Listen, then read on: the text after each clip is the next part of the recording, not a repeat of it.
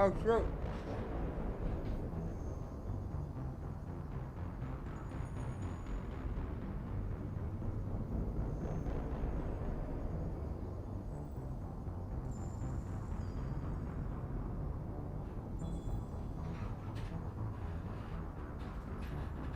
right, good morning and welcome everybody.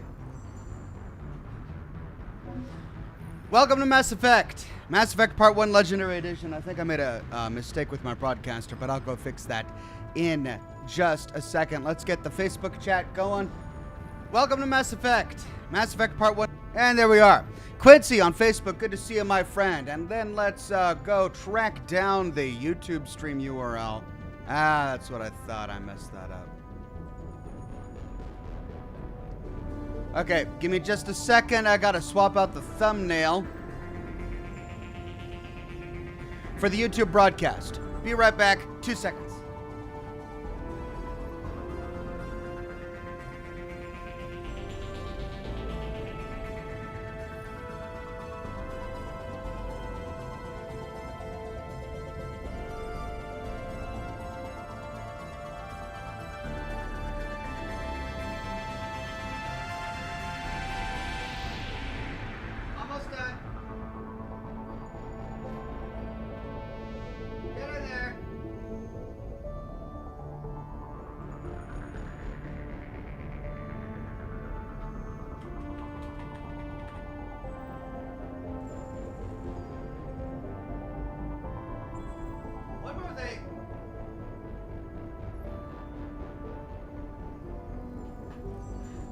Okay, sorry about that. Thank you, everybody, for your patience.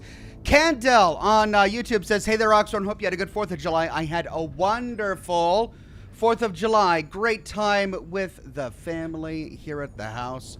My mother came on up. My brother came on up. His children came on up. We let them just rip and tear all over the property. We put out the inflatable swimming pool, and the younger kids had a blast. The older kids played Minecraft together. And, yeah, we had a cookout and shot off some fireworks. It was a really good time. Matthew Allen Ryan says, wrong thumbnail. Yeah, YouTube has this weird convoluted way system for going live, and I hated it when it came out. I hate it now. I told them I hated it, and they didn't care. So I live with it. And anyway, sometimes I make mistakes because there's like a 15-step process before going live, you know, between Facebook and YouTube. Anyway, I made a mistake and I forgot to get the thumbnail up there, but it should be fixed now. Jocelyn Ryan says, Morning Ox keeping the streak alive at 49 weeks. Hey, awesome, Jocelyn. That's good to hear. Yeah, the whole Facebook streak thing is interesting. I feel bad for Robin that she missed hers. Oh well, it's good to have you all here today. All right, so we're going to be continuing with Mass Effect. And, man, we're really making our way through the game. Tell you what, let's knock out all these side quests before we continue with the primary plot. Because I think I'm at a point where Chad is telling me, you know, there's a bit of a no return. So I want to do as much as I possibly can now before we go past that threshold. Survivor from the Old Era says, howdy Ox, hope you had a good 4th. Just started another Fallout 4 playthrough, and your location vids are a must-watch. Food paste isn't a bad thing. I'll take your word for it, my friend. Dirty McCormick says, has the heat mellowed out over there? Yes, it has mellowed out over here. It actually feels really nice today. Yesterday, it didn't even get above 81, 82 or something. Today, it's not supposed to get above 79. It's overcast and a bit cloudy today. And so it's actually pretty nice. But the sun's supposed to come out at around noon, so in an hour or so. The heat is dramatically mellowed out. Julian Z says, hi Ox, so good to see you. Love the Metro Lore series. Looking forward to more. Hope you had a happy 4th. Are you excited? Steel Rain this Wednesday. Yay for Mass Monday. I'm absolutely excited about Steel Rain for this Wednesday, and thank you very much for the reminder I'm going to do my best to cover Steel Rain live when it drops, and we'll continue to be streaming Steel Rain until we complete that particular storyline. That will be our focus for live streaming this week until we finish it. And when we finish it, we'll return back to our regular schedule of programming. Edward J says, "Hey Ox, glad you had an awesome 4th of July. Just stopping in to say hi while stuck at work. Happens to all of us, my friend. No worries. Sorry you're stuck at work, but I'm glad you made it to the broadcast. Hopefully, I'll be able to make your workday go by a little faster." Shadow Snake 89 says, "Glad to have a day off to watch from the beginning. Just remember, Ox, it's your playthrough. Have fun and make your own choices. Much love from the Metro City." Thank you, Shadow Snake. I know it is my own playthrough. These are my choices. And my choice is to allow your choices to have a slight amount of influence over my choices. All right. I'm glad we got there. Daniel Holmes says, "Morning, Ox. Love your Metro video. Thank you. I hope you guys really enjoyed I hope you guys really enjoyed that. I had a fun time putting it together. I've been thinking about this series ever since I started my Fallout 3 series. I've been itching to get it done, and I finally got the intro video music composed, and I put together the animation at the very beginning, and I knocked it out. Jury Street Metro Station, done and done. Next up, we will start on our trek through the greater DC Metro. Jury Street is one of the metro stations like Moresty and Warrington that are disconnected from the primary DC Metro. But once we go to Foggy Bottom or the flooded metro or any of those metros, we enter the system officially. And once we enter the system, we could go through the entire thing without ever reaching the surface again. We're not going to do that. When we find places above ground to explore that we can explore no other way than by discovering them through the metro system, we'll take a breather. We'll go topside, we'll explore those sections. Then we'll dive back into the metro and finish exploring that underground metro. I can't wait to bring you guys with me. Julian Z says, "I also suggest doing Asteroid DLC before Vermeer." What? There's an entire DLC that I need to do before Vermeer? Jeez. Is that okay? Is that for story reasons or for loot reasons? If you're just trying to loot me up so that I'm prepared for Vermeer, I'm not worried about that. I'm gonna be fine from a gameplay perspective. I think, like, even if I don't have Spectre class gear, I'm gonna be fine. But if there's a story reason why you want me to do some of the DLC stuff before Vermeer, then I'll consider it. iMac says, "Ox, you should consider streaming Mass Effect 2 times a week. It may take you 2 to 3 years to get through a Mass Effect 3 otherwise. These games can be 100 plus hours to cover all the lore." Well, I'm going to do my best to get through all of the quests. I may miss a bit of lore here or there, but I'm going to do my best to get through everything. Adrian Parker says, "Hey Ox, hope you had a great 4th. How much fun did you have with the Metro video, watching you with my pup, as he really likes you, it seems?" I had a lot of fun with the Metro video. It's an idea that I've had for quite some time, and I'm finally, I'm glad to finally be able to put it on paper and get it out there.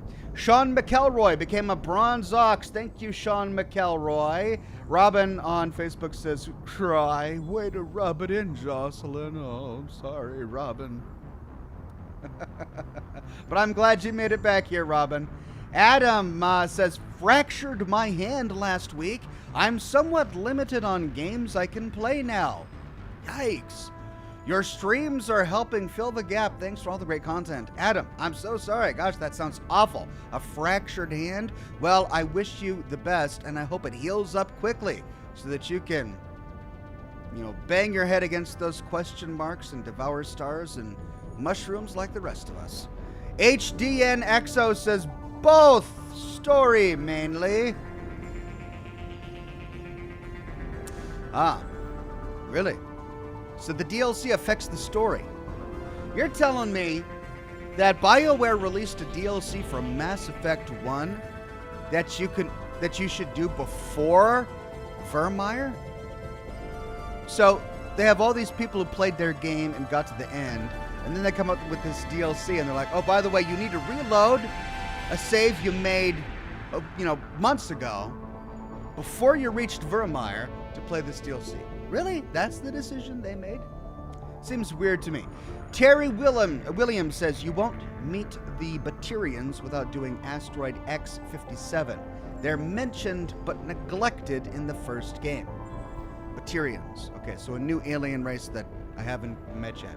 Michael Stim says, once you go Blue Walks, you never go back. We tried to get that blue booty last week, and we failed. We're going to have to complete things here in the story before we get that blue booty. Ethan H. says the Asteroid DLC is the only one in Mass Effect 1 Remaster.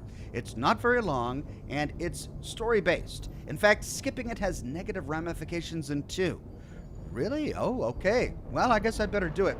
Dirty McCormick says you're already going to start Mass Effect 2 with millions of credits and thousands of resources. More exploration is not as fruitless as it was in the beginning. Well, I plan to explore all over the universe and gather as many resources as possible. The Raging Krogan says, Ox can't stay for long, but can you go to Asteroid X57 next? Well, it seems like the chat really wants me to go do this asteroid thing. Okay, we'll try to take a look at that. HDNXO says, so it's more for the story of 2 and 3. Okay, so it's a setup for 2 and 3? I see. Julian Z says, Ox, to be honest, the DLC itself isn't very long, and it's not like Honest Hearts or Blood and Wine. It's more like a long mission. Also, for more lore, really. Okay. Thank you, Julian. Leon Duama with a tip. Thank you very much, Leon.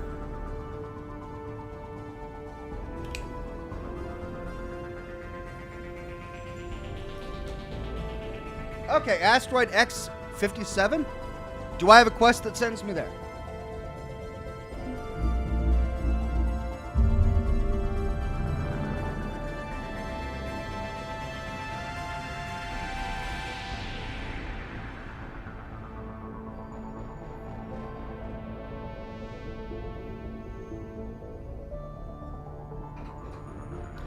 Well, we'll soon find out.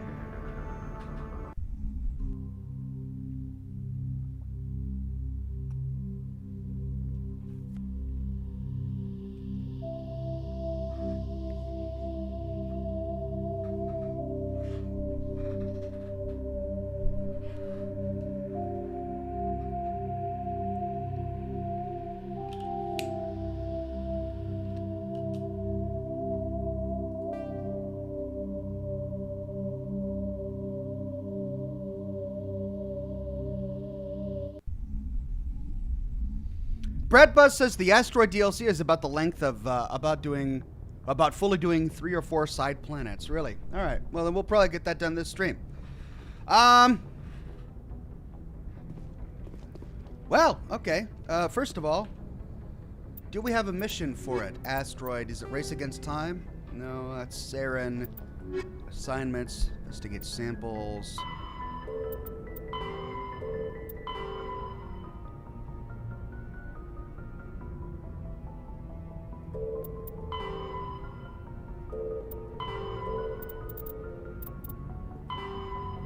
Strange transmission.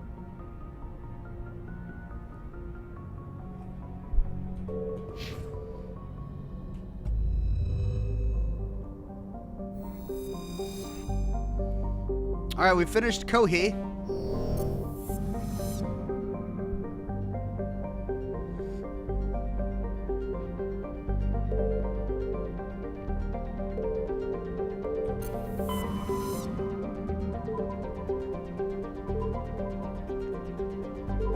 Oh, we didn't go to all of these, did we?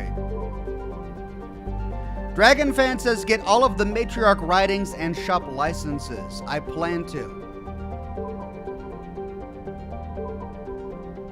All right, so a note to self, we need to go back to Hades 1. Right, the asteroid is at the north part of the map.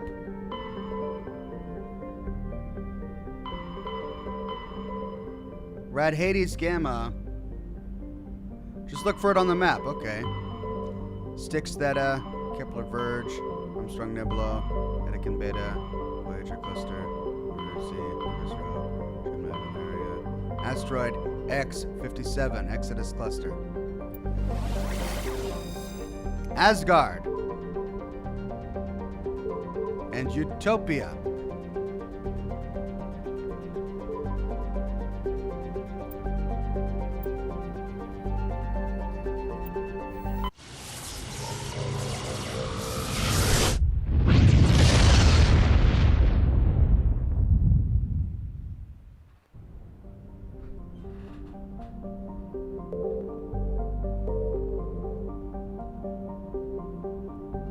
Okay. Well, let's go through some of these planets over here. First. Bohr. Bohr is a huge hydrogen-helium gas giant with over 90 moons. Its striking coloration is caused by the light of ionized hydrogen filtering through an upper cloud deck of sodium. The source of the ionization has not yet been confirmed, but Bohr's mass, equal to 6 Jupiters, and high temperature suggests it may be a small brown dwarf. A large gas giant that gained nearly enough mass to ignite into a small star.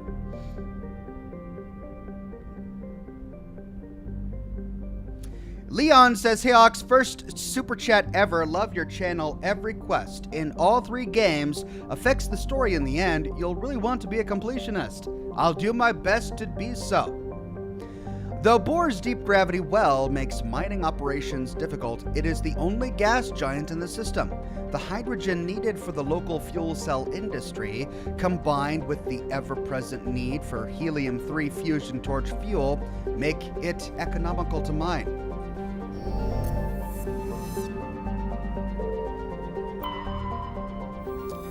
Loki is a small terrestrial world with little to recommend it.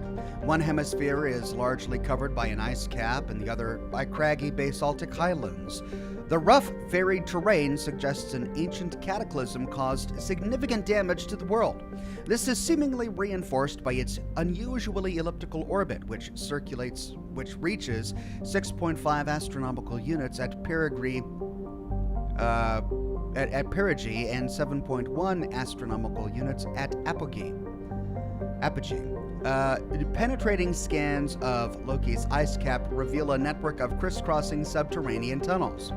Because some of the tunnels were surprisingly regular in shape and size, early expeditions looked for evidence of excavation. It was concluded they formed by natural processes. Loki's thin atmosphere is mainly composed of krypton and xenon. When it approaches perigee, frozen sulfur trioxides and dioxides can evaporate into clouds on the hemisphere facing Asgard. That's a lot of really interesting and well thought out information for a planet we can't even land on. Tyr. Ooh, what's this now? Tyr is compositionally quite similar to Earth. However, it lies over 4 astronomical units from Asgard and possesses an atmosphere primarily composed of nitrogen and ethane.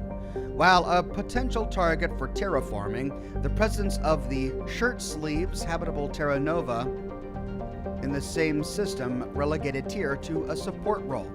Nearly 100 corporations, human and alien, have constructed extensive teleoperated mining, refining, and manufacturing facilities across the face of Tyr. Combined with the platinum lodes of Terra Nova, the resources they produce are driving development of the local hydrogen fuel cell industries. The Asgard system now supplies nearly 4% of the galactic market. Wow.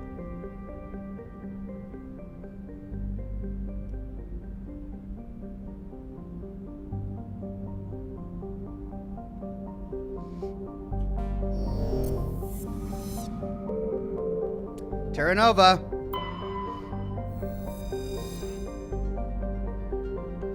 Terra Nova was one of the Class 1 colonization prospects discovered by the first wave of Alliance surveys in 2150. It was the second human extrasolar colony and the first beyond the Charon mass relay. It currently has the highest population of any Alliance colony. Though banded by a harsh equatorial desert, areas closer to the poles are temperate.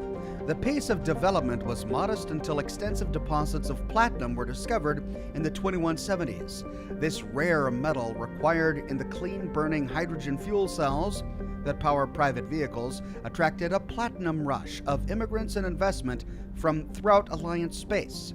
In the past 12 years, Terra Nova has seen a 30% rise in population, and growth does not appear to be slowing. All right, that's all the planets. Now we've got Asteroid X57.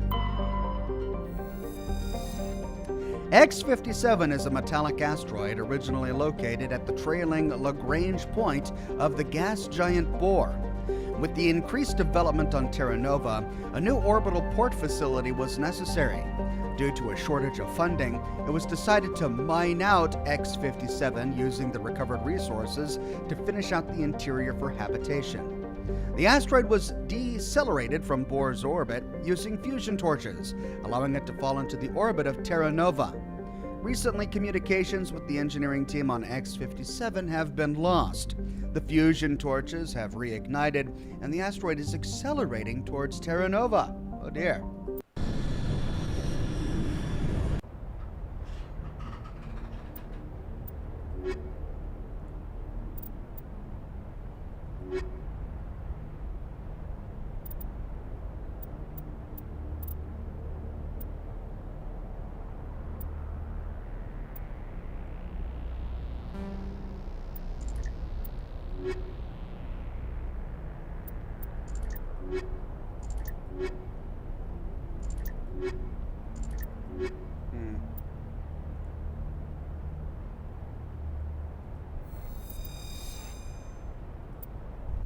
Let's try it.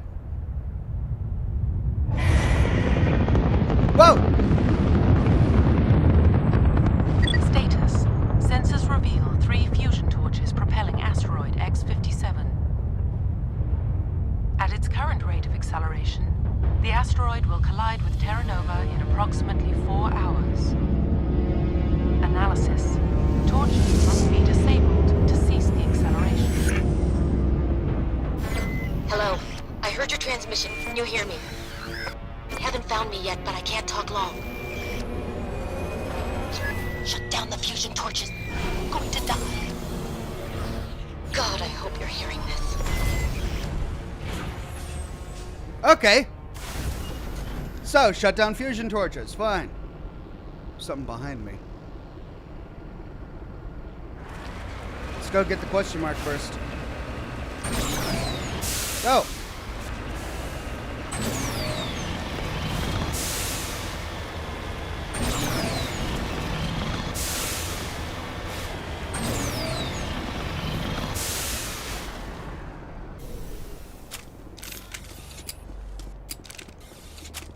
All right, well, what have we here?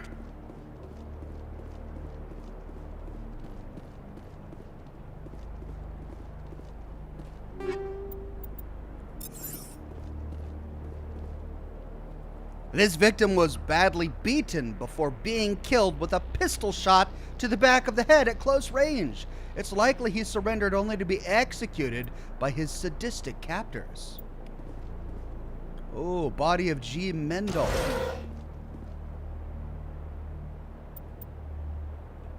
What's going on here? Survey Station 3, final entry. Logged by Engineer G. Mendel. The central transmission tower is on the fritz again. No one ever listens to my warnings about single points of failure. I'm surprised our surface comms work half as well as they do. When Sludge shows up to relieve me, I'll go see if I can get the old girl back up and running. Uh-oh, so Sludge is the name of the guy who was on his way over here. Could he be the murderer? All right, lots to explore. Fusion torch, transmission tower.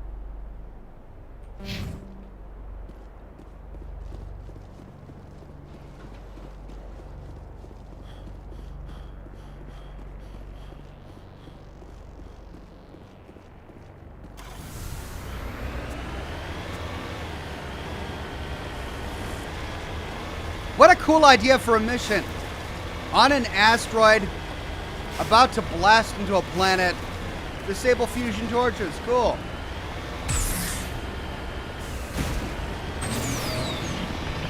So how do we do that? Oh!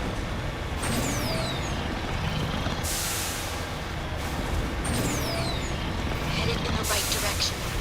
I don't know who you are, but I'm damn it. Go.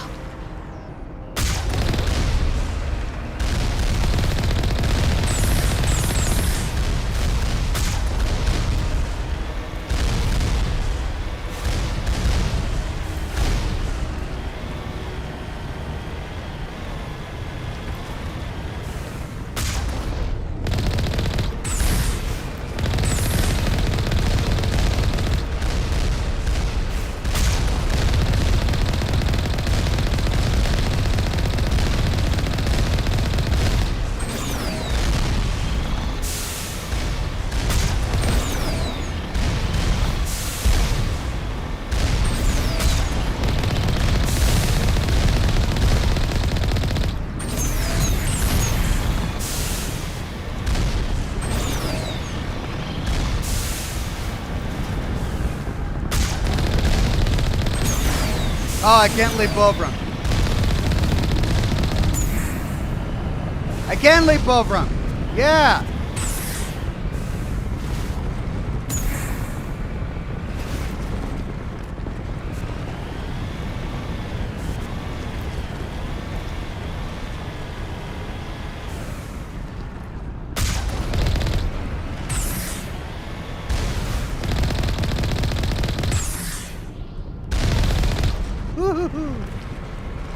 Alright, so we've got an X over there. Hold on. What's that? Transmission tower right next to the fusion torch. Okay, we should probably go get it. Man of Warp says that turret is an area denial turret intended to slow you down. Do not defend a position. Am I really being timed here?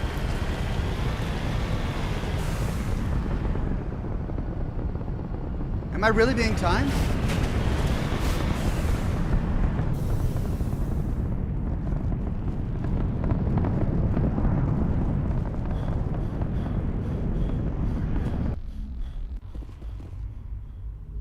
No, there's no time. Okay, chat says don't. Okay. Alright, chat is saying that there's no timer. I don't have to worry about it. Oh! Guy died with his mouth open. Poor guy. Alright, well, I was gonna go get that tower, but then I thought I was being timed, so I raced inside. Quick save. Whoa! Who are these funky jazzy guys? Batarians. Oh, thanks. Balak! Check! Check! Oh, no!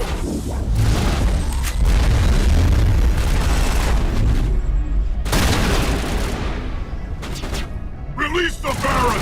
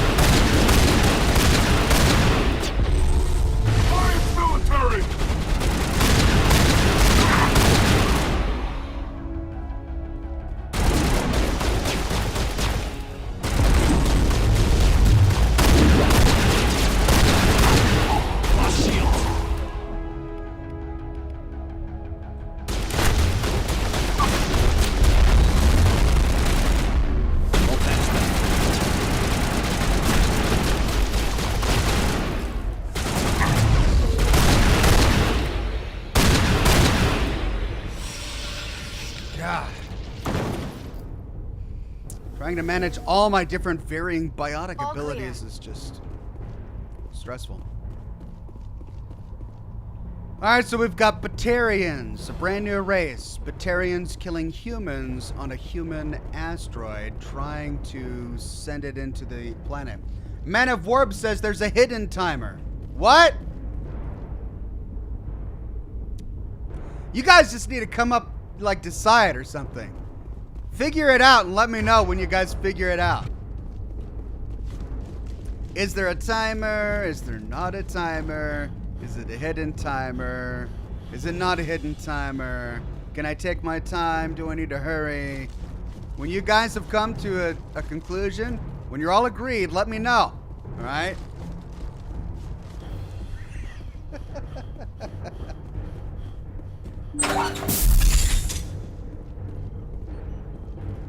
Ah.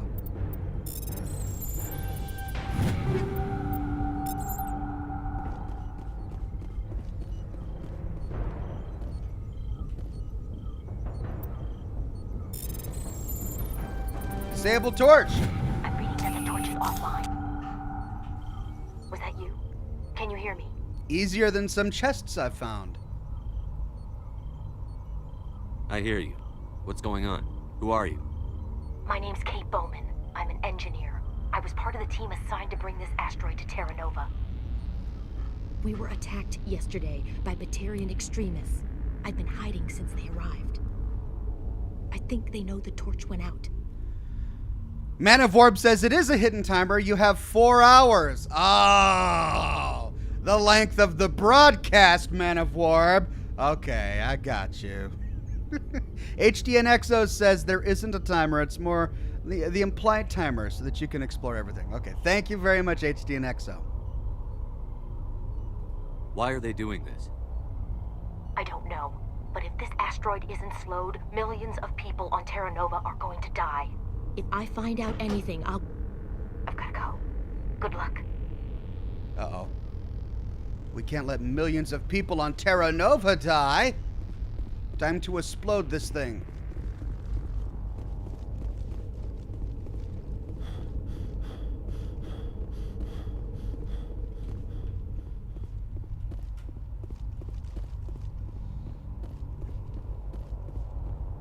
Fallout Spectre says the story says 4 hours.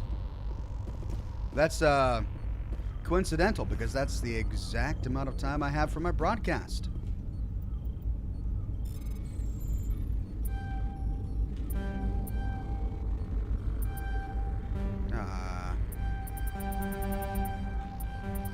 Oh. Got it. All the loot is mine. What's up this gantry? Nothing.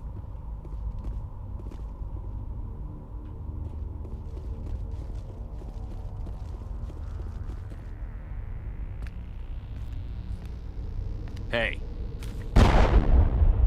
Oh God. I didn't mean to. Ah! Are you hurt? Takes more than that one shot to bring me down. Sorry. I didn't even realize you were human until... well... guess I'm not much of a soldier. No, you're not, but... I know you're scared, but I'm here to help. Commander Shepard, with the Alliance. Simon Atwell. I'm the chief engineer on this rock. Listen, we don't have much time. The Batarians fired up the fusion torches. You've got to shut them down before we hit Terra Nova. There are 4 million people down there, Shepard. My family. They live in Aronis. My kids and grandkids. Nice communities, good schools. I don't have time to do the math in my head. What happens if we don't stop this rock? X57 is 22 kilometers long, twice the size of the asteroid that wiped out the Earth's dinosaurs. It would be like millions of fusion bombs striking at once. Millions. The heat of the blast. 1,000 kilometers away, clothes will ignite. There'll be global wildfires. Air shock will flatten everything for hundreds of kilometers. Terra Nova will die, Shepard. Not just our colony. The planet. There'll be a climate shift, mass extinctions. The ecosystem won't recover for thousands of years. Millions, maybe. Man of Warp says 2 eyes, human. 4 eyes, Batarian. All right, I'll try to keep an eye out for those 4-eyed monsters. Think I might be able to notice them. Is there any chance it'll land in the oceans? That would be even worse. Tsunamis would sweep inland at hundreds of kilometers per hour.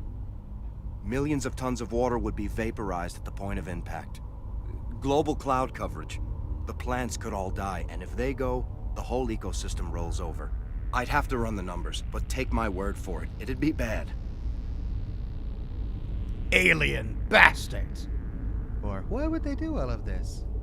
This doesn't make any sense. Batarians run criminal gangs. Unethical, but profitable. They don't destroy worlds. What does this gain them? I've heard all the stories. Slave rings ranching people like animals. Pirate bands burning colonies to the ground. But this is... The Citadel conventions forbid asteroid drops. I never thought the Batarians would go this far. Most Batarians aren't genocidal madmen, but these ones are terrorists. Yeah, I know. It's just... This isn't how I expected the world to be when I rolled out of bed this morning. You were on the ground when this happened. How many Batarians have you seen, and where? They landed at the main facility. It's locked down now.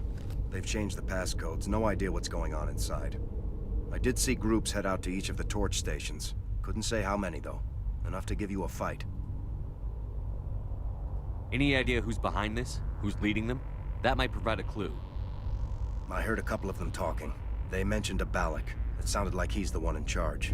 They didn't seem convinced this was a good idea, but they were scared of the guy. Scared enough to do what he wanted. I think that's it. Batarians everywhere, and I need to shut down all 3 torches. Anything else I should know?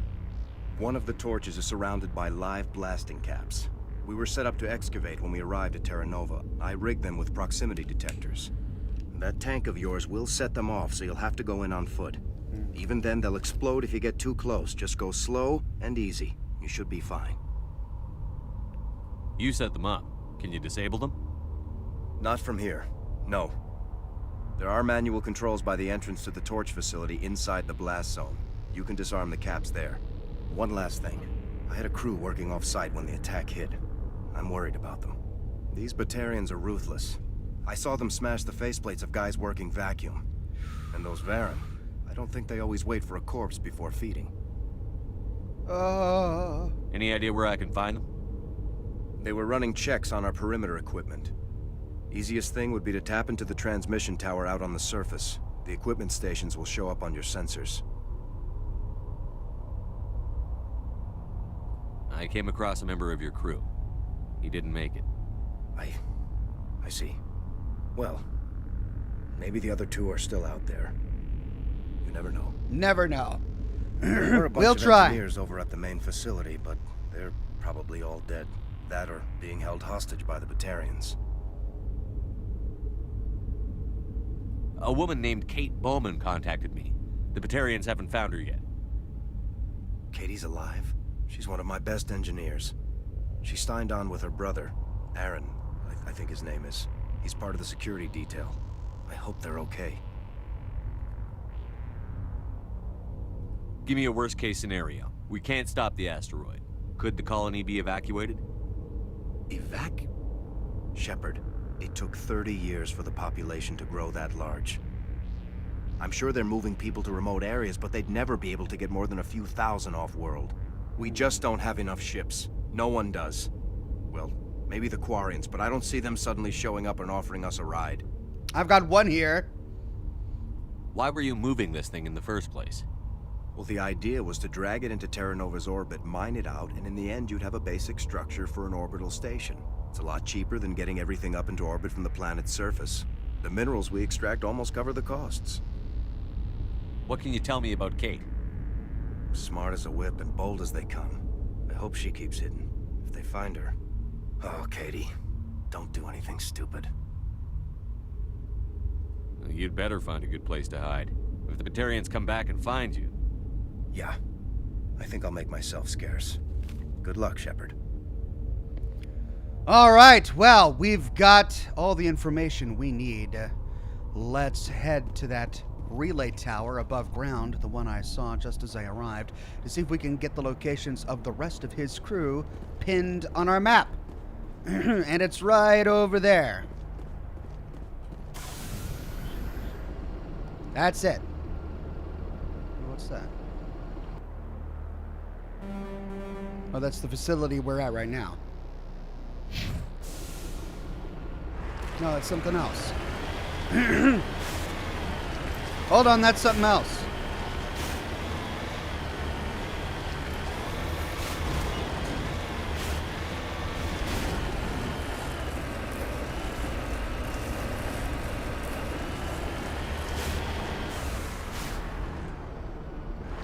Doggone it, of course it's on the ledge here.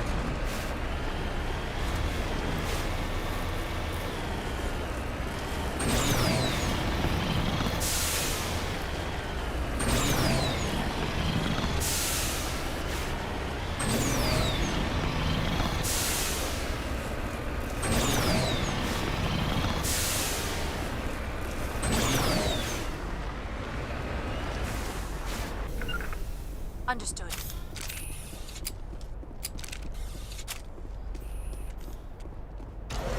What have we here? This computer is filled with operation logs and personal journals for a small pirate music station operated by X57's engineers. It includes scripts for several promotional messages, none of which appear to have been recorded. Radio X57, rockin' this rock since 2182. Radio X57, when your world seems hollow, we help you touch the sky. Radio X57, talk hard. Radio X57, your last best hope for rock within 300,000 kilometers. Oh, God.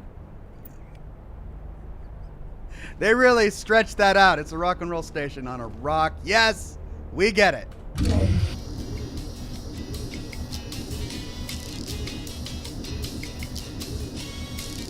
This isn't rock!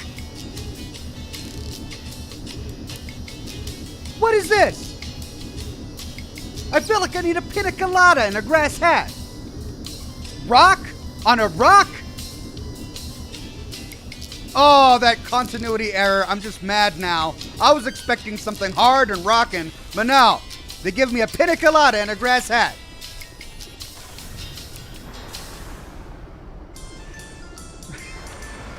What? Listen to this.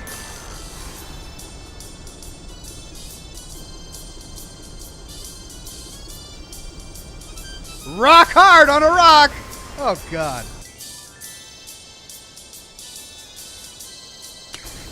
You hear me? Getting all kinds of interference. Damn. Sorry. There's a lot of feedback. See if I can fix it. In the meantime, just keep doing...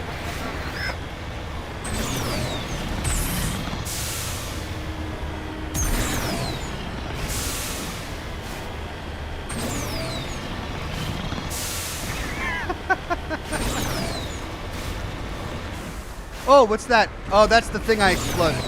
Yeah. Okay, so now we got to figure out what's on this hill, and I have no idea how I'm gonna get up there. Matt Rowland says sounds like old MIDI sound files from Windows 3.1. It does, doesn't it?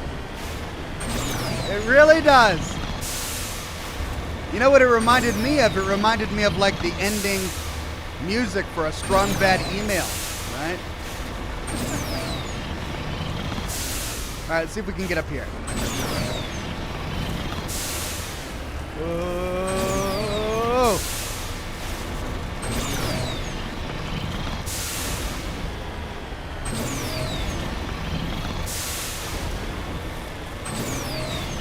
Oh, come on.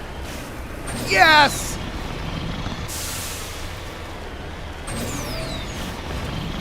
Woohoo. Oh, I think I ruined it. Crap. I just knocked it off. Whoops.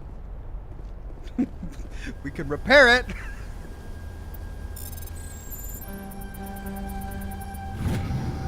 Data link between the transmission tower and several survey stations has been restored. Survey station locations are now shown on our map.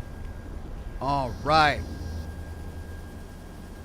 Okay, we got X57 radio. We got Survey Station 3. There's a survey station over there, and that's another fusion torch. Let's go get the survey... Well, I'll tell you what. Let's go get the fusion torch, then the next survey station. That thing I knocked off wasn't important, was it? I'm gonna assume no.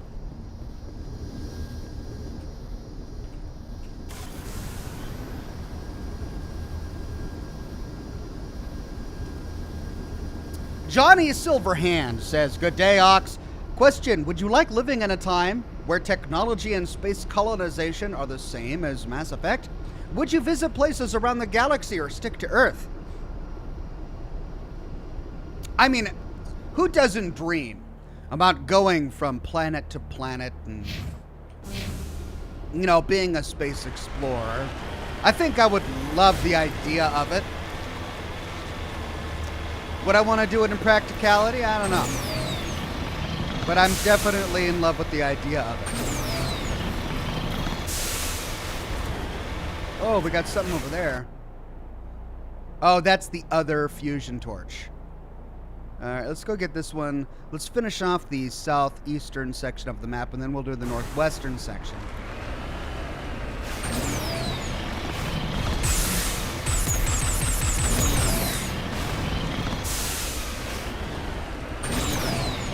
Okay, so these can be disabled.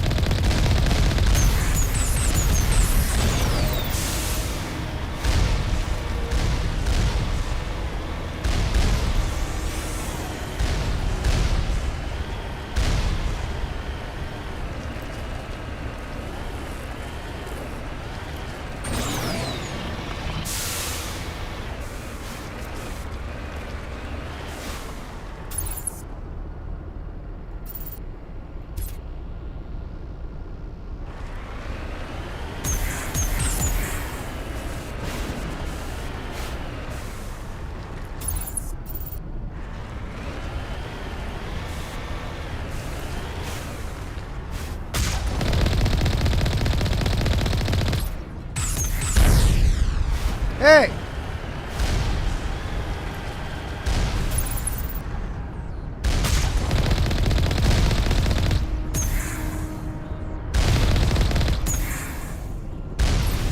Got it!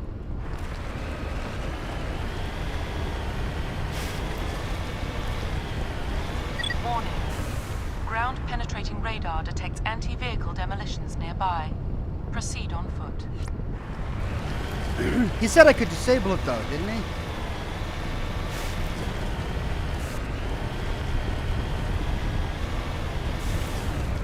Heading to position.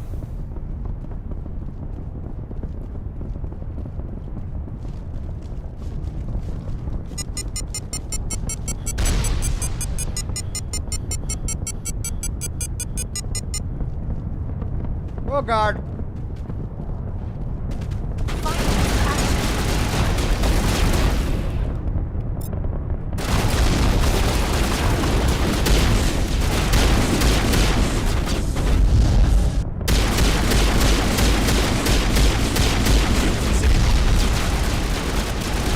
Good to go.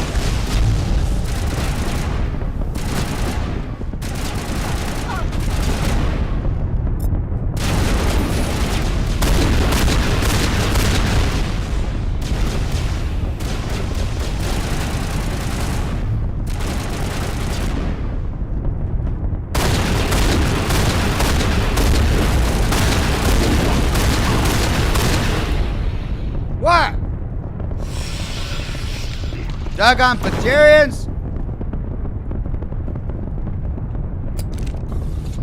Okay, so those are the proximity mines. Those are the turrets. These boxes are just cover. Looks like we need to go in.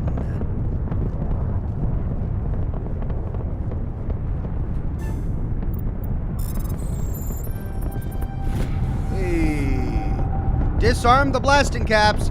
Oh yeah.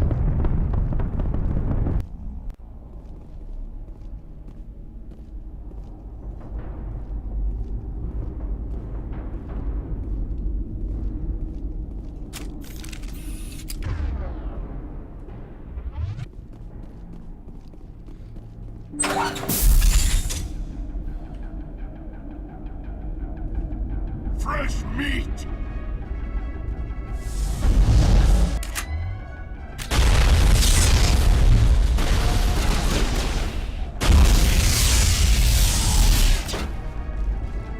I'm coming for ya!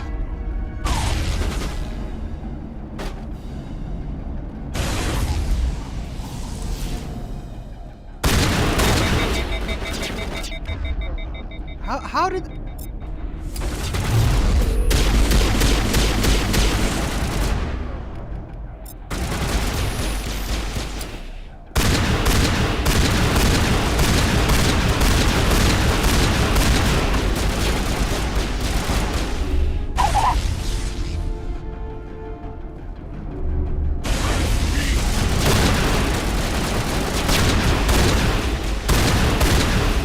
Oh, they only come out one at a time.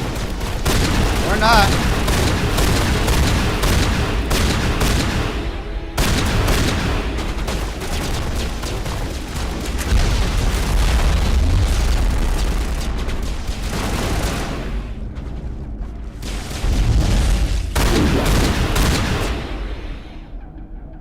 I guess...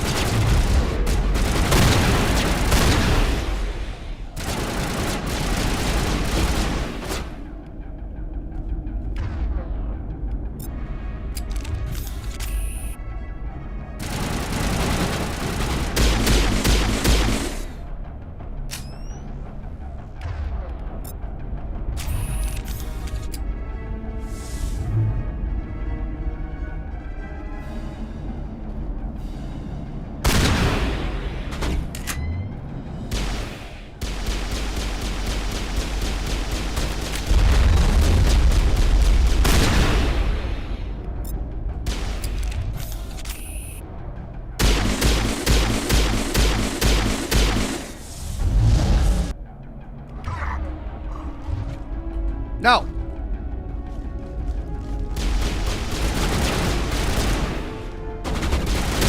Stop it! Stop it, Shepard! Stop it! What are you doing, Shepard? Stop it! God, this guy. Man of Warp says, mines, mines, mines. I should put that on a t-shirt. Daniela Spencer says, happy 4th, Ox. I loved your Metro videos this weekend. As a DMV resident myself, I look forward to your exploration of the post-apocalyptic DC Metro. I can't wait. I'm so excited about this series. Thank you.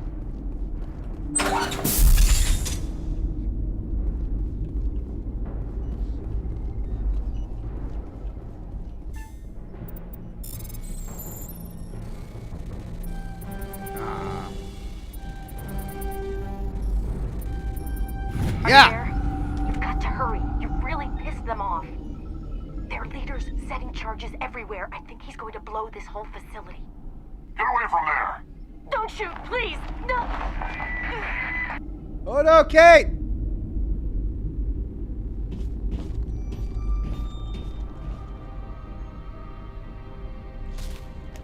Don't shoot.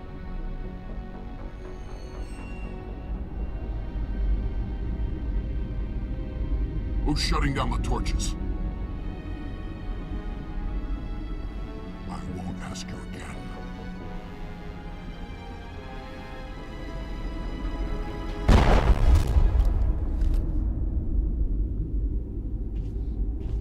Find this problem and deal with it. Was that our guy that we told to stay hidden? Get her out of here! Alright, well, save the girl.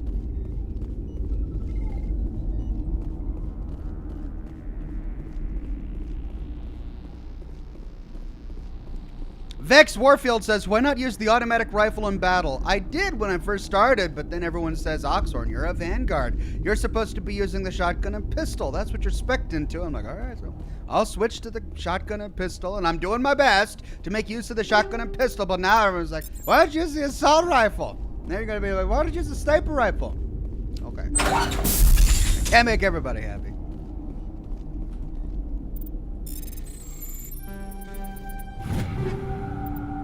Take off. Okay, I think we've got this place clear.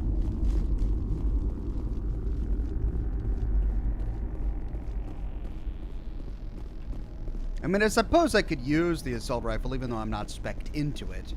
Though I've been told that I do more damage with a pistol, even if it's just a pistol, if I'm spec'd into it.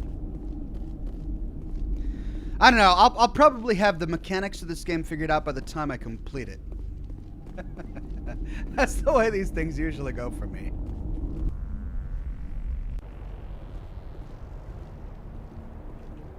Okay, we disabled it. Daniel Holmes says that was her brother. Ooh. Ooh, what? Oh, right. Oh, man. These Batarians suck. Let's go kill them all.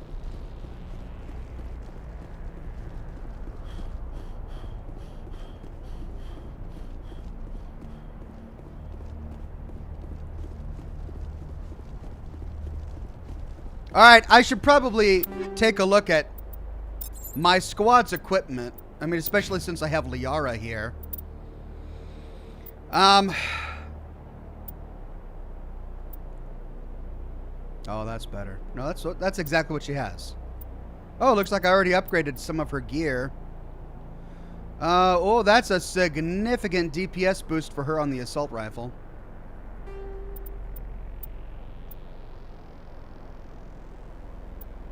What? Oh, the pulse rifle doesn't have any ammo slots. Oh. So I miss out on that? Well, screw that.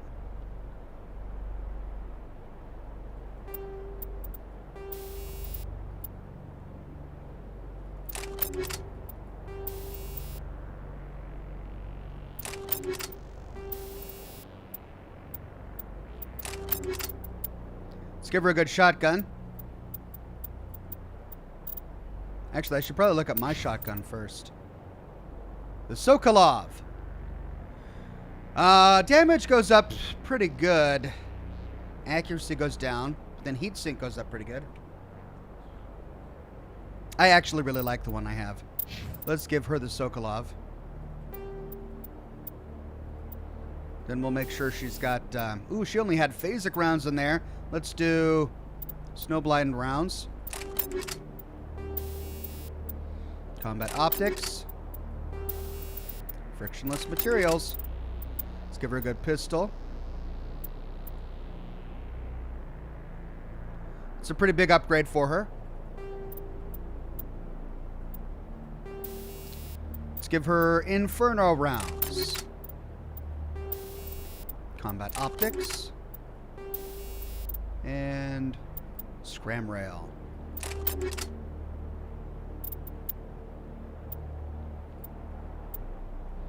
Equalizer is a good upgrade. That's a good upgrade. Punisher's a good upgrade. Striker's a good upgrade. Equalizer's a better upgrade. Let's give her the Equalizer. Well, we haven't done... ooh, let's try Infernal rounds.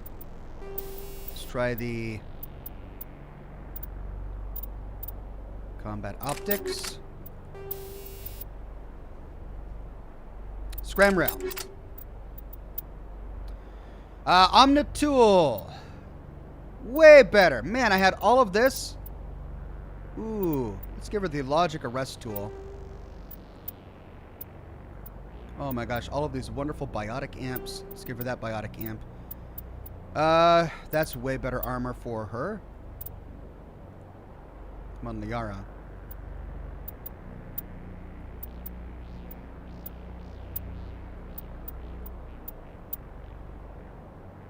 Okay, so Mantis or Predator. They have the exact same stats. What the heck?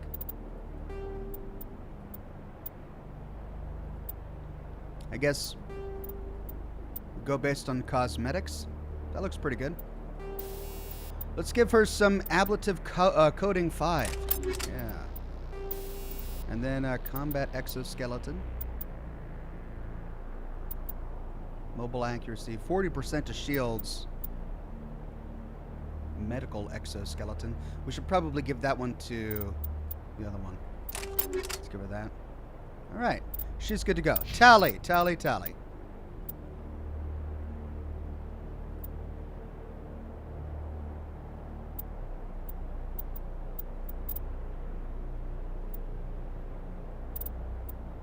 So the crossfire or the pulse. The pulse I can't have mods, so we'll do the crossfire.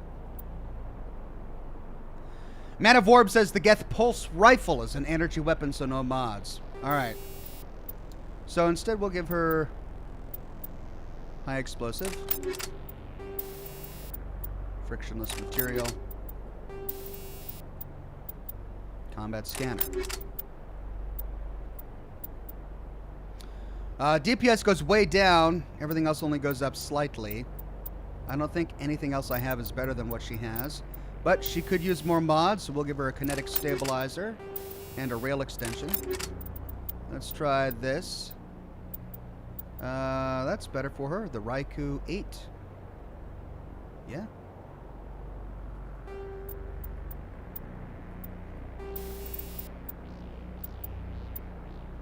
Let's try Inferno rounds 3 or 8. Rail extension. Kinetic stabilizer. And that's a better sniper rifle. By far and away. So what's the difference between these two? Not much. This one's just better.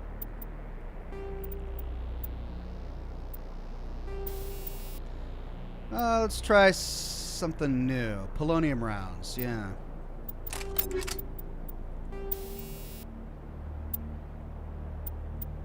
Combat sensor. Frictionless material. Alright, we can get her a new Omni tool. She's currently got the Chameleon tool 8. That boosts her tech cooldown by a lot. But she misses out on a lot by not having a logic arrest tool. Whoa! Wow, let's give her the Nexus. Yeah. Then how about armor? We still don't have any armor for her. Poor girl. Alright, well, let's take a look at these. Well, these are all better except for the power bonus. But duration and cooldown, I like it. Way better shields. Damage protection goes down but not by much. So let's try the Mantis.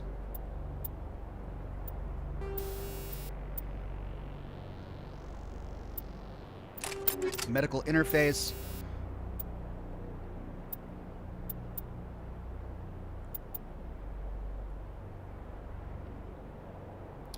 Medical exoskeleton.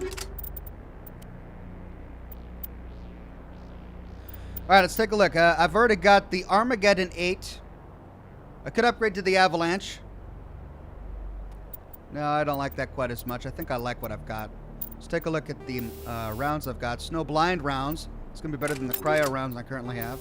Let's take a look at the Kinetic Stable. I've already got... yeah, that's better than what I have available. I gave all the good stuff to my other companions. That's okay. And then the pistol. Alright, the Karpov 7 I think is better than any of the other options I have. We currently have Polonium 7. Combat 7.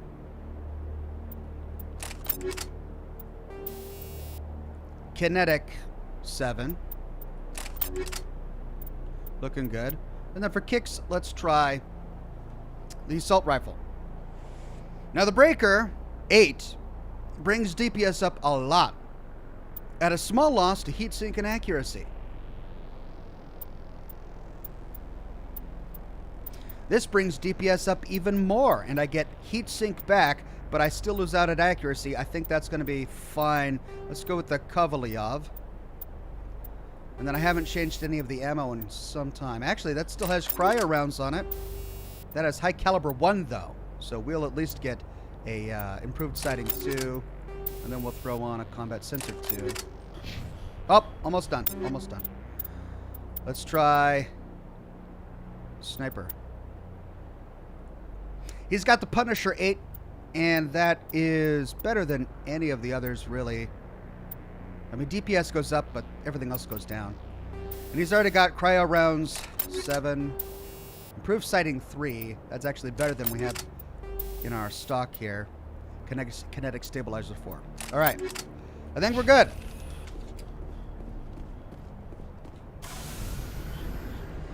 Jamin Cohen says weapon overheating is pretty much a non-issue for squad mates. Give your own weapons the frictionless material. Oh, is that the way it works? Okay, thank you, Jamin. And then little Timmy says, Timmy! Thank you, Timmy! And then Brian Sanchez says, I'm surprised that Days Gone doesn't have any DLC. Almost every other PlayStation Studios game has DLC, but not Days Gone.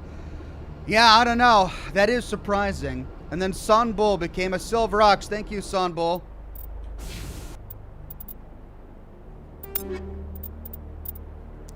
Alright, I gave Liara all my frictionless material stuff, didn't I?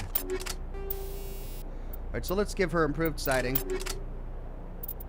Then let's give him frictionless material.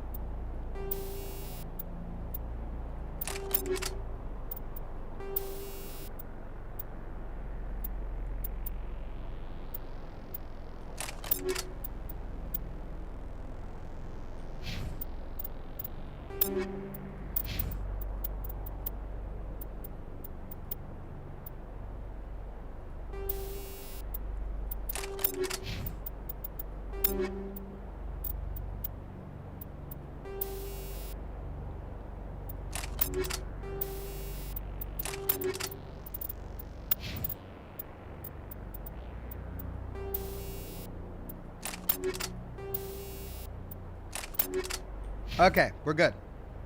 Oh, I got a new codex entry. Update, bring down the sky. Technology translation. Human cultures remain linguistically divided. Some converse in Spanish, others in Mandarin, Arabic, Swahili, etc. Every alien race has their own equally broad panoply of languages and dialects. Most individuals know only their mother tongue and rely on machine translation. Modern portable computers allow anyone with a few hundred credits of equipment to enjoy seamless real-time translation of alien languages, courtesy of handheld PDAs, computers in clothing or jewelry, or subdermal implants. Without fast and accurate translation, galactic trade and culture could not exist. Governments provide subsidized software, updated through the public extranet on the fly, often as users approach spaceports' customs facilities. Even the Batarians, who isolated themselves from galactic society nearly 2 decades ago, take pains to provide up-to-date glossaries and linguistic rules. Though most suspect this is only so they can continue exporting propaganda. It is still considered broad-minded and practical to be able to speak without machine aid. Children often take courses in alien language, and most races can speak the simplified artificial trade tongue with little difficulty. Some species must rely on machine translation to interact with the rest of the galaxy. Hanar, for example, cannot reproduce the spoken language of any humanoid species, and other races cannot reproduce Hanar bioluminescence without mechanical aid. Newly discovered or obscure races don't have machine translation available until the linguistics have had time to study them.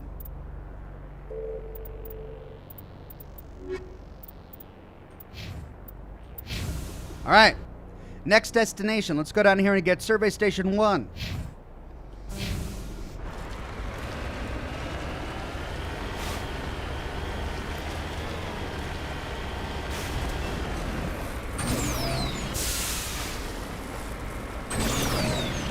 Oh, shut up, Mountain.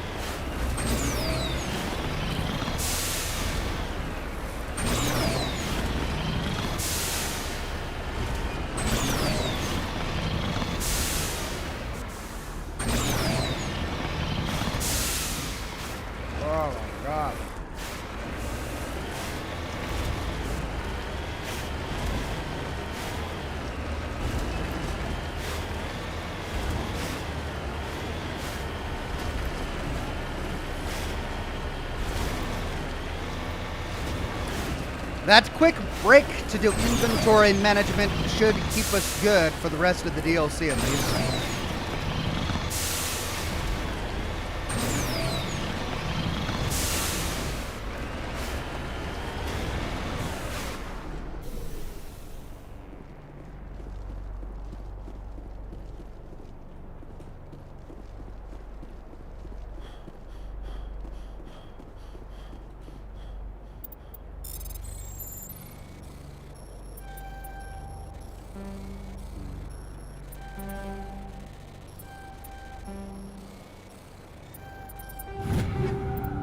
All right. Good gear.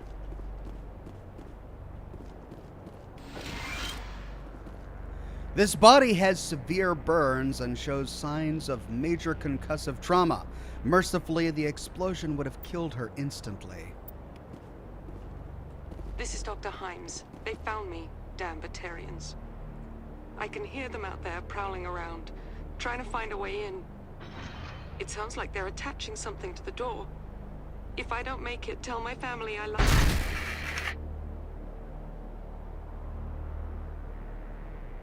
God. Stinking Batarians. There's the door. Well, let's go kill some Batarians.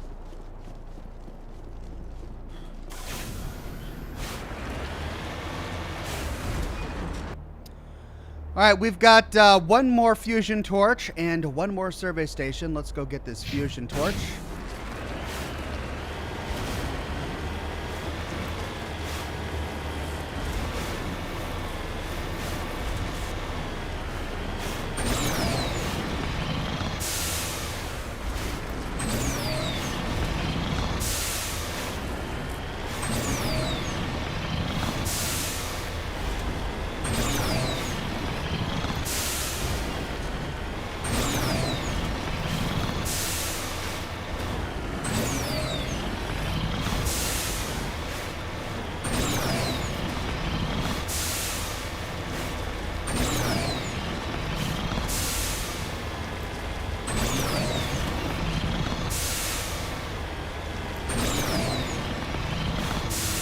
Gonna have to go around.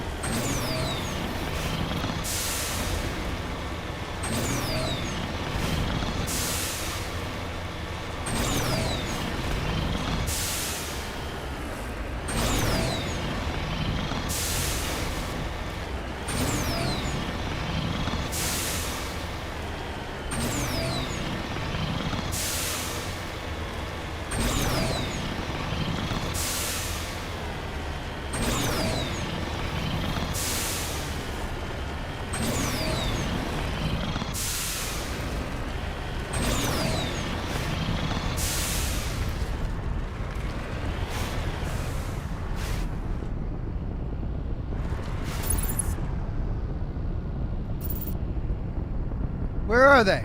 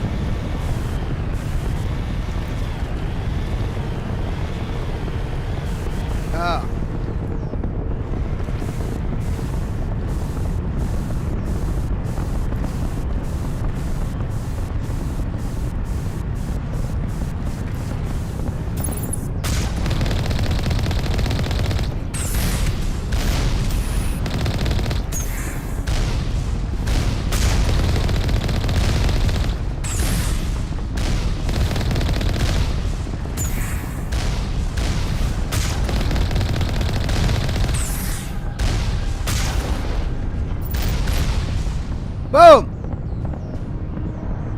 I'm the leaping space tank.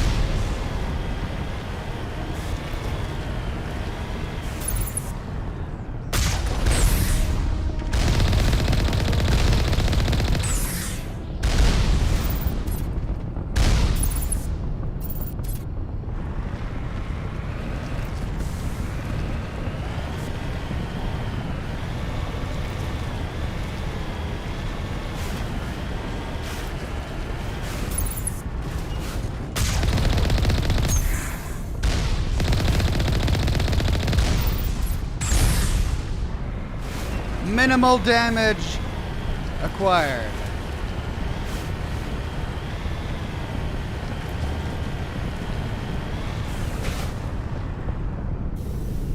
There we go.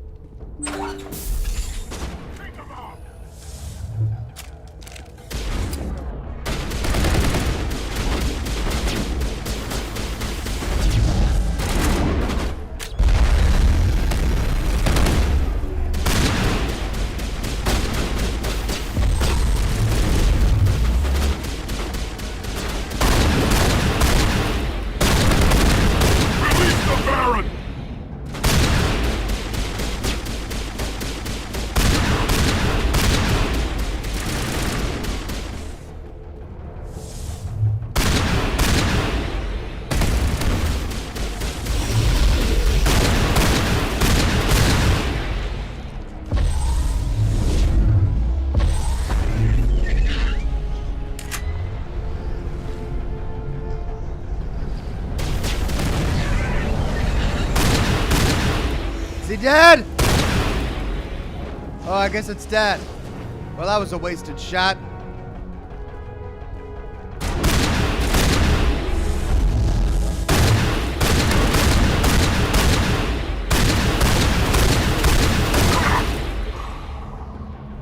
Gotcha.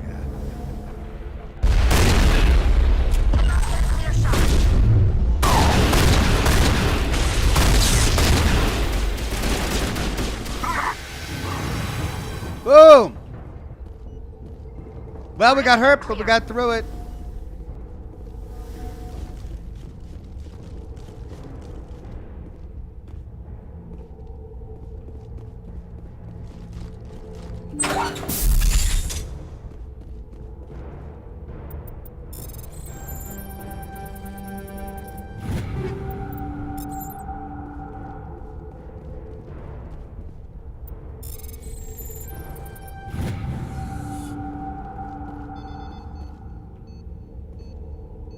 Right, that's the last torch, right? Okay, we just got to clear the main facility. Well, I wonder if if it's gonna stop with its momentum, but it won't because it's in space. So it's still on its course towards the planet, even though. Hold it right there. This doesn't have to end in bloodshed. Sure. Let's try that. Don't come any closer. We can do this the hard way, or we can end this peacefully.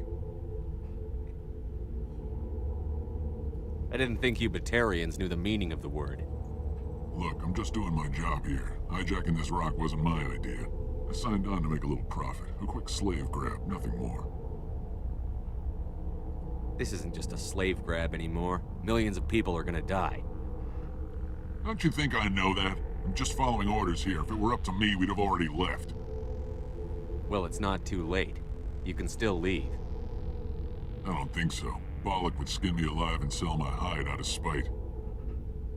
Crazy bastard. This whole mission's gone to hell and I'm gonna pay for it. So why do you listen to him? Good question. I had a bad feeling about this from the moment we landed. Now Balak wants you dead. And what Balak wants, Balak gets. I can't change that. Do you always want to be second in command? Get me out of here and I'll take care of Balak.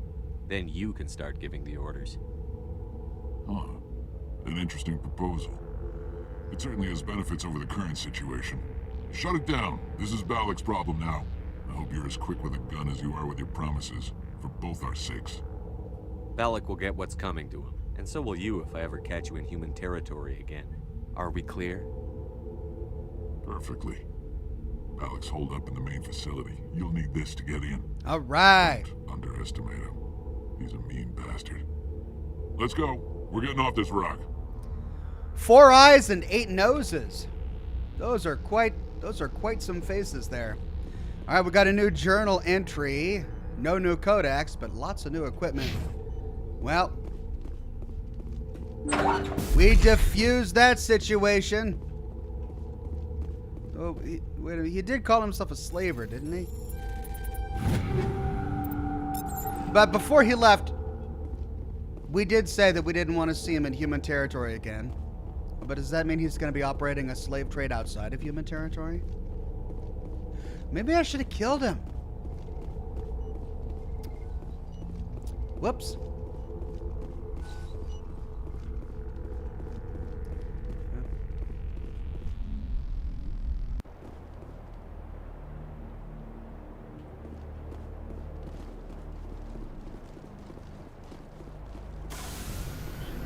Right.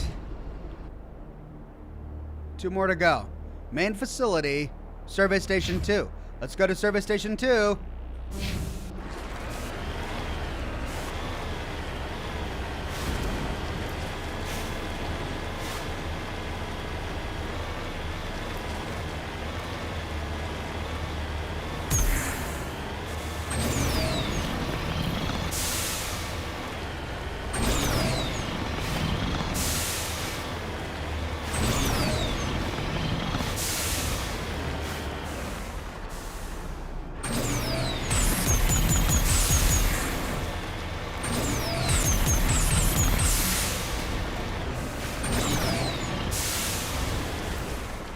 Cover me. Oh, we're gonna find him dead, aren't we? We always find him dead.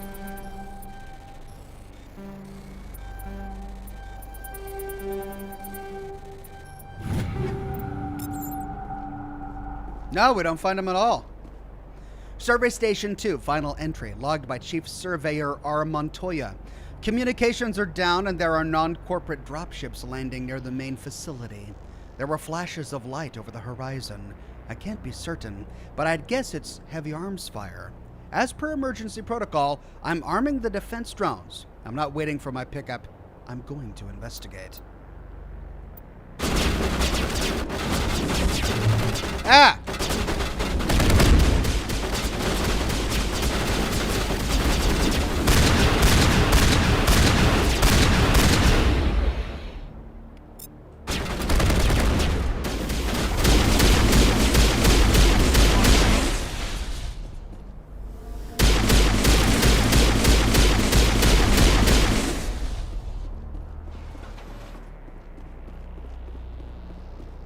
We're gonna find his body.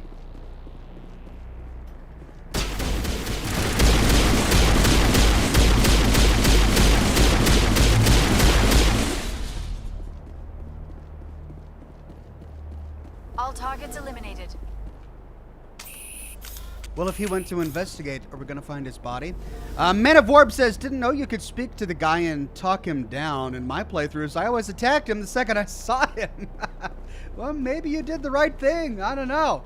I mean, I kind of just talked down a slave trader and told him that he could be second in charge or something. I kind of regret that now. Warning. Approaching operational boundary limits. Recall imminent. Nixter says footprints in the dirt.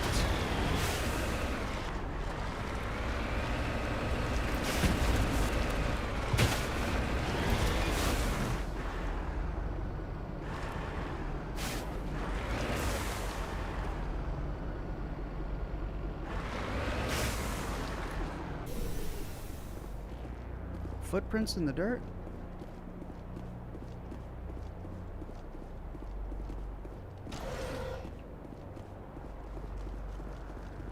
I'm not seeing any. Jamin says, if you have time, go back to the radio station and read the terminal again. It should show different information this time, a fun little Easter egg.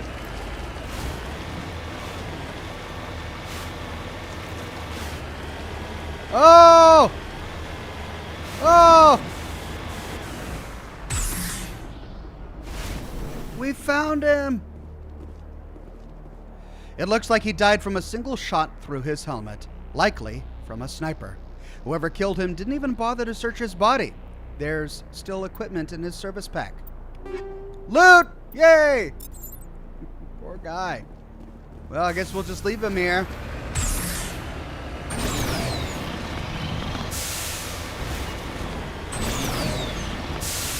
Okay, well, that's everything except for the main facility, but chat wants me to go back to the X57 radio for an Easter egg, and you know what?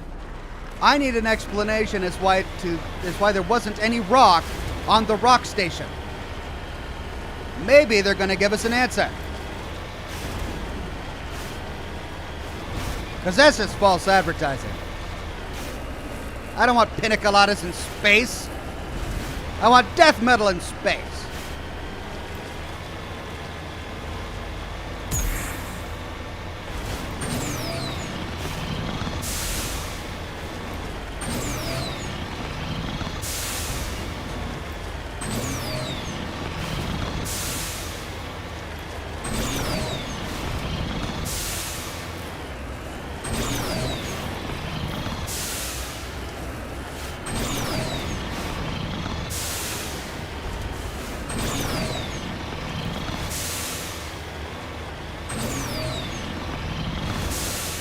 Pyro says maybe space pop sounds like rock in the future. Oh, if that is not what rock sounds like in the future, I don't want to go to the future. It's not worth it. I'll stay here. You can have your multiple galaxies and alien races and blue booty. I want my rock. Bye.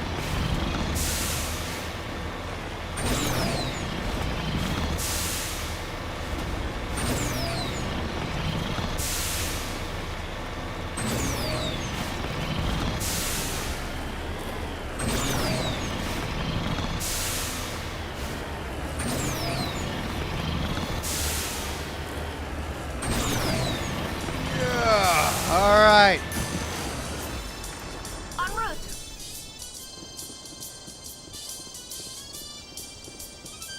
Adam says on radio was waiting for yes, no, pong, pong.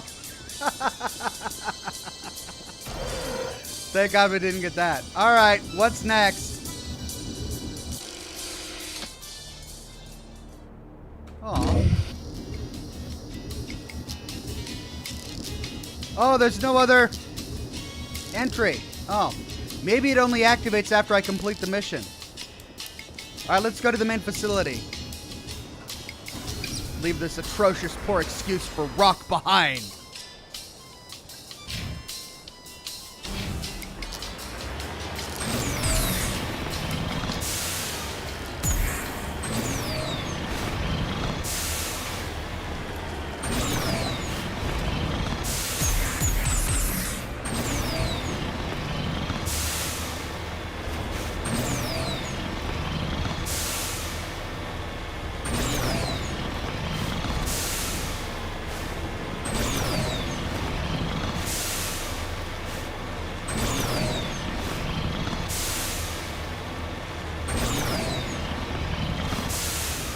Man of Warp says that message on the console is a reference to the Cooper Lawrence Fox News controversy involving this game. She called this game a sex simulator, never having played it. This? She called this game a sex simulator? Really? Back when it came out? Wow. Well, we have been talking a lot about booty. We haven't seen a lot of it, but the talk is there. Oh, up we go. Why can't I drive?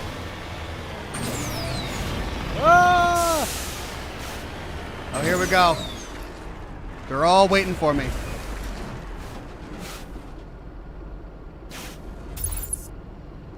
Where are they? Are they drones?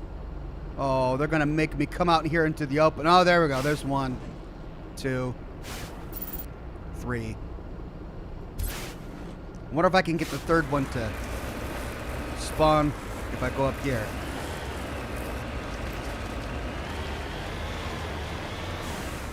Come on, open up! I want to perform surgery with my cannon!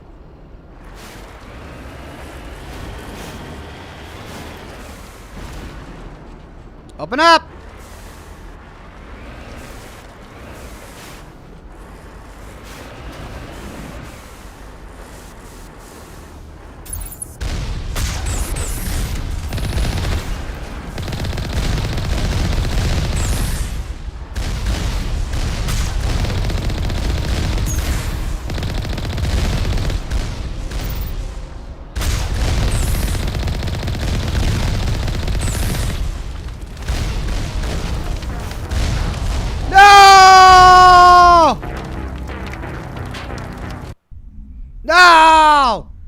I was too zoomed in.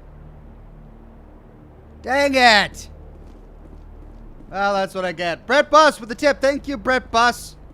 All right, well, at least we know that we don't need to go. Oh, but I gotta go find that body.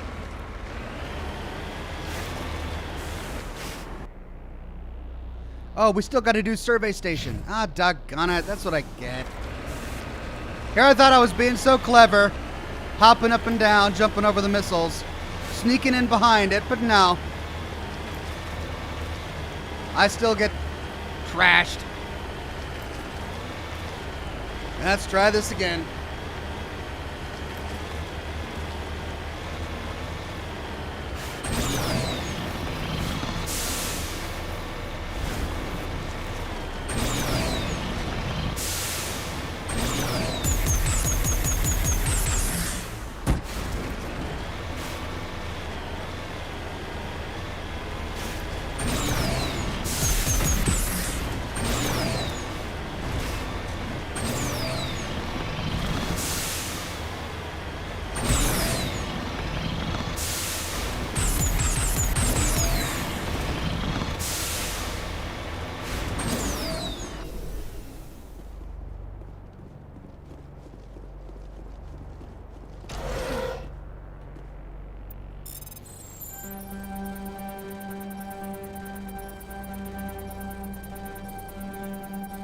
I'll get there. There we go. Just took a while, that's all.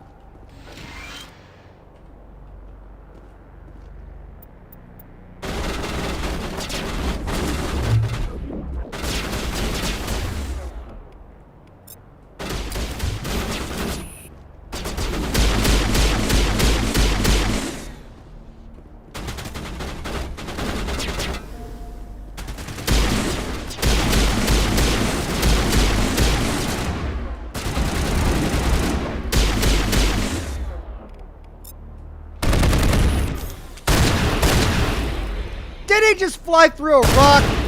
Hey! That is not even fair. You can't fly through a big shipping crate like that. Right. I think we're done. Right? Oh, there are footprints! I didn't see them, but you're right. Footprints. I found it anyway.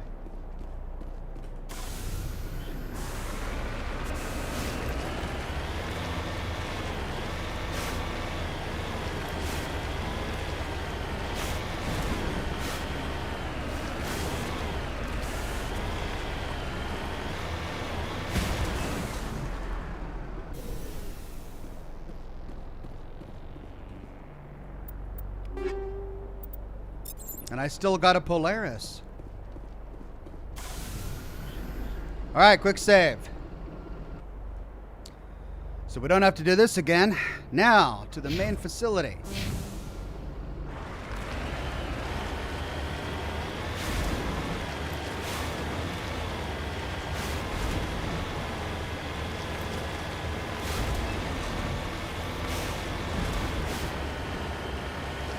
Toby says, I was busy with the kids, showing up a little late. Hey there, Ox.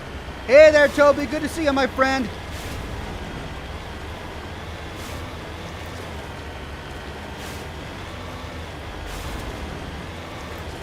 Okay. Let's try this again.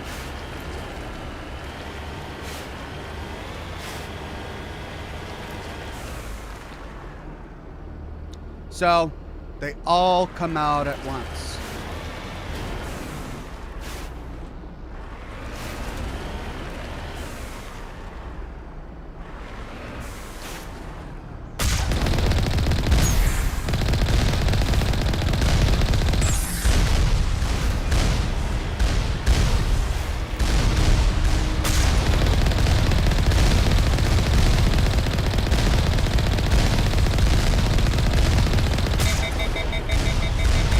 Keep moving.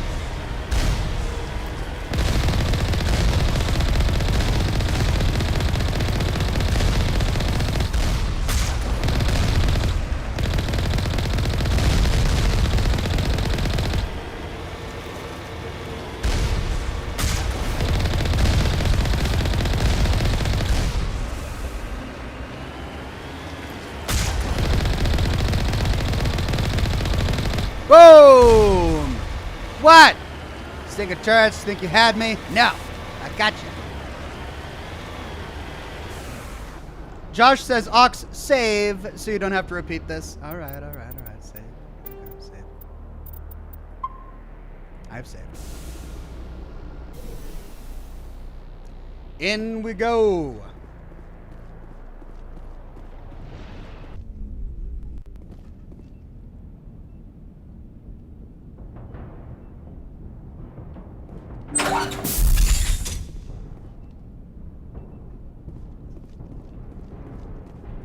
Terminal. Or not. Nope. Can't access those. Blood.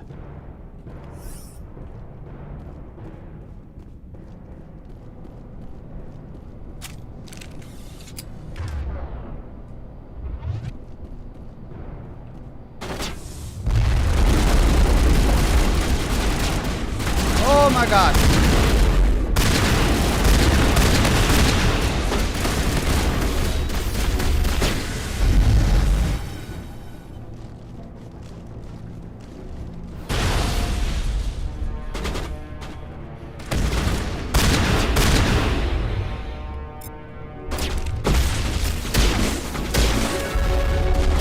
That's my level.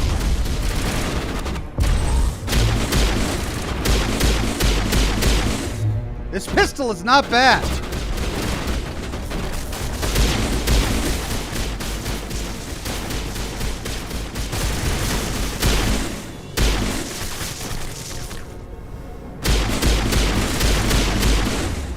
Well.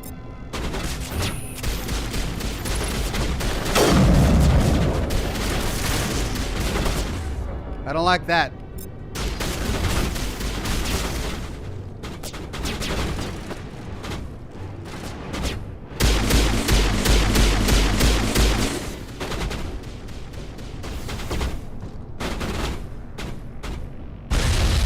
Yeah!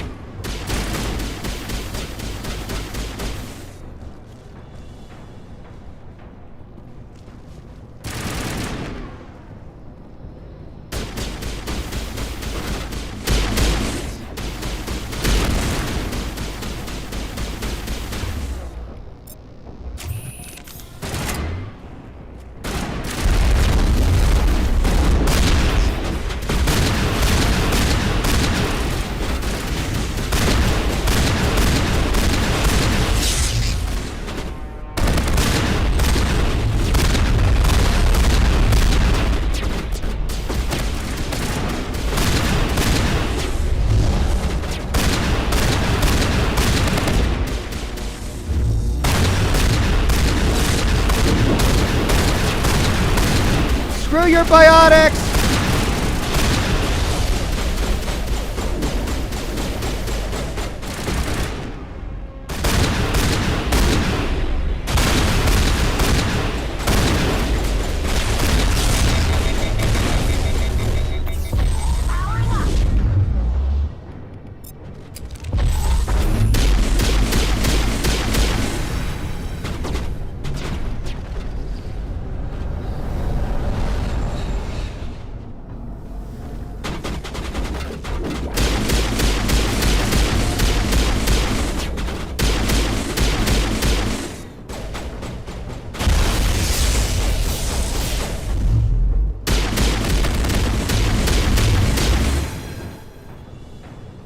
Jeez.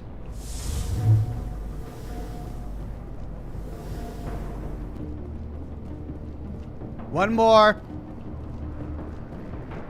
Where are you? Oh.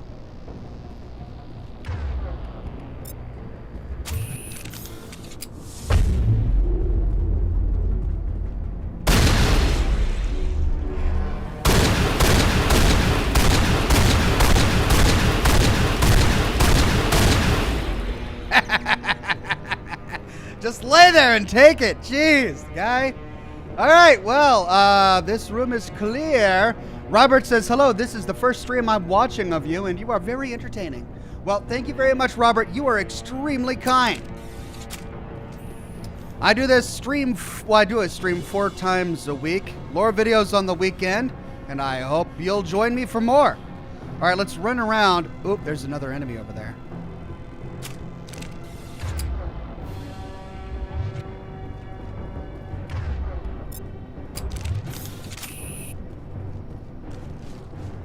Die, human! You humans. Stuck in a wall. You're almost more trouble than you're worth. I'm just getting started. Predictable, but this is over. I'm leaving this asteroid. If you try to stop me, I'll detonate these charges, and your helper and her friends are all going to die. I can't just let you go, Balak. Not after what happened here. This is nothing. You humans have done far worse to the Batarians. We've been forced into exile, forced to survive on what we can scrounge up. It's been like that for decades. Why take it out on these people? They didn't do anything to you or the Batarians. Didn't do anything. Aside from colonizing a world that could have been ours. Aside from using resources that should have been ours. Coulda, shoulda, woulda. We were left to defend ourselves. But the humans were stronger than us. We knew that. The Council knew that. But it didn't matter. It was you. You and your kind are the only reason we're in this position. There are how many millions of planets in this universe? And these guys are butthurt because we colonized one? How does killing innocent people make up for that? We had no other options. Sometimes you need to get someone's attention before they'll listen. That's why we attacked you at Elysium. That's why I'm doing this. You forced our hand.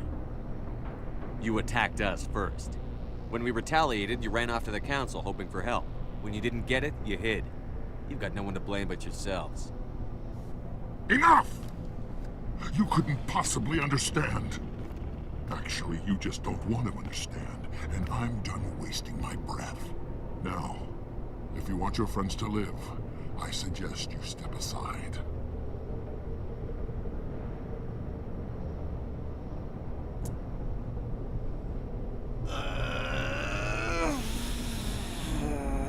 Tough choice! Zane the Insane says, "Hi Ox, how are you? Missed half the stream again. No worries, Zane. We've still got plenty of time." Man of Warb says, "Balak, evil twin of Grognak." He is a barbarian. Ethan says, "Give me a random Fallout fact." Slocum's Joe buzz bites inexplicably still have hot coffee inside them 200 years after the apocalypse. All right, chat says, "Let him go, let him go. Kill him, let him live, save the hostages. Attack, kill him, he'll do it again. I would save them, but that's just me. Kill him, let him go. No help, only choice." Josh says, "Let him live, he'll help you out later." Oh.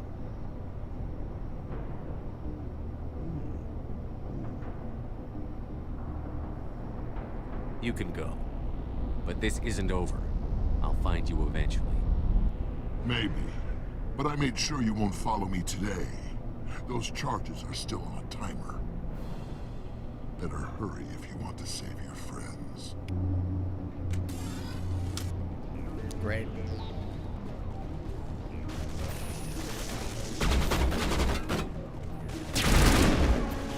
What?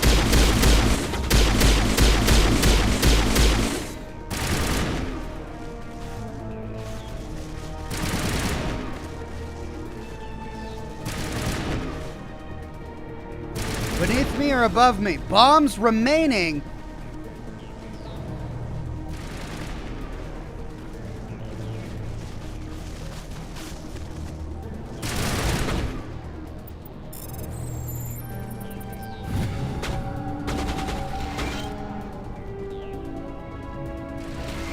Okay, so I gotta defuse a bunch of bombs.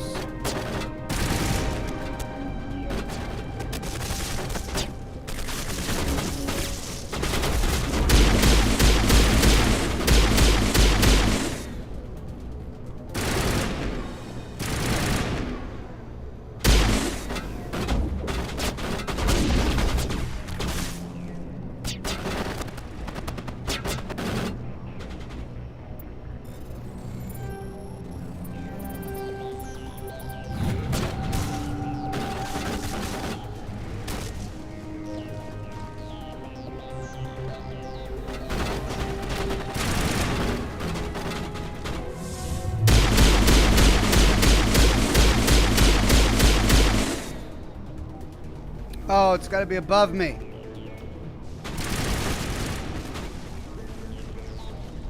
One minute and 26 seconds.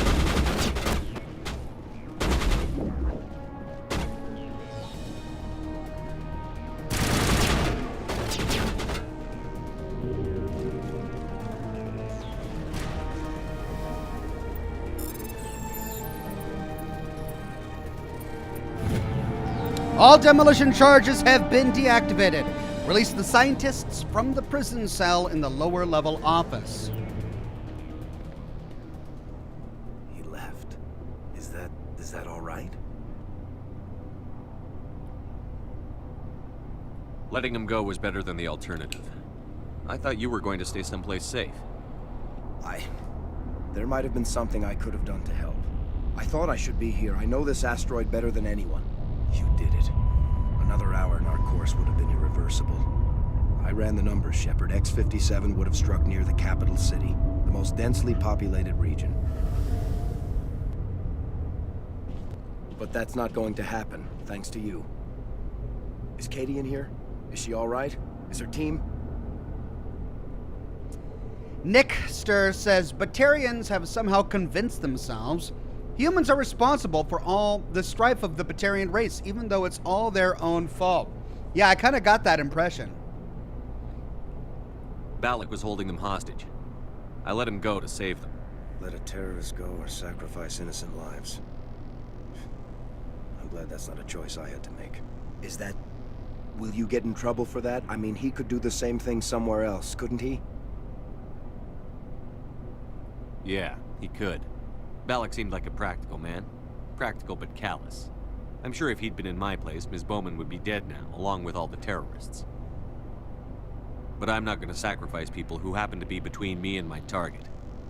So what happens now? The bad guys get away? Balak gets away today, but we'll still be after him tomorrow. And the day after that. Me, my crew, and every other crew in the Alliance. He'll run and he'll hide, but eventually he'll slip up and we'll get him. Bad guys never get away, Simon. Not unless the good guys give up. Well, I wouldn't want you after me. Shepard, thank you for my grandchildren's lives. I don't think I'll stick around, though. Not with the team gone. Too many ghosts. It's time for me to get back and spend some time with my family. Before I go, I'd like to offer you something. Maybe you'll have more use for it than I will. As lead engineer, I get some quality items. Take your pick. You've earned it. Okay. So I have a choice between armor, Quarian armor, or I can pass a blue skill check to get an Omnitool. I'm guessing that means it's more rare. The chat is saying Quarian armor, because we don't have any Quarian armor yet. That's true, we don't have any Quarian armor yet for Tali. But the Omnitool is blue. Doesn't that mean it's better?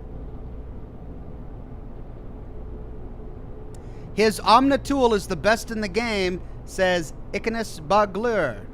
Get the tool, says HDNXO. Had you skipped this DLC, says Ethan, you'd hear a news story about this in Mass Effect 2 and the other millions that died. Ah. Alright.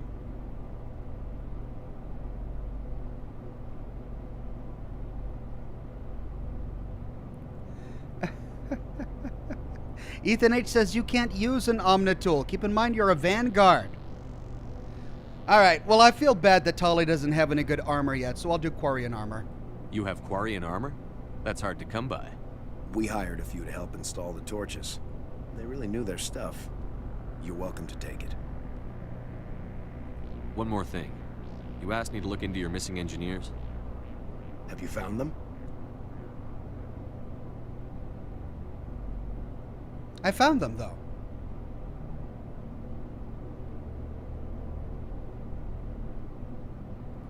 Yes, all of them. Their bodies, anyway. Oh. I see. Well then, I guess it's better than not knowing. Take care of yourself. Be well, Shepard. We owe you. Light armor, Quarian Colossus 8. I almost reduced it to Omnigel.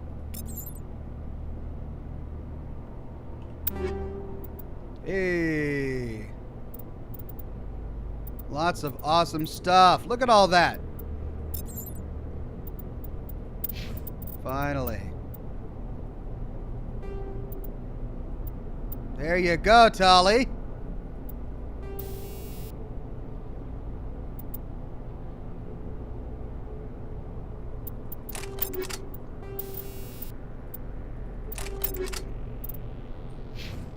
Cool.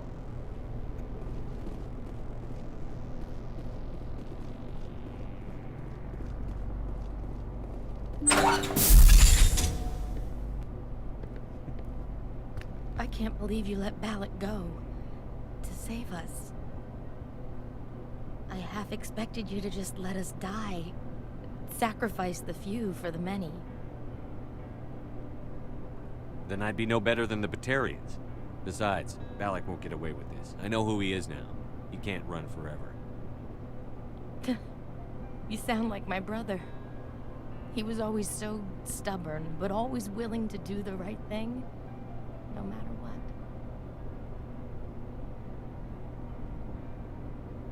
I wish I could have saved him, too.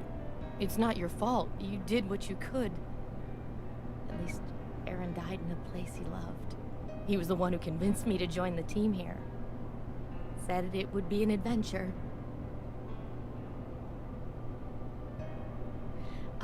I don't mean to sound ungrateful, but I should see to Aaron. I understand. You've been through enough today. I'll get out of your way. Thank you. Oh, I don't even know your name. Shepard. Commander Shepard. Thank you, Commander Shepard. You're not exactly what I expected, but thank you. What can you tell me about the Batarians? What were they hoping to achieve with all this? I was gonna let her go, but I don't even think they knew. When they first arrived, they were talking about getting us back to their ship. Wanted to sell us as slaves. When Balak showed up, everything changed. It was his idea to redirect the asteroid. Said it was the will of the Batarian rebellion, whatever that is. They followed him quickly enough, but I don't know. I don't think they're all as fanatical as he was. instead they were just slavers, you know, those common slavers. That was a brave thing you did, Kate. Contacting me on the radio, risking your life. Stubborn and determined runs in the family. My father was in the Alliance back on Earth. I think he was disappointed none of us kids signed up, but he'd be proud of Aaron. Sorry. I should let her go, but no, let's investigate further. How did the asteroid get all the way over here? Why wasn't someone alerted sooner? The asteroid was scheduled to arrive in a day or two. Balak just sped it up. This rock is full of valuable minerals, but it was too far from Terra Nova to be profitable, so we attached some fusion rockets to it and drove it back. It was all going smoothly until... We'll get everything back to normal soon enough. Almost everything. Turn the game volume up, please. Yeah, you're right. I had it set a little bit low. I just fixed it. You've been through a lot. I'll get out of your way. So long, Kate. I appreciate that, Commander. Goodbye.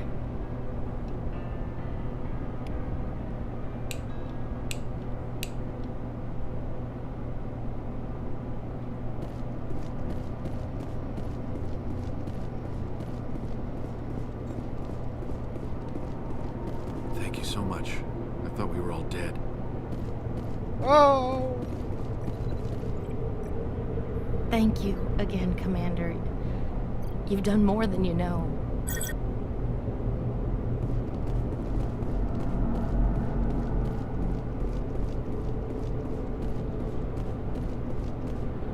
Poor Aaron.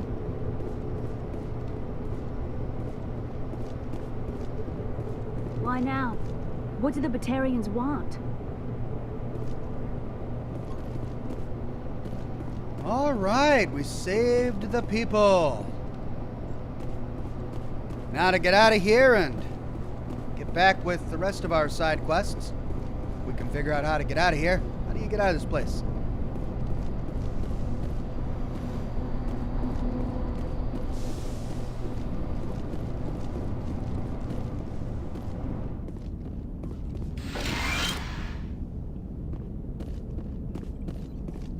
can't imagine how much you've done, for all of us. Well, I'm glad they're all still alive.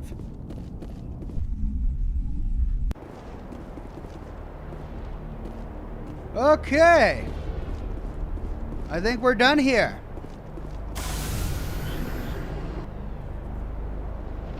Every X on the map has been explored.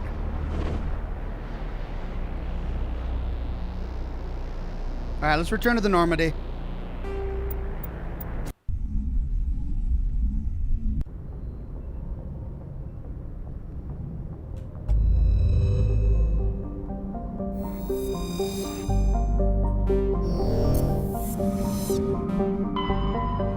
Alright, so we've got a bit of cleanup to do. We came here for a quest, but there's another solar system in this cluster, and I want to explore it.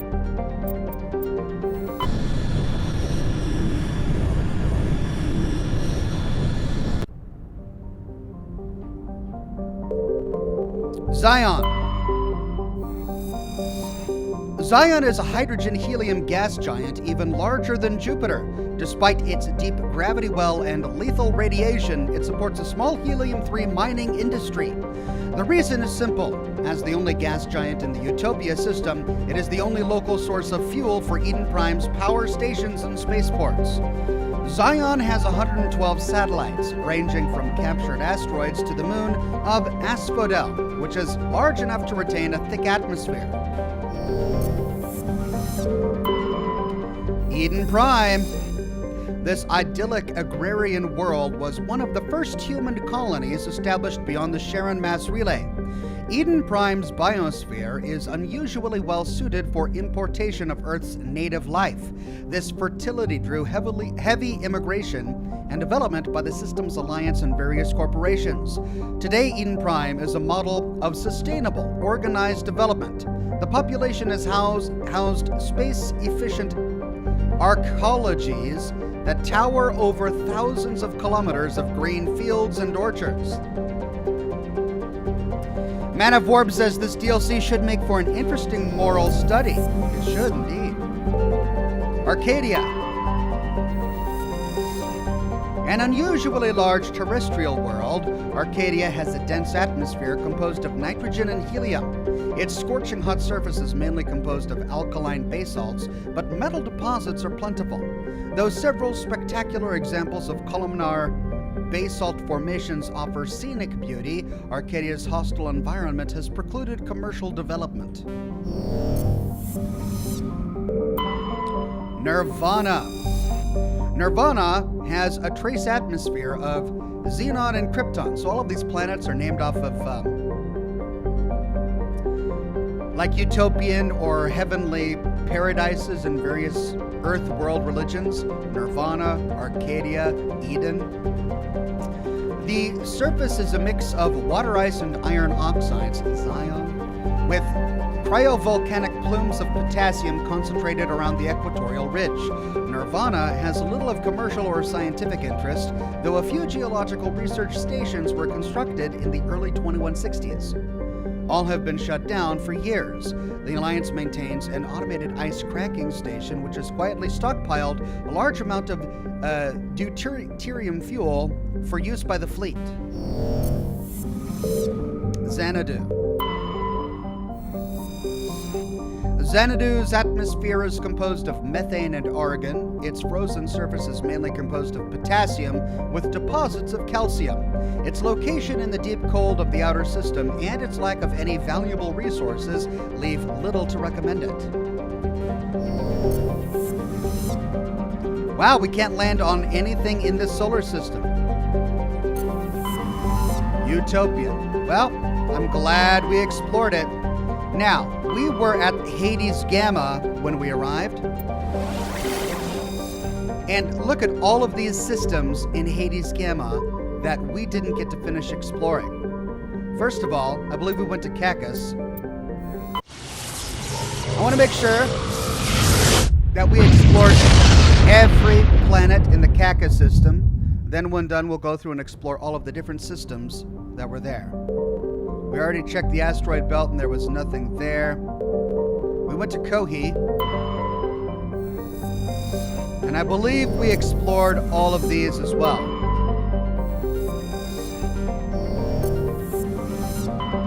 So let's go to Antaeus.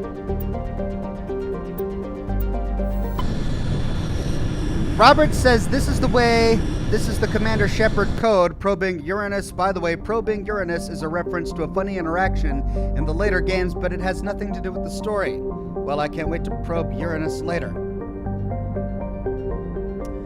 You've already explored Hades Gamma, says Matt Rowland. Well, I explored one system in Hades Gamma. Did I explore the others as well?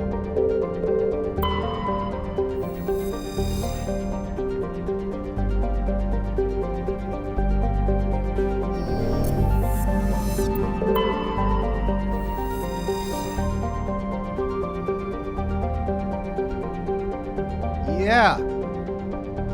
I guess we have. Wait, no. I don't remember reading this. Ploba is the second and by far the larger of Antaeus' two gas giants. Active scans by survey ships have returned tantalizing indications of massive solid structures deep within the atmosphere, too regular in pattern to be anything natural. That I recognize, but this I don't. Some believe Ploba is a Jupiter brain, a planet-sized supercomputer. Adherents to this theory have fruitlessly beamed signals towards the sunken megastructures. Oh wait, I do remember that.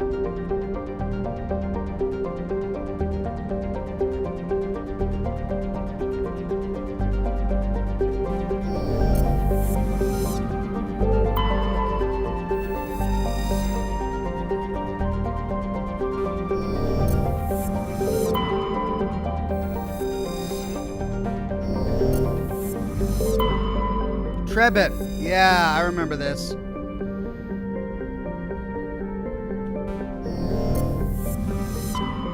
Okay, so we have been to Antaeus. We have been to Cacus. Have we been to Plutus? Adam W says, cop pulls over a U-Haul. He wanted to bust a move. Nice one, Adam. And then Man of Warp says, Styx Theta is unexplored. Maedla, Monual, Croculus, Mintigo. I don't recognize any of these planets.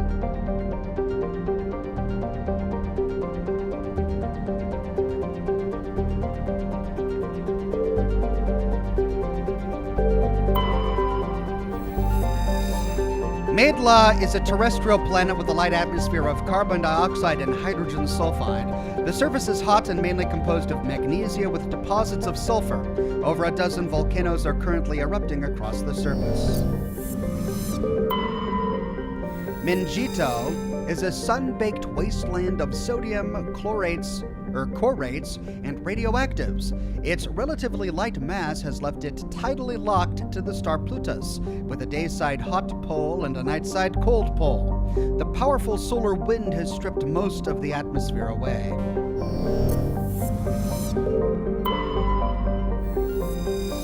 Yeah, here we go, one I can survey. I haven't been here. Croculus is a modest rock planet, roughly the size of Mars. It has a thin atmosphere of carbon dioxide and ethane. Its scorching hot surface is mainly composed of silicate rock with deposits of aluminum and other light metals. Croculus, I said Croculus, didn't I? Croculus has a very weak magnetic field. In addition to very high levels of solar radiation, it is not suitable for Mass Effect drive discharge operations. We can survey it, and we find samarium.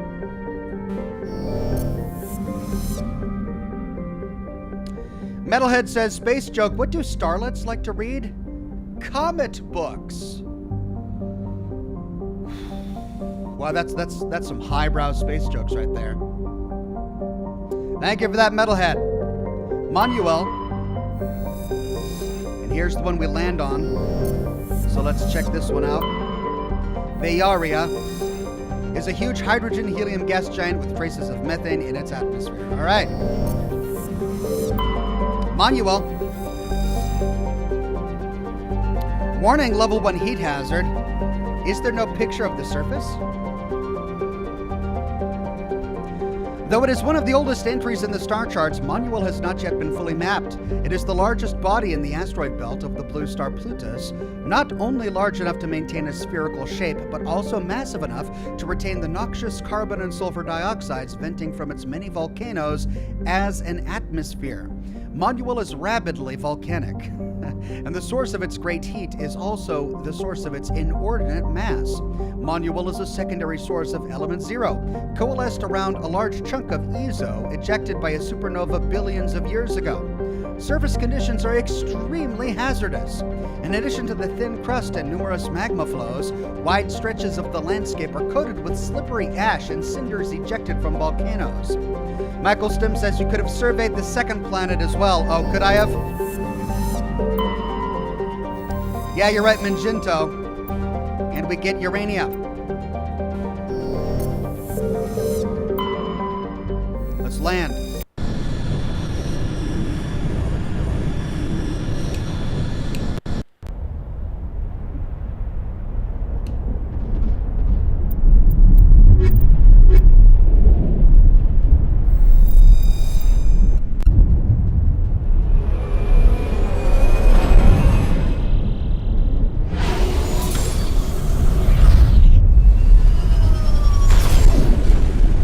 Man of Warp says Monuel's mission only unlocks on High Renegade.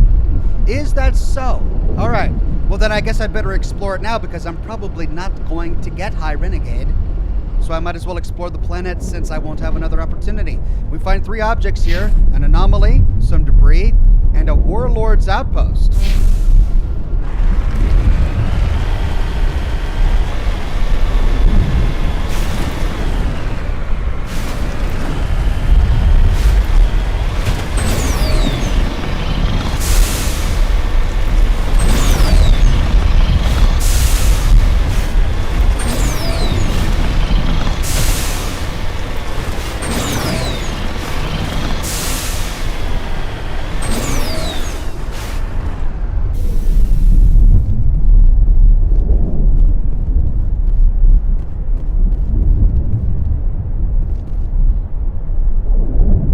Judging by the footprints in the ash, the 2 mercenaries were facing each other over the crate when they died. Both suffered single gunshot wounds and have a rifle close beside them. We can take the contents. Matriarch's writings recovered. Prying open the crate, we discover a carefully wrapped handwritten copy of one of Matriarch Delinga's treaties. It is unlikely she penned it herself, but the following brushwork of an intricate watercolor illustration clearly shows the hand of a master scribe.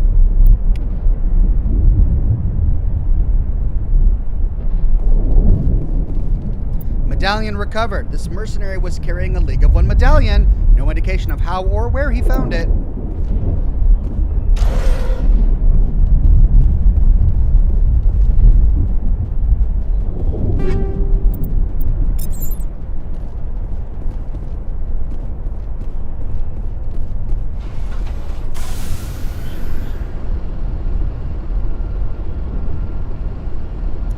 Matt Rowland says, Ox, there are 7 points of interest on this planet, just FYI, and I use the term loosely. Lol, only 2 raw materials.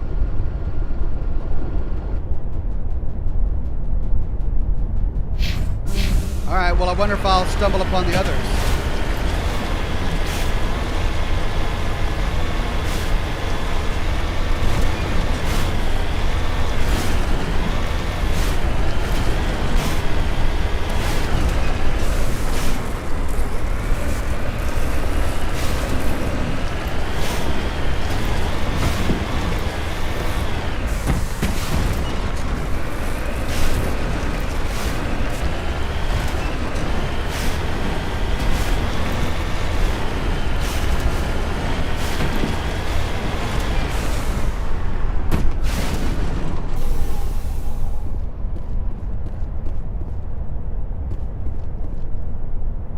Okay, crashed probe.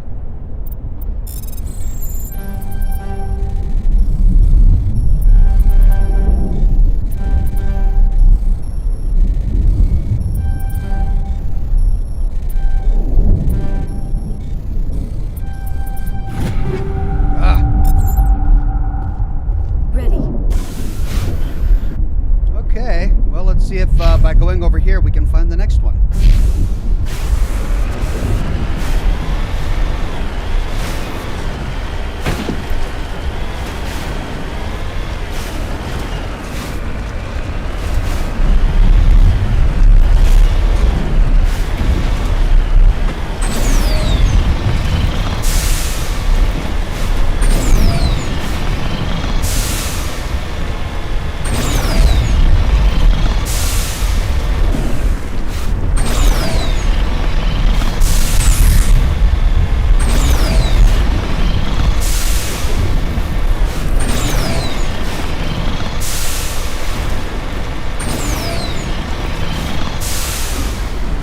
Danielle says, hate to leave, but going to shop with my wife now. Have a great day, Ox. Thank you, Daniel. Have fun shopping. Ooh, we've got some minerals.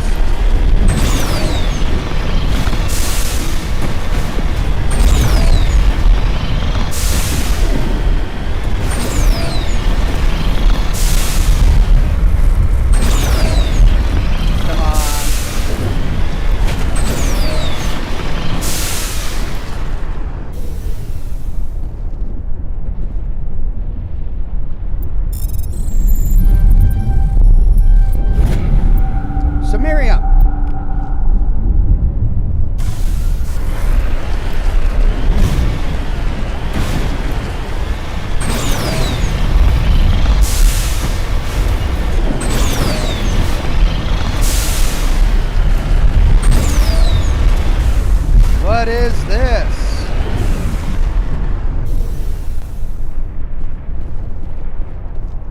Alright, so this must have been related to the quest that I can't get because I'm not doing a Renegade playthrough. And as such, we can't get in.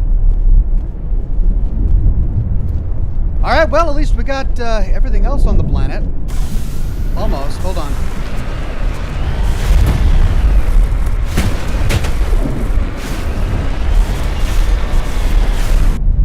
Where would something else be? Probably over there. Let's just briefly go over there, see if we find anything else, and if not, we'll move on to the next planet.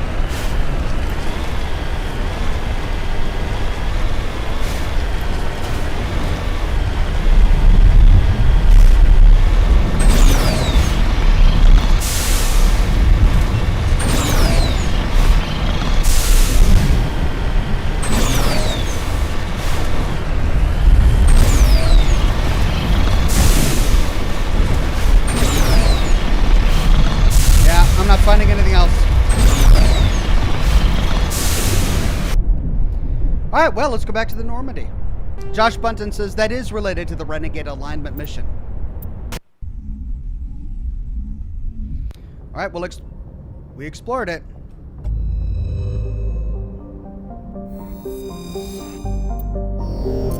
Okay, so that's everything in the Plutus. We did Anateus, Cacus, Plutus, we've got Dis, and Ferinta. Part of me thinks that I've been to them before.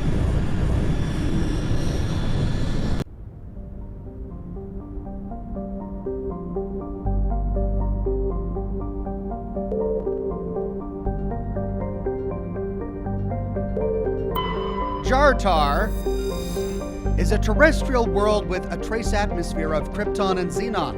The surface is hot and mainly composed of unremarkable silicates.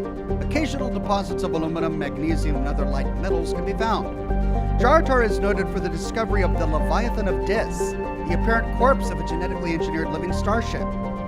Didn't we read this? The Leviathan was found in the bottom of a crater by a Batarian survey team and estimated to be nearly 1 billion years old. Yeah, we did read this. So we've been here. Let's try Farinata.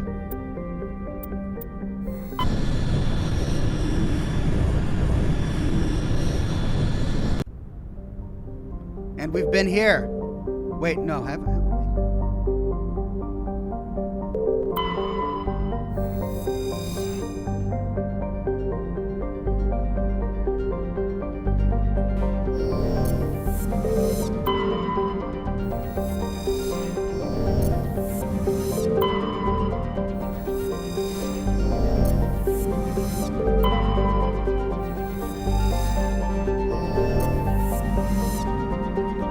Right, I think...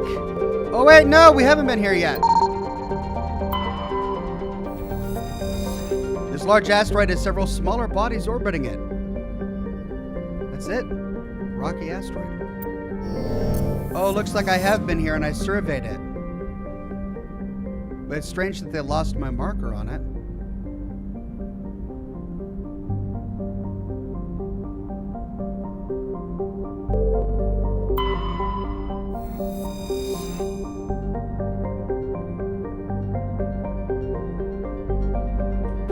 I do remember reading that, though. Okay, so we've done everything in Hades Gamma.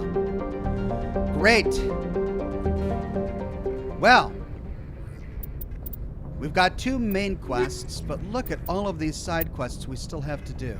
Now, the UNC ones are ones that we do slowly over time. Let's see, we've got investigate samples. The logs mention something about the Matano system in the Maroon Sea cluster. That would be a good place to start our investigation. Okay, Matano system, Maroon Sea cluster.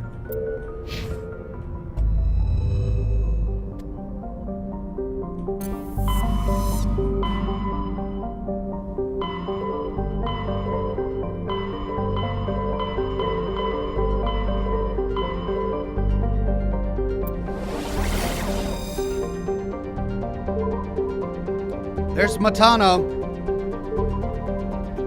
All right, let's take out Matano first, then we'll do Vostok and Caspian.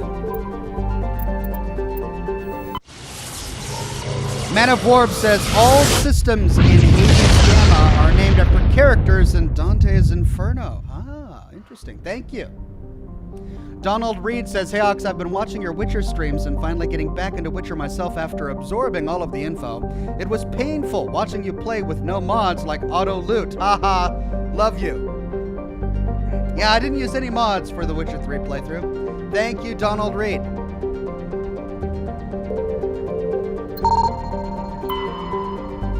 Metallic Asteroid. Survey it. Platinum.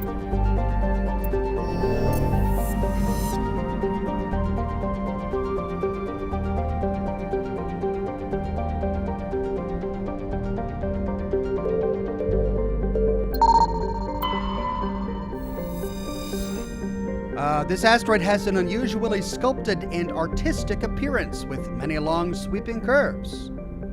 Survey it. Prothean data disk recovered. While scanning the asteroid field in the Matano system, we discovered a badly damaged ship. The recon team found no survivors on board, but we did find a Prothean data disk.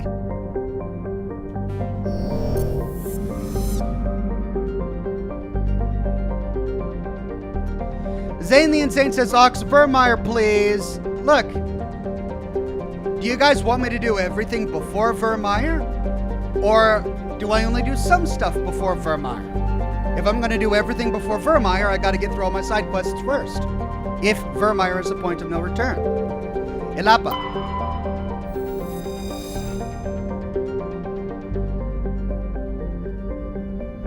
Elapa is a hydrogen-helium gas giant with an unusual ruby color caused by contaminants in the atmosphere. The world has over 120 moons, one of the highest totals of all known systems. Once full development of Chaska colony begins, a helium-3 refining infrastructure will be developed in the Elapa system, concentrated on the large ice moon of Koniyara.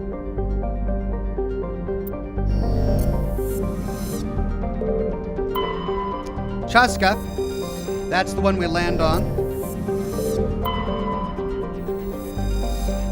Apo, a craggy world of igneous and basaltic mountains.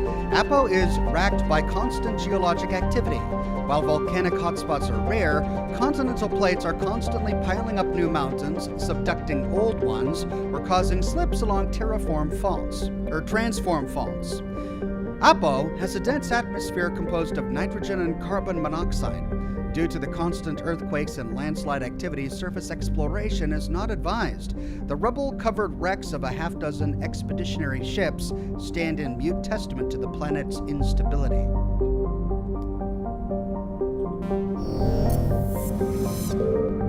Inti. Inti is a terrestrial planet with an atmosphere composed of ammonia and helium. Its surface is mainly composed of sodium oxide with deposits of magnesium. Its density is rather low, leaving the planet tide-locked to Matano. Inti is an unremarkable world, drawing little more than a cursory scan for surface pirate anchorages when Alliance patrols enter the system. Supe has the composition of an ice dwarf planet, but is unusually large for such a body. It has a trace atmosphere of krypton and xenon. The frozen surface is dotted with deposits composed of potassium and light metals, brought to the surface by cryovolcanic processes. Supay's icy surface was often used as a source of potable water by passing merchant vessels. Since the Alliance claimed the inner system world of Chaska, satellites placed in orbit automatically bill any vessel landing on the world for the mass of water removed from the surface. Exogeny has had a difficult time keeping these satellites operational. They often meet with accidents caused by impact with jettisoned ship debris. We can survey it. And we get magnesium.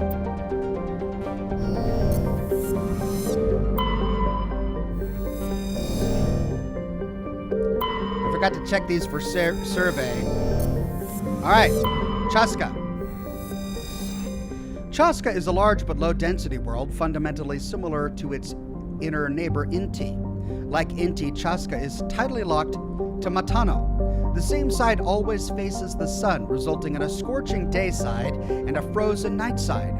In the temperate areas around the Terminator, temperatures average around 30 degrees Celsius.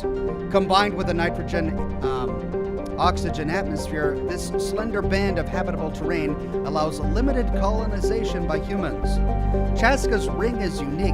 It appears to be, for lack of a better term, a massive piece of alien installation art. The rings are made of small pieces of synthetic material and are almost invisible from space.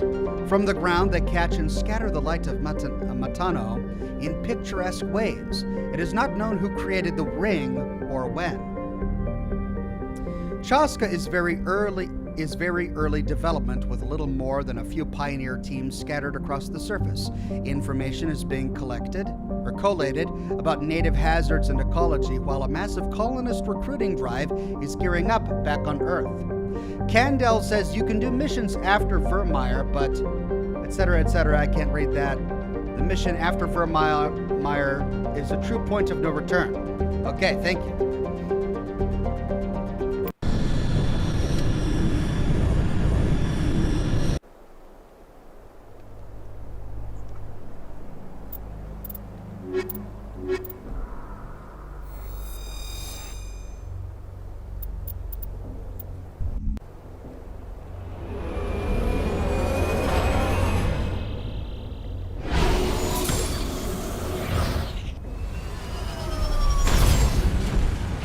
Ooh, beautiful.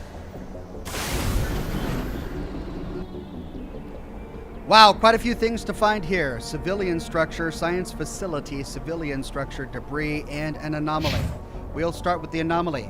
DJ Evisceration says, looks like a good friend wants me to come to his tequila bar mock opening. I'm now officially in a bender. Wish me luck, guys. Bye, Ox and chat. Have fun, DJ Evisceration.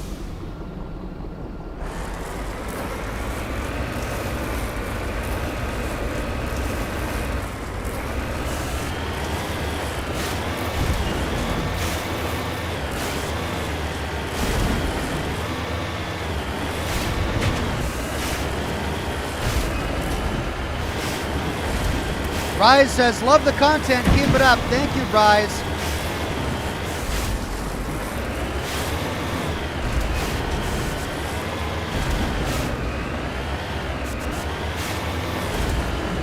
Oh my gosh. Oh, the rocks. Oh, the rocks. Oh, let me over. Doggone thing.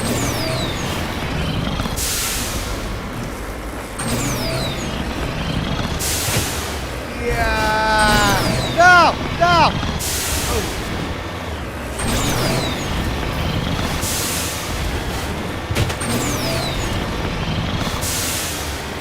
Oh, God.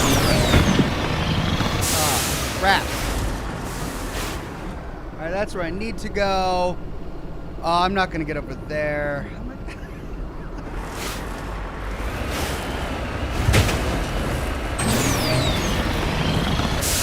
Yes, yes, no, no. Yes. No.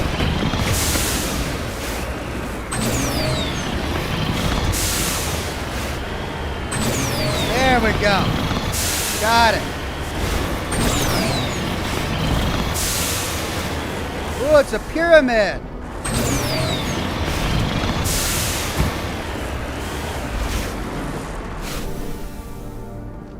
What have we here?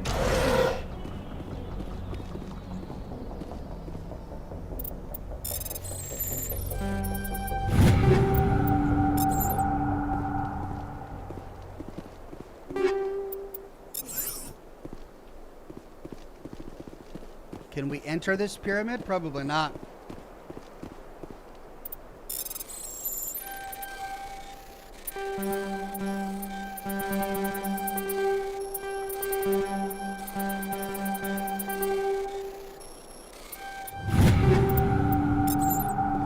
Man of Orb says, you wanted rock? You've got rock now. Oh, yeah, we've had rock. We've been rocking and rolling.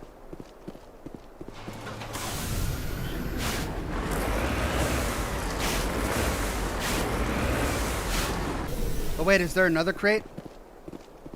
Yeah. Recover artifact. Prothean data disk. There are several small Prothean artifacts in the crate, including an intact Prothean data disk. It appears to be in excellent condition. Go. How many more of these doggone data disks do we need?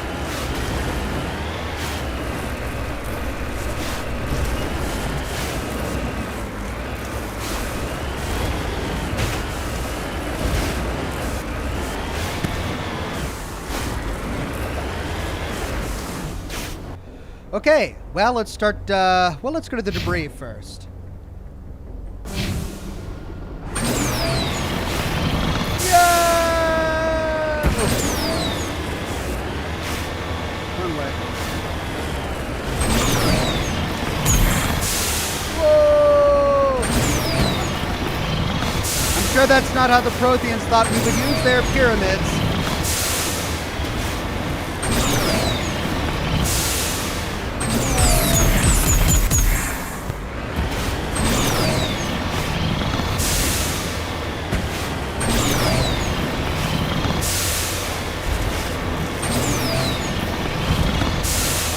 Planet is impossible.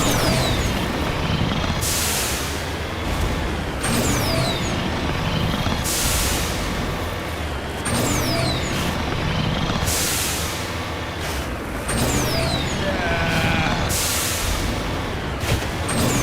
There we go.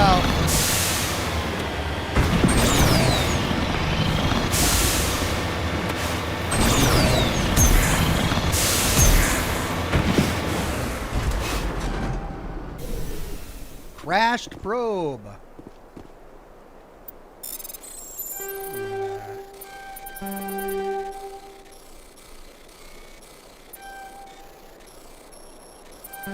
Ah! I hate this.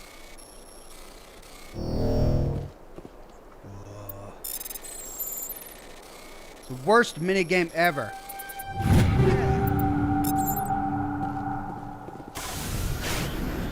Okay, so we've got something over there. Other side. Yeah.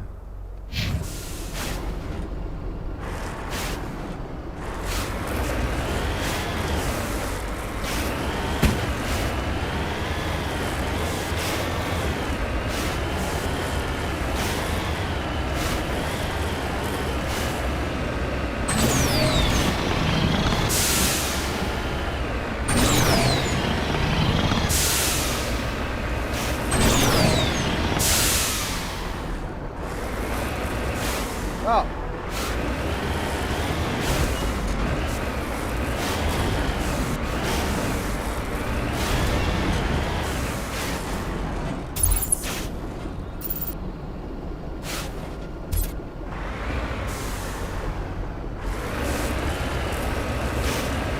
What happened to this colony? I've got a bad feeling about this. I've got a bad feeling about this.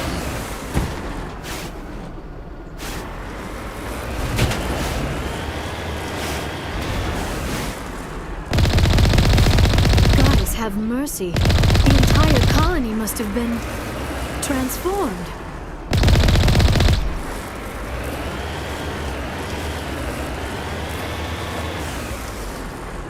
We got bodies here.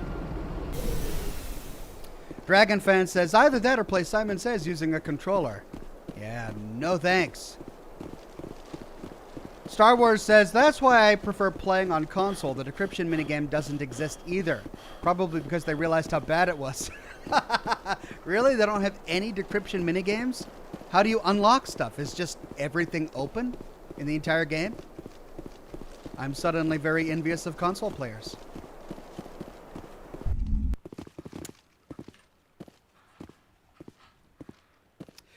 Right, we got some baddies.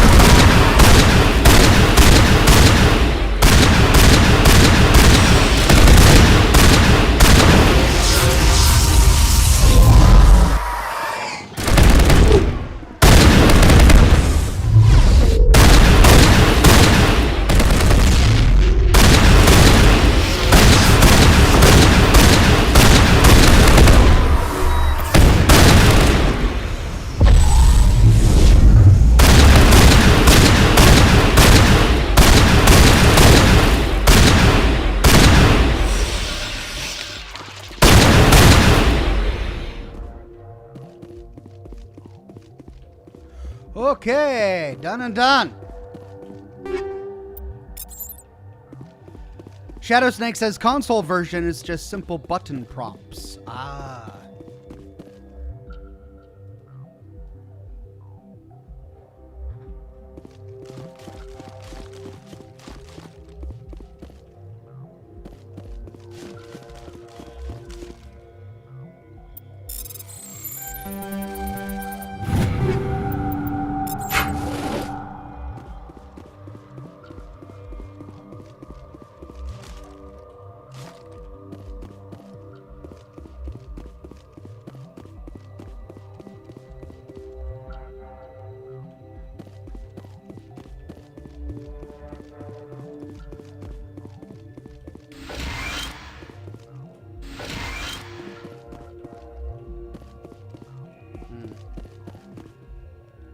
Okay, so what turned the entire colony into husks?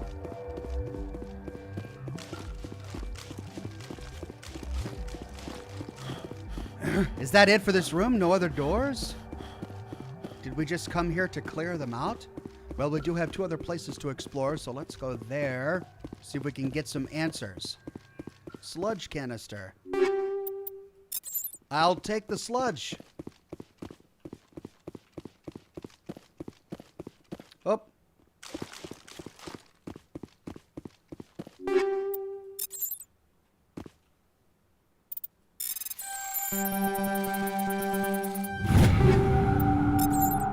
Bingo.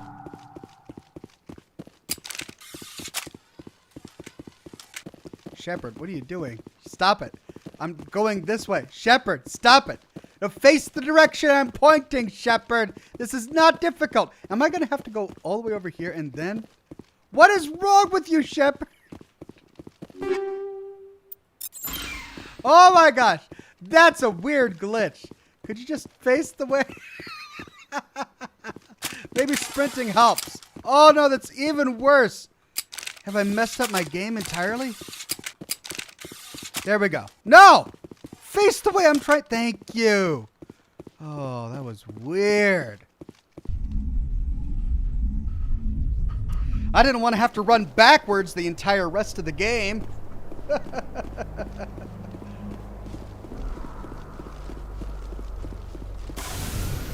Okay, one down, two to go. We've got the civilian structure. That was the science structure, I believe. No, that wasn't the science.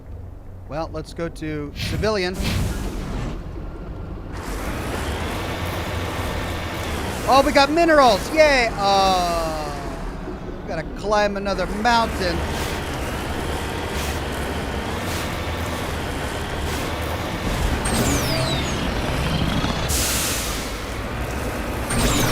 Fucking mountains!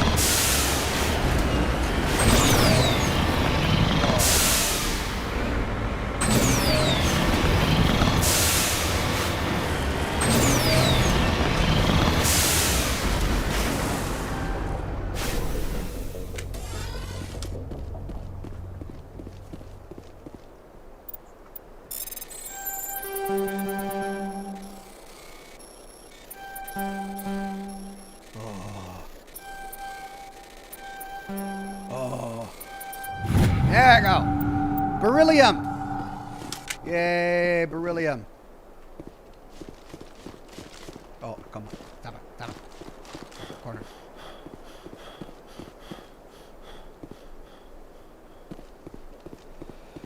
Okay, now how do I get out of here?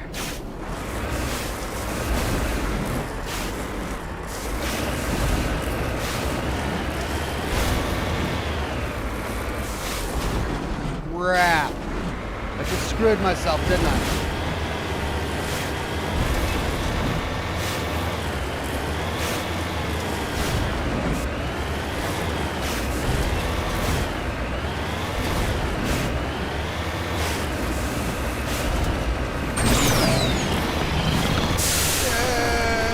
There we go.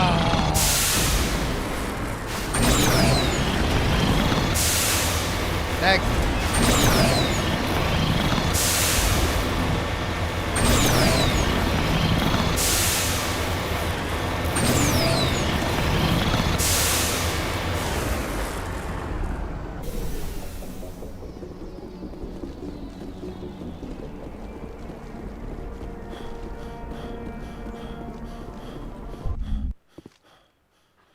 My cigar has just got a really tough draw. There we go. Just had to open it up a bit.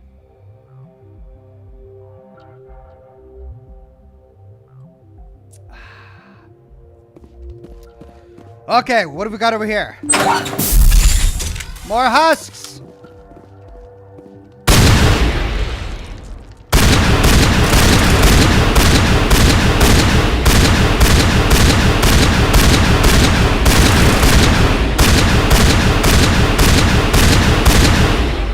Okay, I'm glad he just stood there for me. Thanks, guy.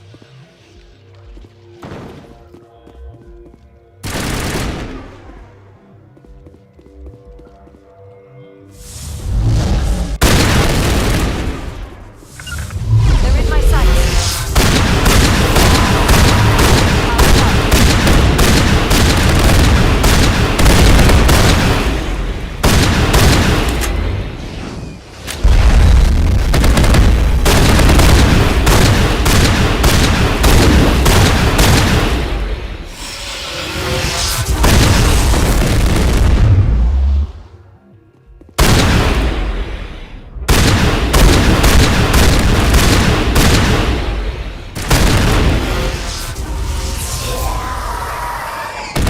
Oh, those things are terrifying.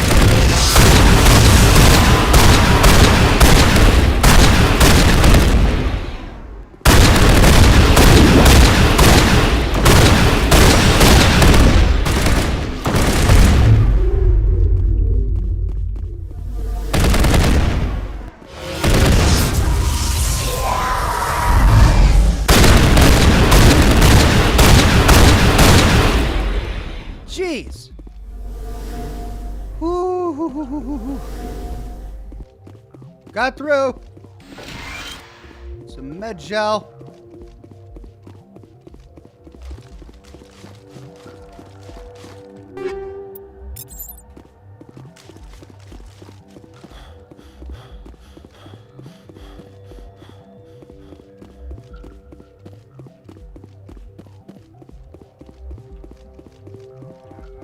All right, up we go.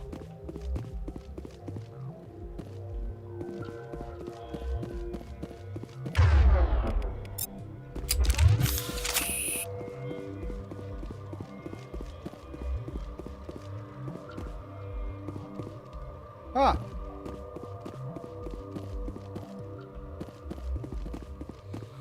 I mean, it's like every single one of these interiors is copy-paste, but some of them are a little less complicated.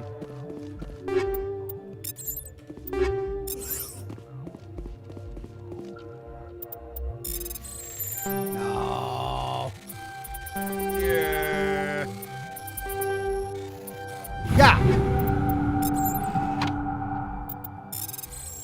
Oh. Oh. Easy breezy.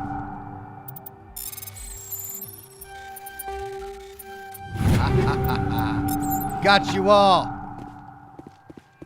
All the loot is mine. Well, we've got one more facility to explore. Hopefully we'll find some answers there. What is going on with Shepard? I've been playing this game for 8 live streams, and this has never happened before. But it's here on this planet where his back gets confused with his front and... What? Walk normally, Shepard. Stop! You don't have to face that way. Come on, Shepard. God. There we go. Something weird about this planet. It's making Shepard walk backward. Gotta be a virus. The walk backwards virus. Alright, last one. Science facility.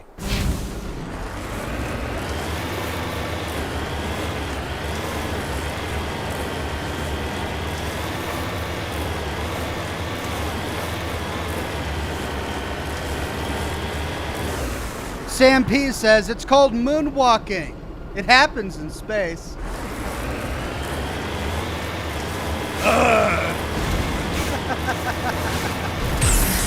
Oh shit, wrong one. Oh, don't fall over. What?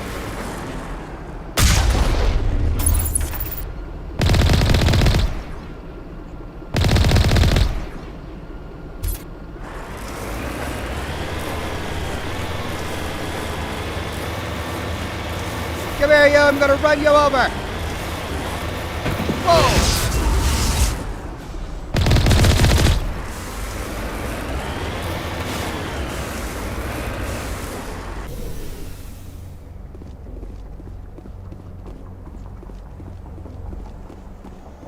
Okay. How do we enter?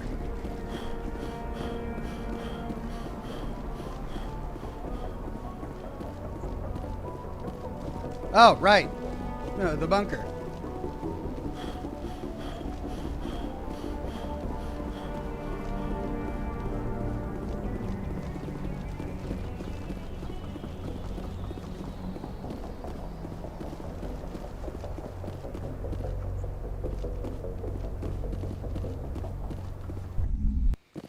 Joshua Nori says, I finally caught Ox live. I bought this game because of your playthrough. Also, I watch all of your Fallout videos. Thank you very much, Joshua. I've got many more Fallout videos to come, and I hope you'll stick around for all of them.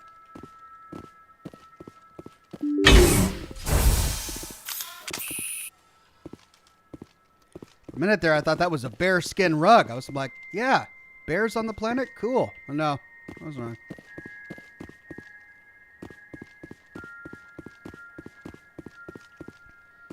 You guys gonna...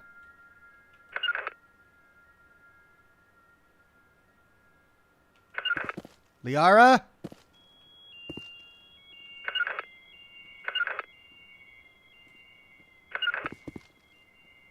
Okay.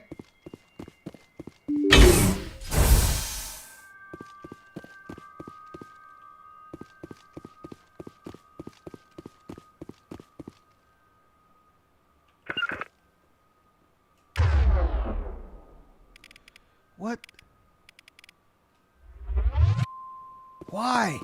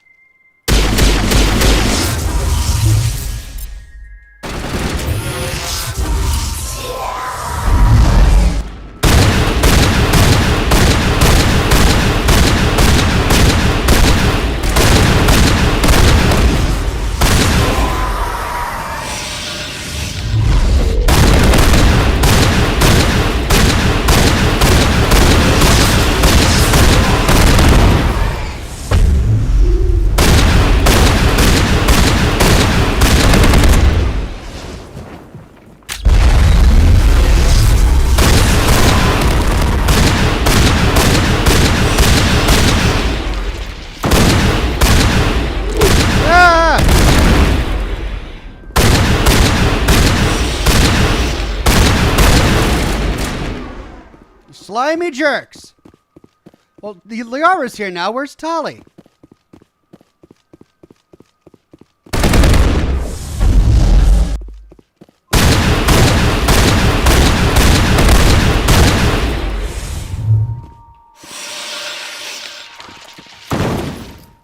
Oh, I heard something go frazzle.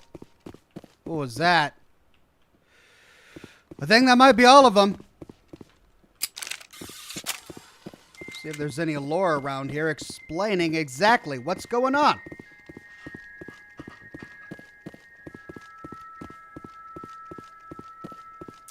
Man of Warp says, motto of the Husketeers, husk for one and husk for all. Yes, I don't think I would like to... Apparently there's a truck outside my window. I don't think I would like to join the Husketeers.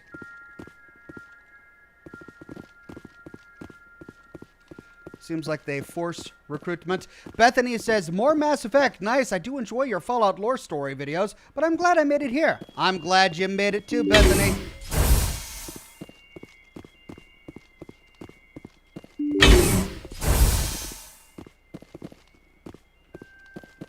Okay, the exclamation mark is behind us.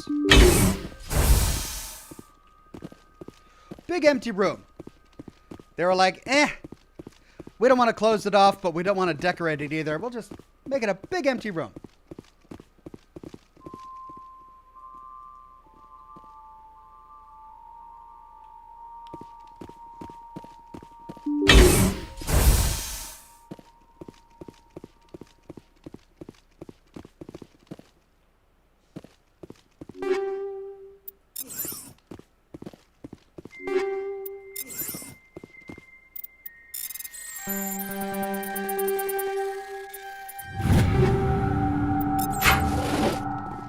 Okay, so that's the terminal we need. I don't know if they're going to teleport me out of here, so let's just loot the place first, and then we access the terminal.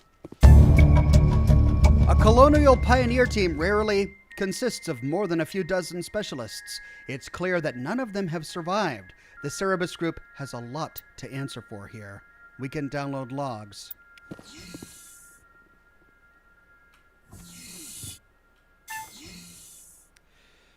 And our journal updates.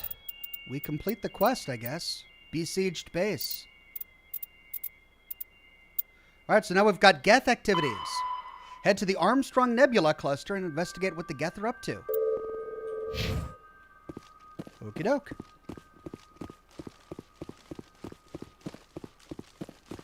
Oh! Wait, oh yeah, that's right. Big empty room.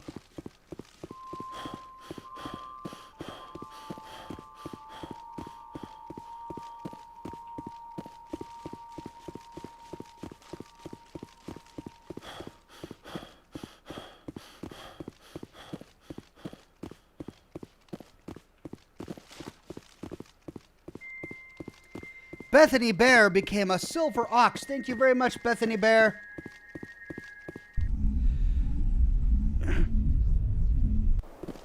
Keelan says, hey, Ox, I hope you're enjoying your day. I am, Keelan. Thank you. Janelle on Facebook says, I love your Fallout videos. Keep being amazing. I'll do my best. And then she says, I finally caught a live stream. I love your Fallout lore videos. Your videos are the reason I started to play Mass Effect and Fallout. And you hooked my hubby on Vampire. Thanks for being awesome. Well, I play games you recommend to me. If I have ever played a good game, it's because this community has recommended it to me. So my gameplay is just your exquisite taste. So thank you all. All right, I think we've got it all.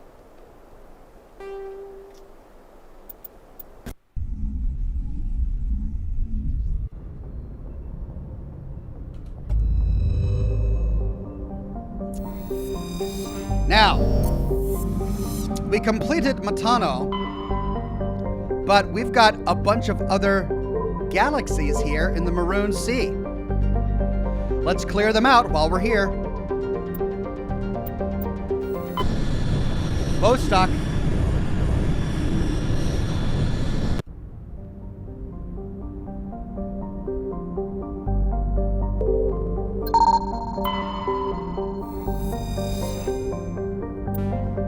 Palladium.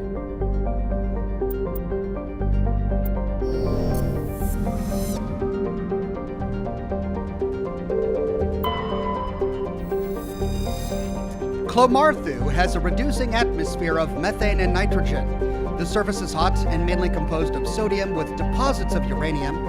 In terms of size and orbit, Clomarthu is a virtual twin of Earth, but utterly lacks life.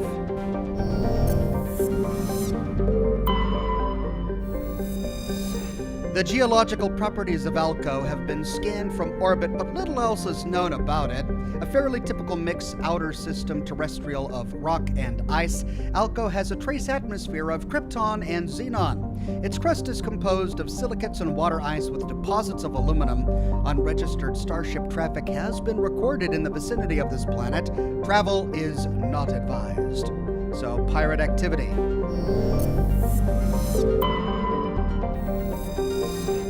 Potation, a rather small hydrogen-helium gas giant. Potation's atmosphere contains large quantities of chlorine.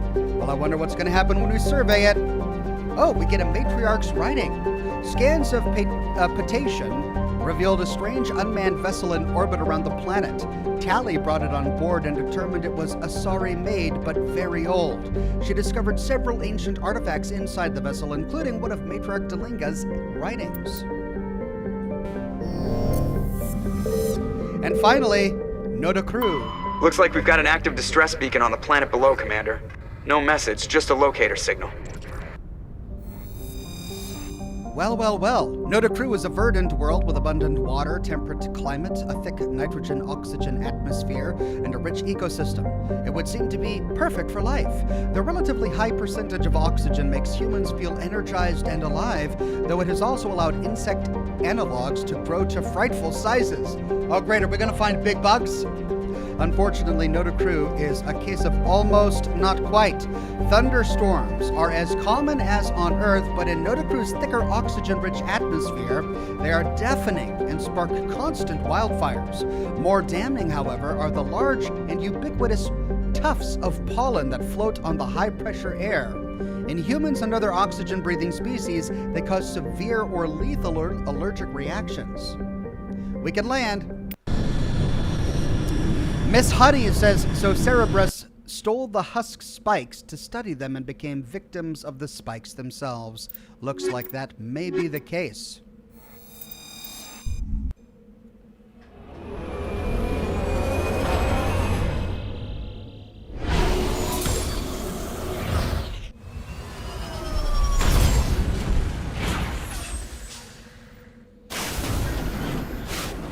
Another verdant world. We'll end here. We've got some red activity over here, actually, but it's not marked. We'll start over here at the anomaly, go to the debris, and then the science facility. But first, what's this?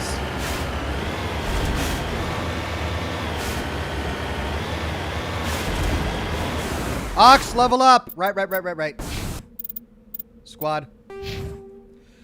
Right, level up. I've got 2 points. I could finish out Spectre training. Might as well.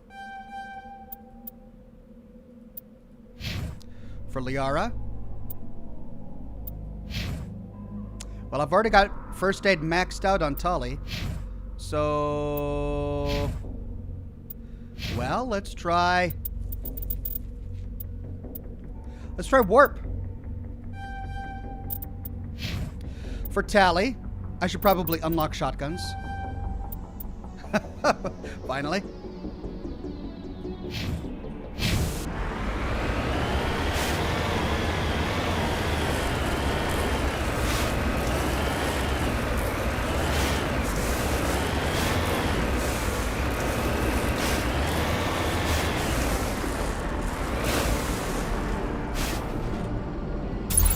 Thorian Creeper.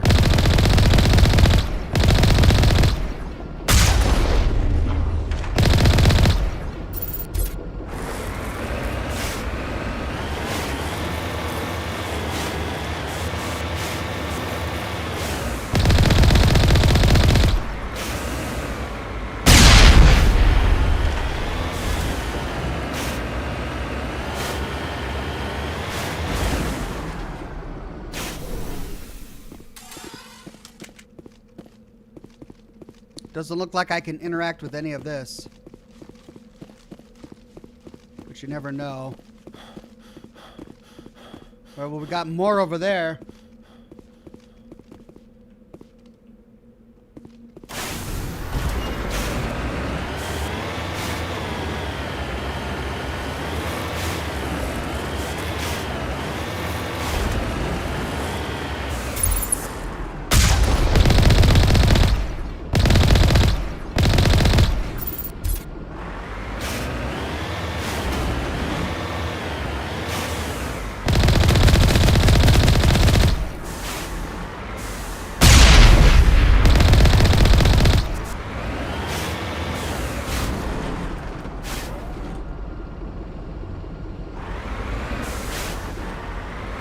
See one more red dot.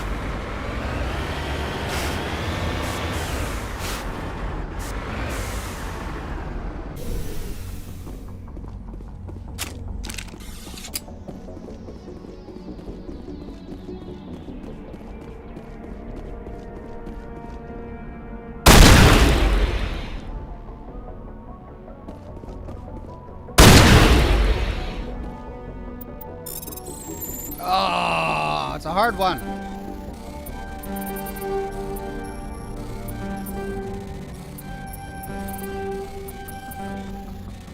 Oh.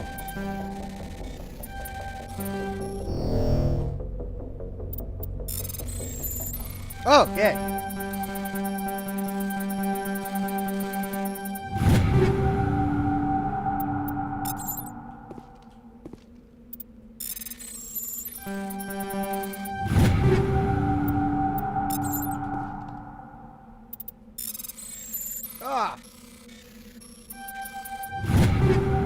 You have currently 251 items.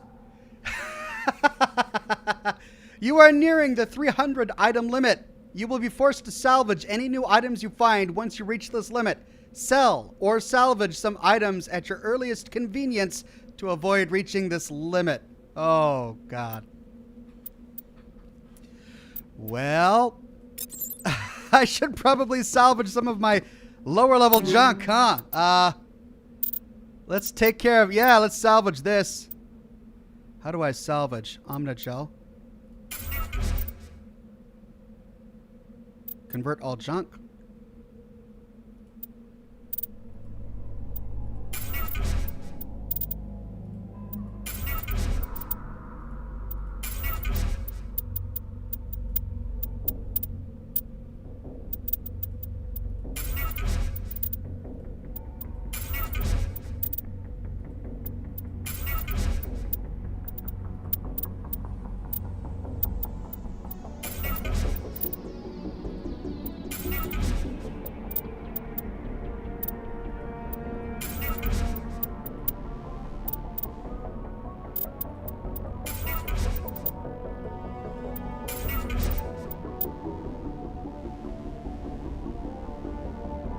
Oh, Matt Rowland says, Ox, you can mark stuff as junk and then sell convert it.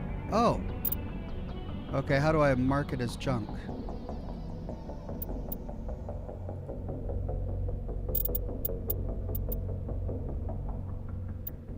How do I mark it as junk?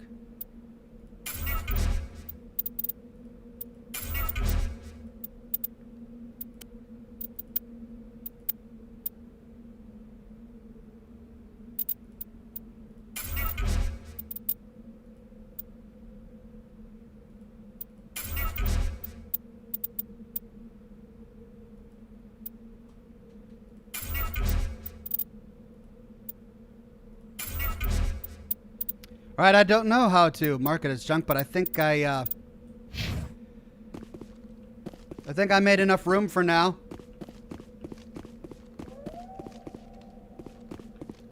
Was that a wolf howl? Oh, there better not be wolves on this planet. I thought I heard a wolf howl. Mark as junk, trash icon next to the item name. Thank you, Pyro.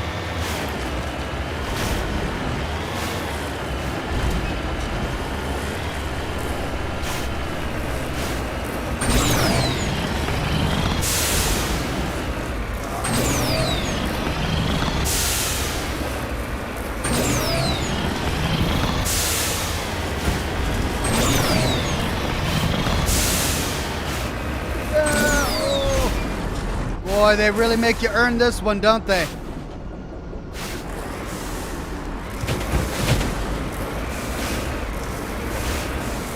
Oh, for Pete's sake!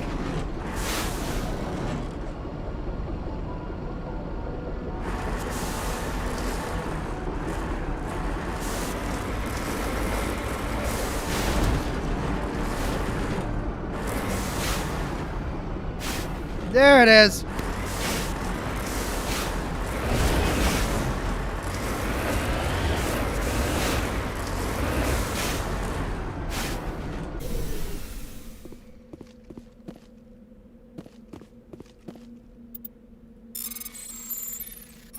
Oh.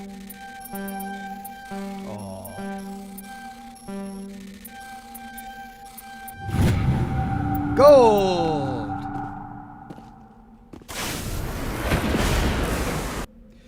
Right.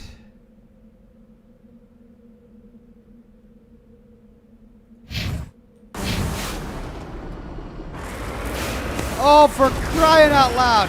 Really? Why? Why did they do this to me? Oh, God. Why?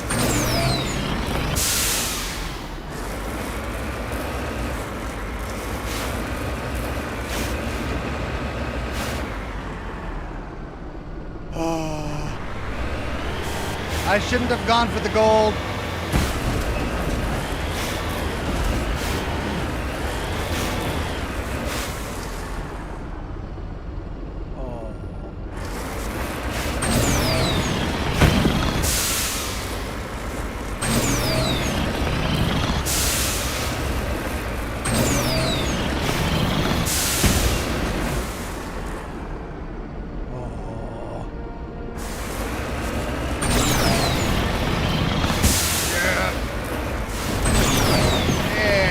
No, no, no!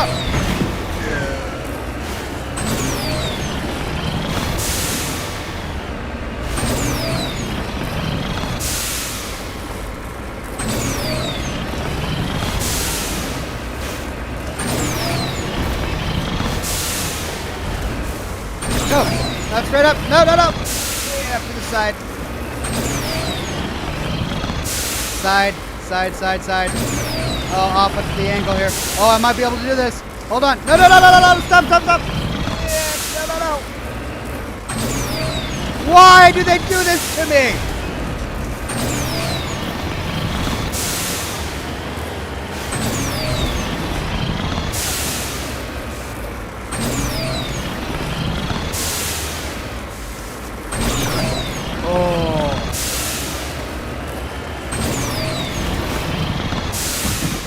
One piece of doggone stinking gold.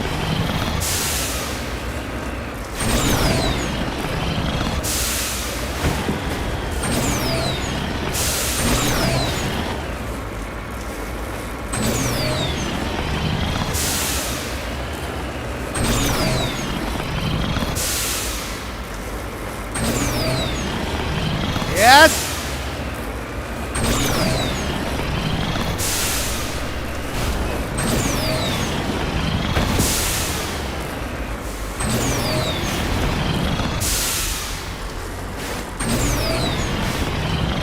Oh, I hate this so much!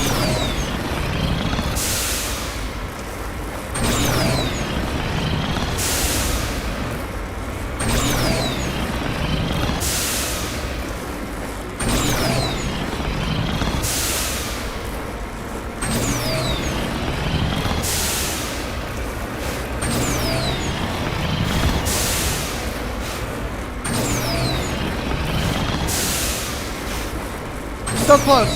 I'm so close.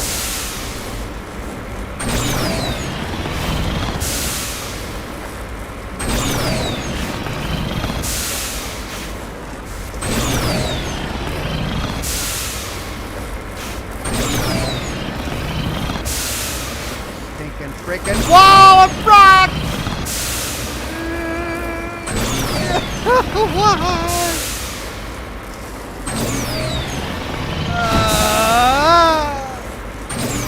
Look at that!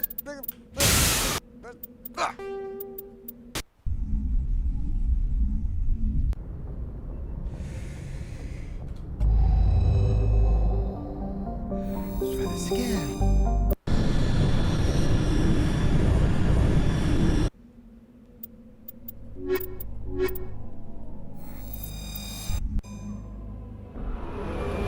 That was ridiculous.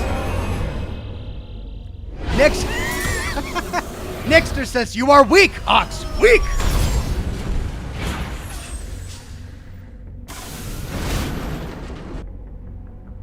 Okay. I got the gold. Let's go to this anomaly. Weak, says Nixter.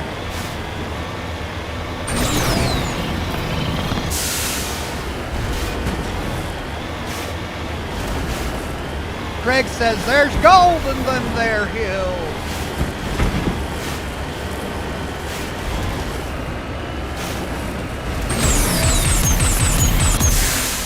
Oh, yeah.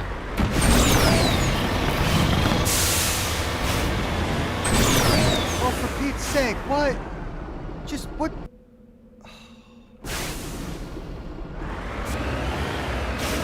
Von Rex says, I see Ox has mastered the Mako within his driving style limits.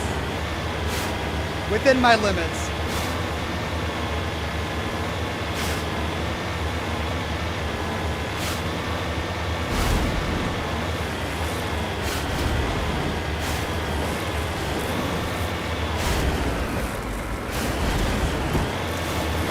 No, yeah, no, there.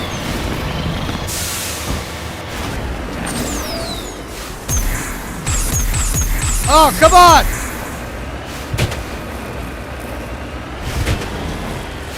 Shit.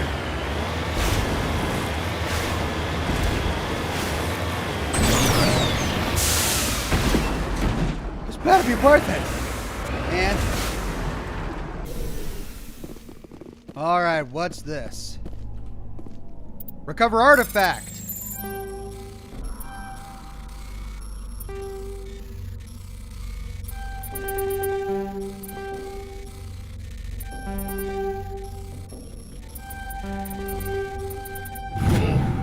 Turian insignia recovered. This escape pod is half buried in material that has washed down from the mountains. Though it has obviously been here for centuries, the computer still has power. Linking in with your hard suit, we recover a batch of files containing data on the Thracian colony. Okay. Now, debris. God, really?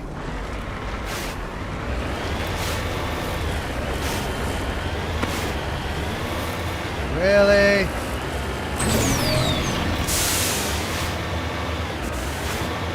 One step at a time. One step at a time. I'm climbing a mountain. One step at a time. Oh. No!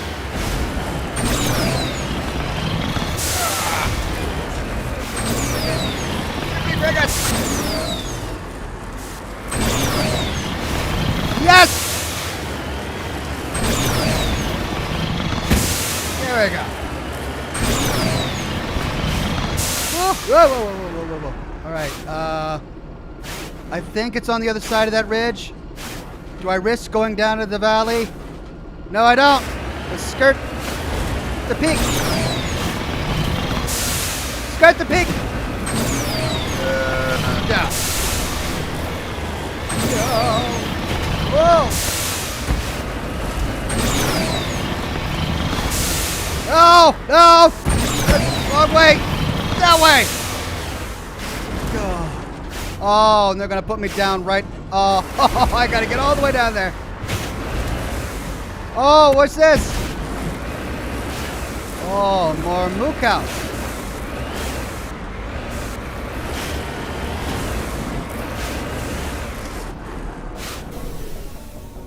David says, enjoying a rare day off from work from the holiday and finally getting to watch a live stream. Excited to follow the Metro Station series on Saturdays. I'm excited too. I'm so glad I finally got to start it, and I'm glad you guys are enjoying it. Matt Rowland says, Ox, one step at a time. That's a salty reference. Maybe you know what I'm talking about, hopefully. I don't know. That's just a song I learned in my childhood, and I don't remember where it came from. Salty. I think it was a Christian song, like a from Psalms or something? Is that what it is? That's like way back in my childhood. I don't remember.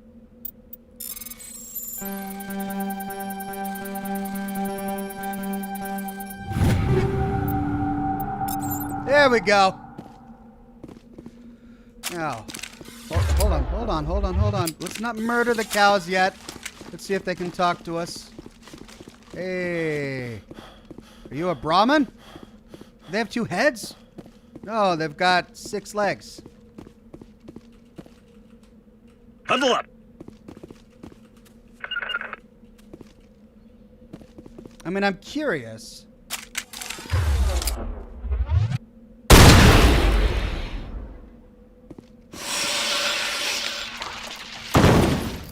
Wow.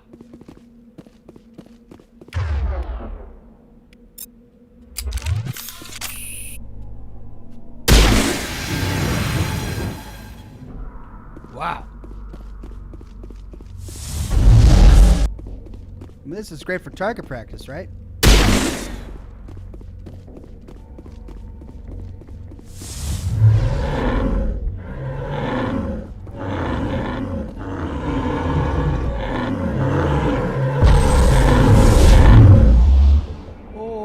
What are you doing? You're hovering now.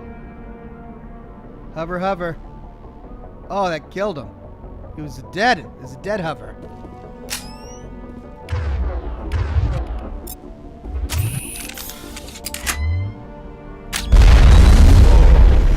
Big boom. All right, we've murdered some cows. Let's get back to the Mako.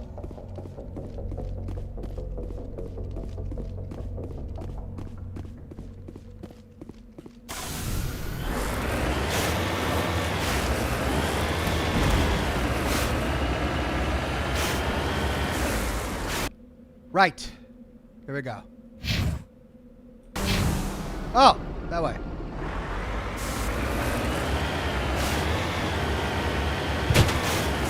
Man of Warp says maybe you should have just yelled, "Ooh!"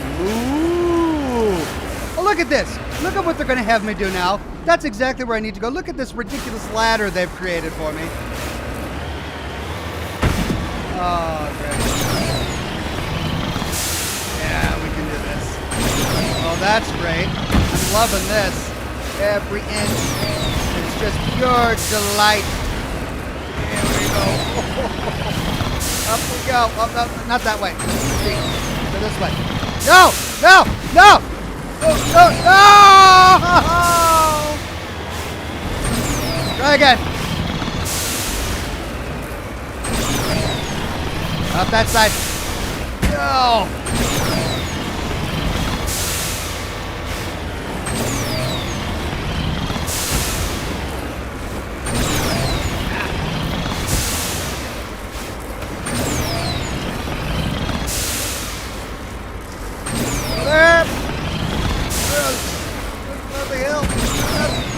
Right.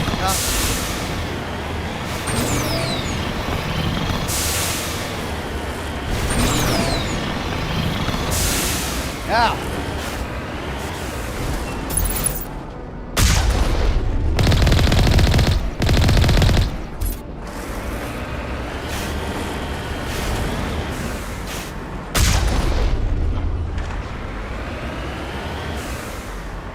Boom. Oticon says, "Hey yo, Oxy, hope you're well. Any thoughts on so far Saren's motive as the antagonist? I mean, really, no. Hatred of humans, wanting power. I'm not exactly sure."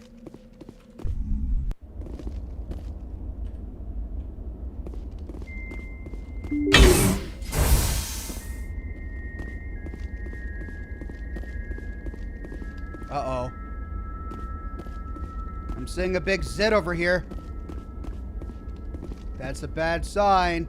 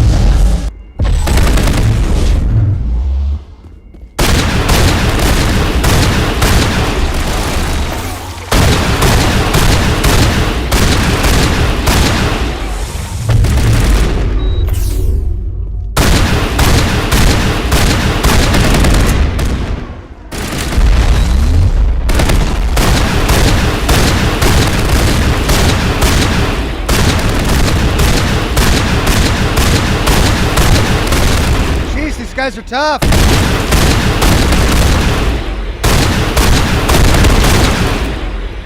Whoa, man, they're bullet sponges.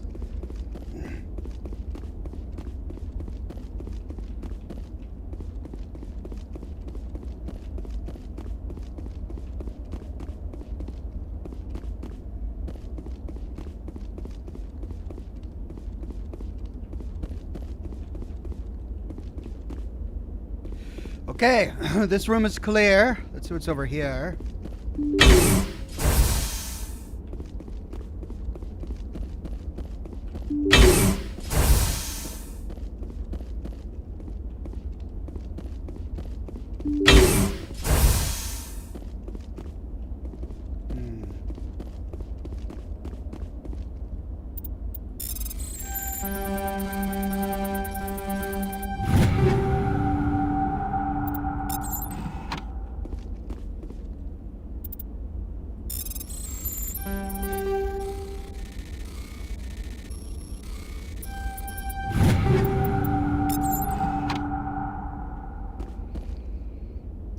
Okay, I should probably go back to the Citadel and sell. I've got too much stuff.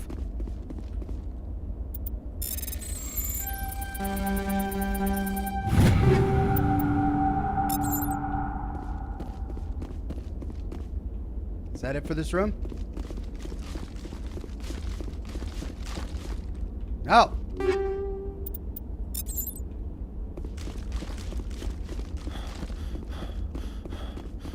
Nice brute forcing, Oxus, Holly. Thanks. That's what I do.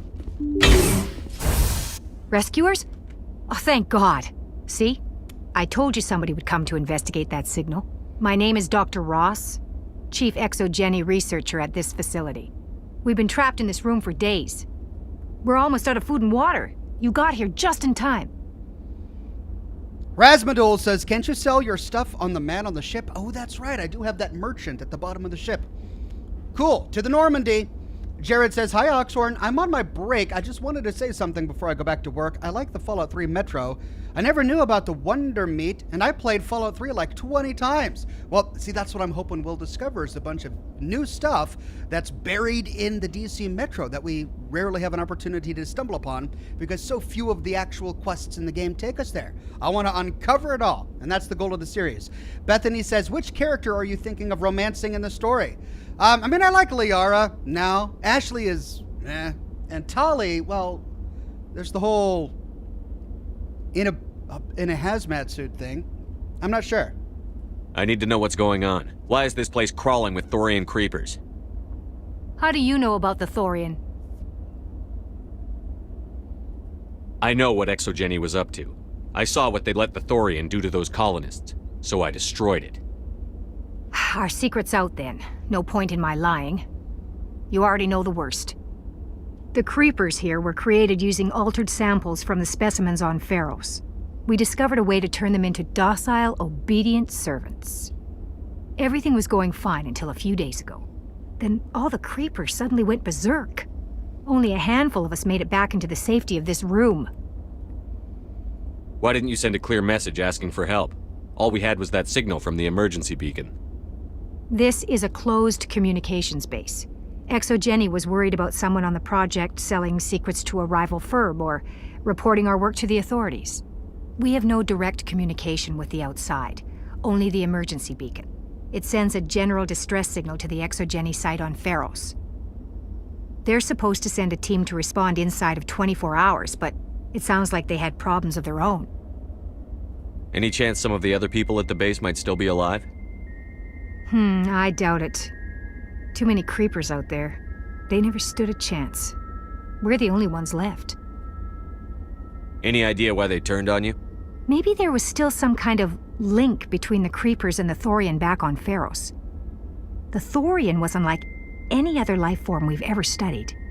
I can't explain how, but maybe when it died, it somehow set off the creepers here. Interesting. Could I have gotten this quest before I went to Pharos and destroyed the Thorian? If so, what dialogue would I have gotten then? I've heard all I need to. Look, I know what we did here was wrong. I'll admit that. But it's over now. There's no sense reporting this to the authorities, right? I'm not gonna murder you, but we're gonna report it to the authorities. You were in charge of this project. The safety of the staff was your responsibility. They trusted you, and you betrayed that trust. Be reasonable. I didn't mean for this to happen. Besides, how does it help anyone if I end up in jail? Normally, Exogeny would have my back, but it sounds like they're going to have their hands full cleaning up the mess on Pharos. But I've got money. A nice little emergency fund I set up. Oh. It's yours if you let us go. Oh, a bribe, huh? I like how we can be like, I should kill you now, or money? Okay. But we're gonna go Paragon and say, I can't do that. The victims here deserve justice. I have to take you in. That's not going to happen. Really? Open fire. Open fire!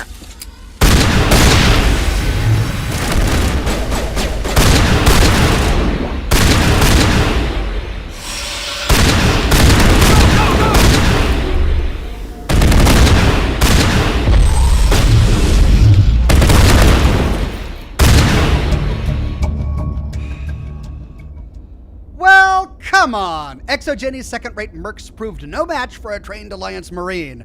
With the last of the science crew dead, there's no reason to linger here. Wow, she was so set on not facing justice that she wanted to be murdered instead? I mean, she shot first. I didn't murder her. She instructed all of her mercenaries to attack me after we came here to save her. That's not my fault. We currently have 252 items. Oh, jeez.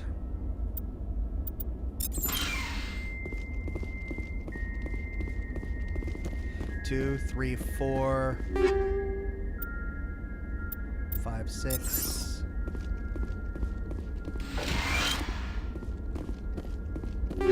Seven, 8. Okay, let's get back to the Normandy and sell what we can. We should probably upgrade our crew too. We've picked up a lot of new stuff.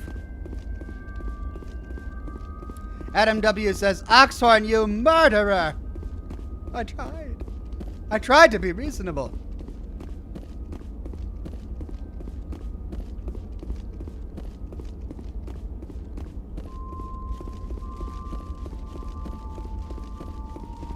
But she wasn't having any of it. Well, what are we gonna say back to the brass? Use your level 9 mods. Yeah, Sam P, you're right, I should.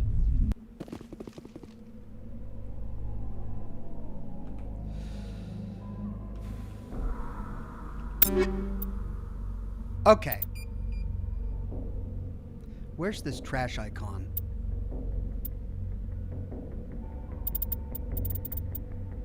Trash icon, trash icon, trash icon. I don't even see a trash icon. Am I blind?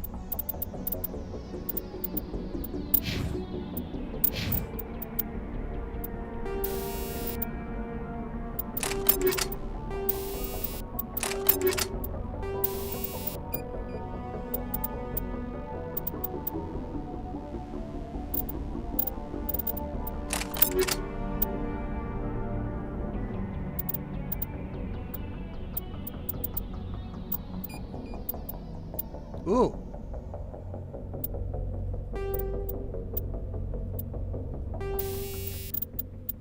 Sledgehammer rounds, yeah.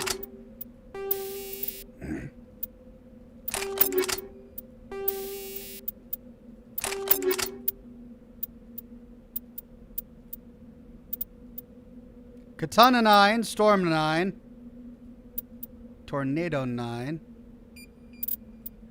Avalanche 9, damage goes down, but everything else goes up. But still, that's 30. Daddy! Whoa! Hey! Did you guys have fun? Yeah, we went to Karina's sister's house. Okay. Well, I'm she had 2 cats and 2 dogs. 2? So 4 animals? Yeah. Wow. All right, I'm still live on camera, so I'll see you when I'm all done. Okay. Hi. Thank you, sweetie. All right, you gotta go. I'm smoking. Oh, thank you. Thank you. Okay, bye. Bye. I didn't see the red light. I forgot to put it on. Sorry. They had a fun day out with the nanny. Looks like they're back home now. How much time do I got? I still got 30 minutes. That's just enough time to deal with my inventory. All right, well, my DPS goes way down with that, but everything else goes way up. Heat sink capacity goes to 9.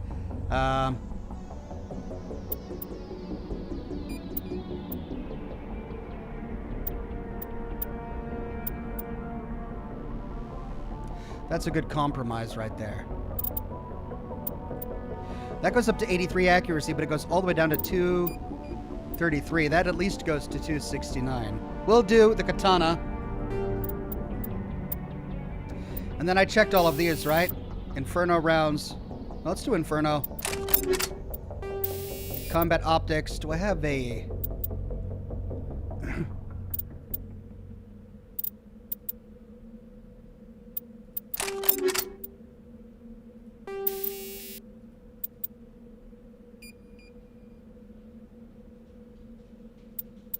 I'll keep what I've got.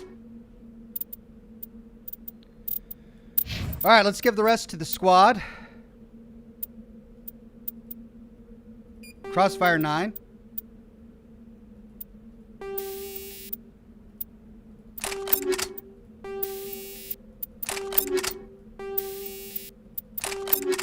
No, we don't want to combat op. Whoops. Got it.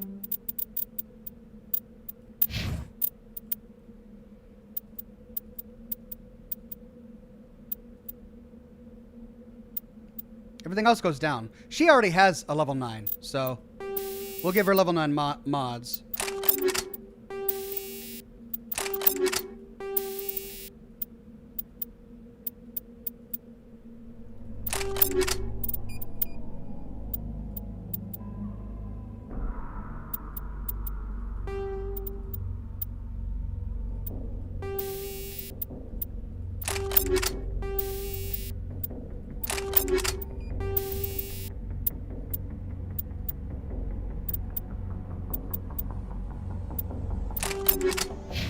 Ah, doggone it, I keep doing it.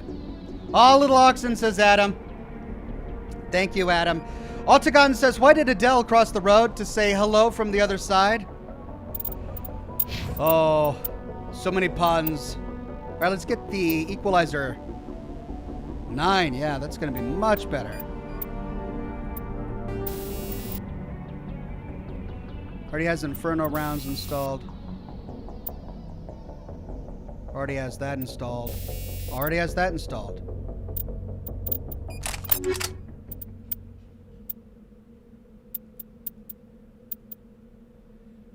Logic arrest tool. That's the same one she already has. Oh, there's the trash icon. Oh. Oh my gosh. All right, well, she's got the best ones, so we can get rid of all of these, can't we? Mark all of these as trash. I'll keep the blue wire tool just in case. Let's get rid of all of the lower level stuff. 7s. We'll keep 8s. Oh, wait, I'm going to sell them. That's right, I wanted to sell them.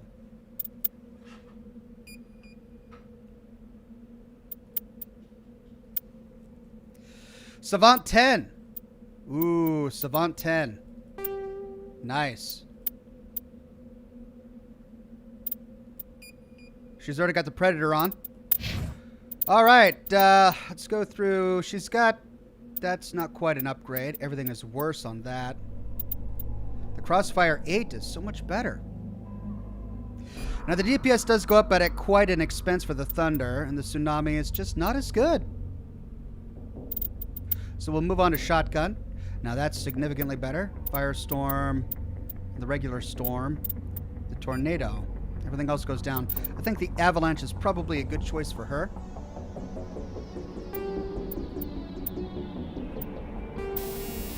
So she's on 7. Let's go to 8s for her.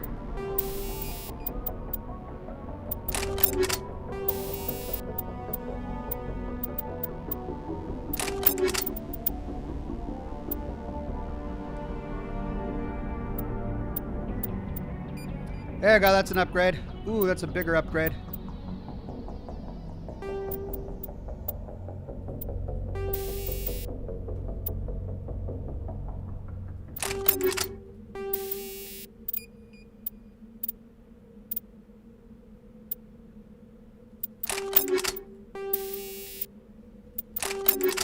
Wait, they don't need frictionless material, do they? So we'll take that off.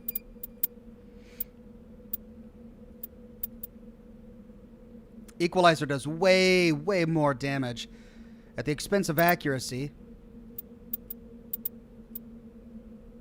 Harpoon does way more damage, far less accuracy penalty, but a huge heat sink penalty. Well, I'll go with Equalizer.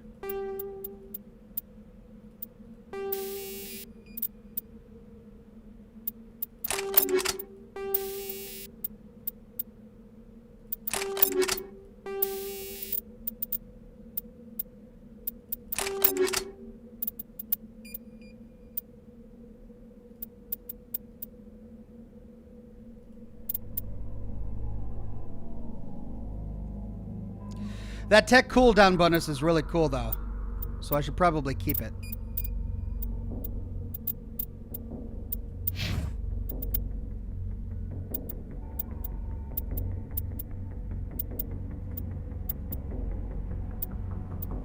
Almost all of these are worse than what I currently have equipped.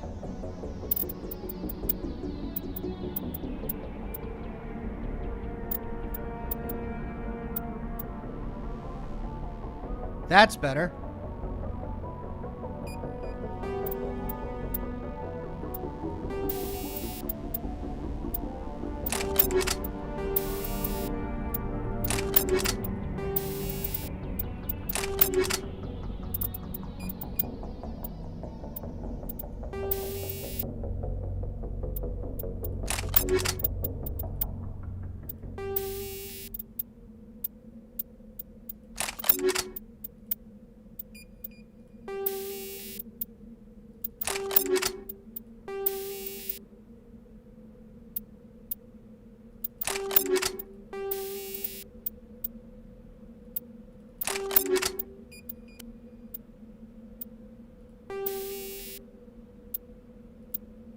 Fusion. High explosive. Toxic damage or, let's do that.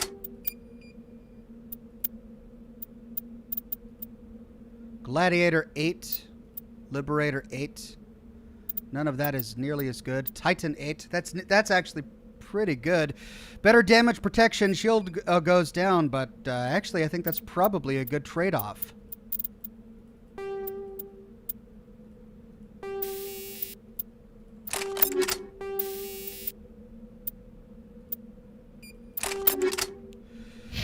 Okay.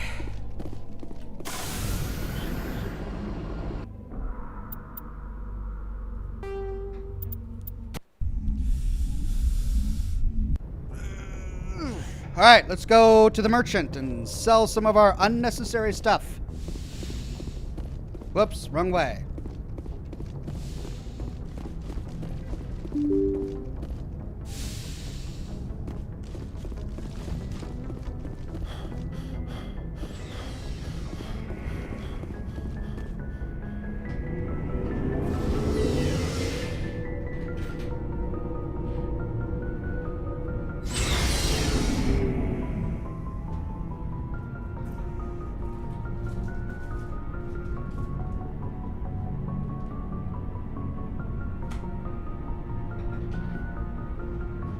New cigar.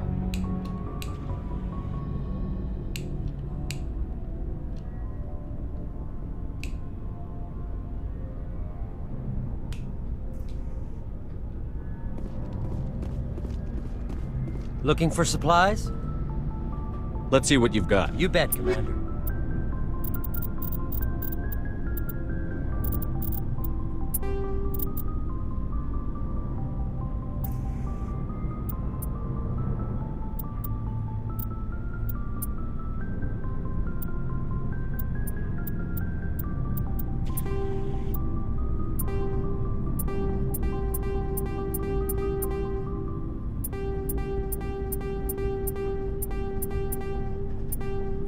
5, 6, 7.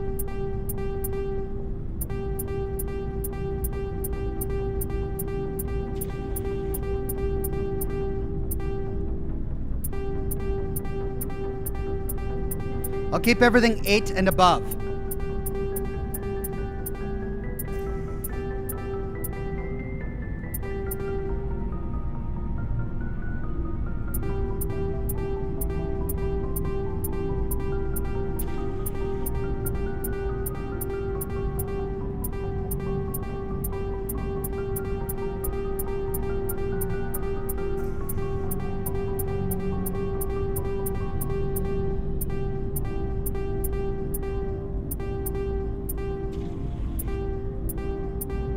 Here we go.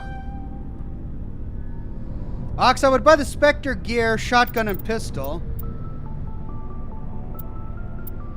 I don't see any on his inventory right now. Oh, here we go. Sniper rifle, shotgun. Let's compare. 250,000. Jeez. It has worse heat sink. No. Yeah, it does. It has worse heat sink capacity. It's got better accuracy. It's got better damage. But it's Spectre 7 and I've got Katana 9. I'm just not seeing the benefit here. This one has worse heat sink capacity, worse damage per second, better accuracy. 138,000. I mean, unless I'm going to get better Spectre gear on the Citadel, this merchant inventory is just not impressing me. Ward Roberts says, hey Oxhorn, you and the Shoddycast storyteller would make a cool lore pair. I could see him telling stories with you telling you about things in the wasteland and you both going on adventures. Lol, that would rock. What do you think? Well, I'm always open to collaboration. I think it sounds fun. You have 8 million, says Weird Beard. Look, I'm happy to spend money if I think it's going to be worth it. But yeah, I'm going to scroll down. I've got all of this Mark 10 gear, right? Mark 9, 8. And then when I get down to Mark 7, I finally find the Spectre gear. The shotgun, it does 50 more damage per second.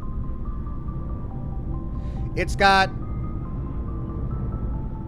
almost 3 worse heatsink capacity, and its accuracy is less than 20 greater.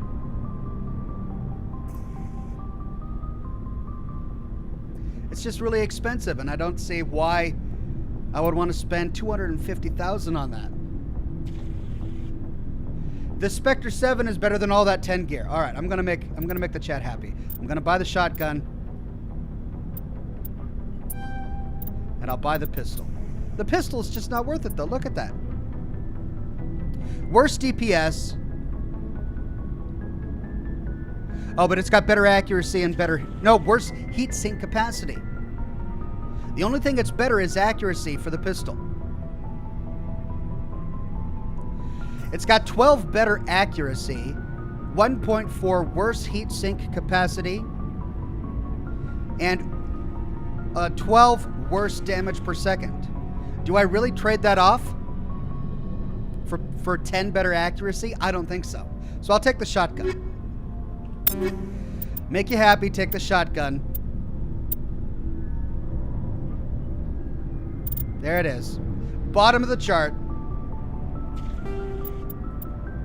Okay. Spectre gear equipped.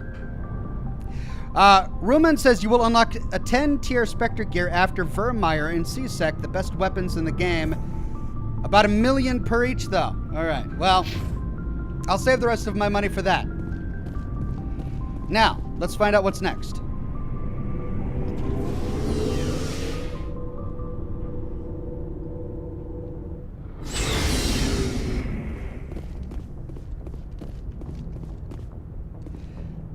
Christopher Lowe says the Spectre pistol is automatic. Oh, really?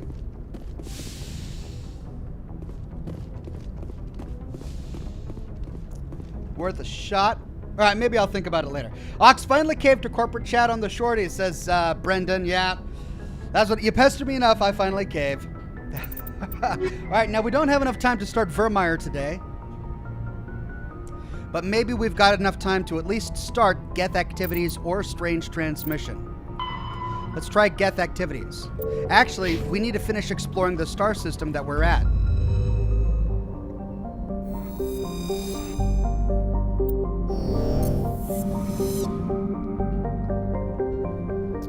We explored everything here, but there are all of these. We went to Matano, we did not go to Caspian.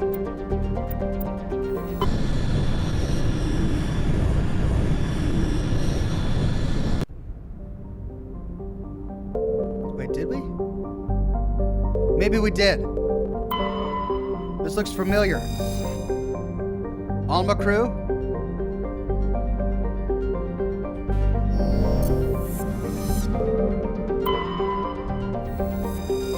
Now this is new, we can survey it. Antida is a standard hydrogen-helium gas giant. Its atmosphere is darkened by traces of sodium. It is one of relatively few planets known with an orbital period of more than a millennia. We can survey it, and we get a Turian insignia. Scans of Antida revealed a group of defunct turrets orbiting the planet. The recon team carefully retrieved one of the turrets and brought it on board. Tally dismantled the weapon and found it was marked with a Carthan outpost insignia. Alright, well then that means we didn't read this one. The Unknown Planet with a sticker tip. Thank you very much, Unknown Planet. Alma Crew has an atmosphere of methane and ethane. Despite its great distance from Caspian, the energetic young star heats the surface almost temperate levels. Thick ground fogs are common at the Terminator, where water ice frozen during the long dark side night meets the warm air masses from the day side. The crust is mainly composed of copper with deposits of sodium. Alma Crew's abundant water and relatively mild temperature and gravity have placed it on the short list of terraforming candidate worlds. However, there is significant opposition from eco-ethics groups who assert that Alma Crew's primitive methanotrophic bacteria may be a precursor to a full-fledged native ecology.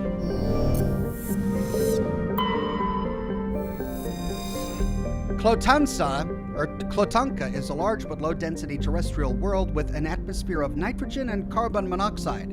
Its crust is composed of sulfur and unremarkable silicates. Occasional deposits of heavy metals, usually the result of meteor strikes, dot the surface.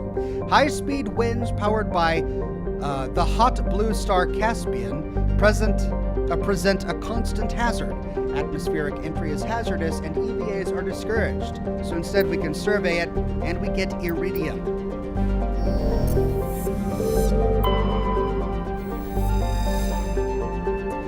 Farnuri has a trace atmosphere of carbon dioxide and helium. The surface is mainly composed of silica laced with iron oxides, indicating the world had an oxygenated atmosphere at some time in the past.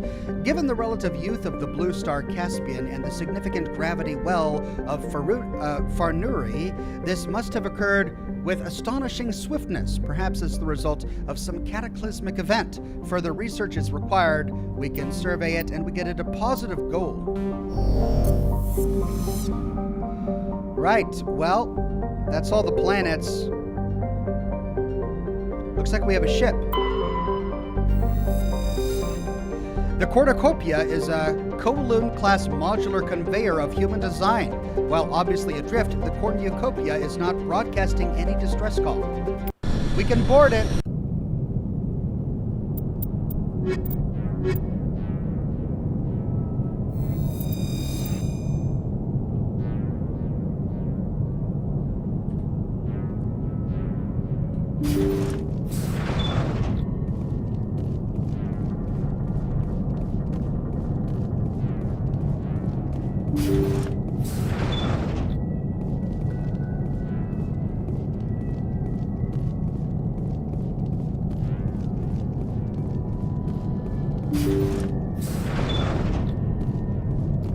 Ooh, it's a maze.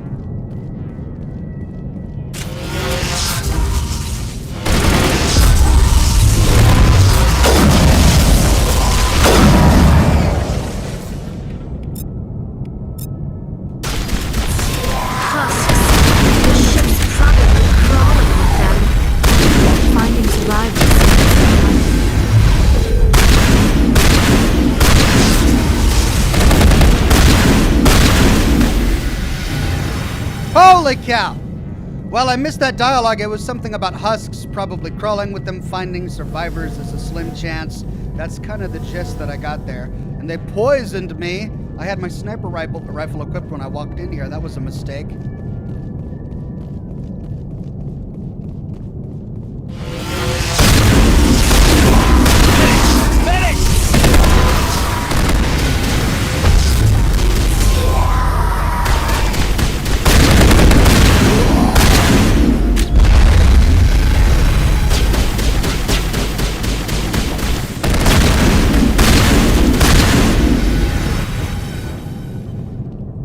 Oh God. Oh God. It's a deadly maze.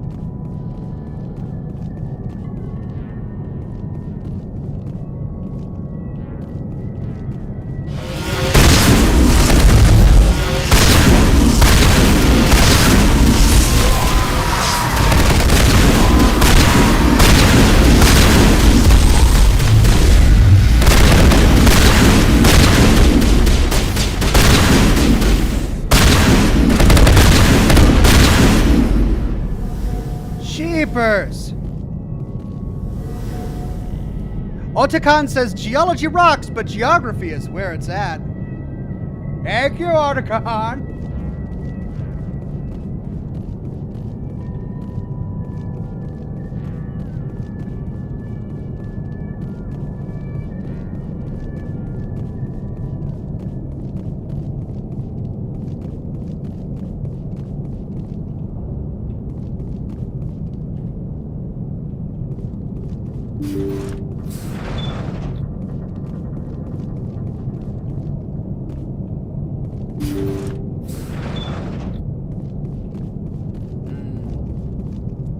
So that was the entire crew. Malfunctioning object, high explosive.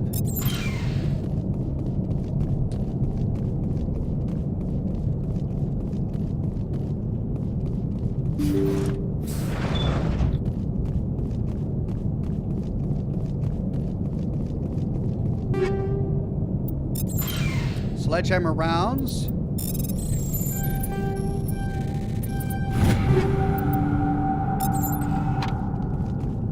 Cool weapons.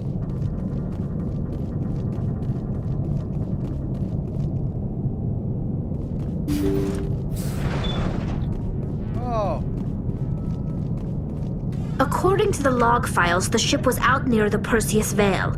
Looks like they found some kind of alien artifact. They brought it on board, and then... This is really weird, Shepard. They plotted a course straight into the Perseus Veil, like they wanted the Geth to find them. What else do the logs say? The entries don't make a lot of sense after that. It's like the captain's mind was falling apart.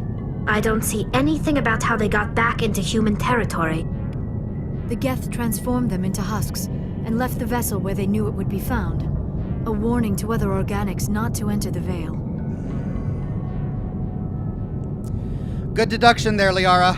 According to the log file, they brought it on board, and then... This is... That artifact must have done something to them. Why else would someone fly into Geth space? The entries don't make a lot of sense after that. The Geth transformed them into husks and left the vessel where they knew it would be found. A warning to other organics not to enter the Veil.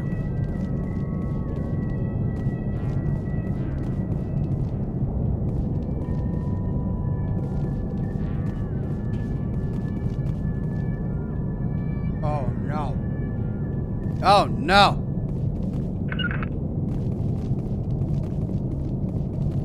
There we go. Shepard, what are you doing, Shepard? Shepard, why are you doing this to me? It's always when I'm leaving a ship or a bunker or something, he starts doing this backwards moonwalk thing. Why are you doing this sideways shuffle, Shep? What is this?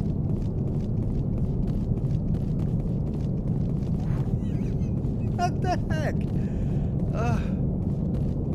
Let's get out of here.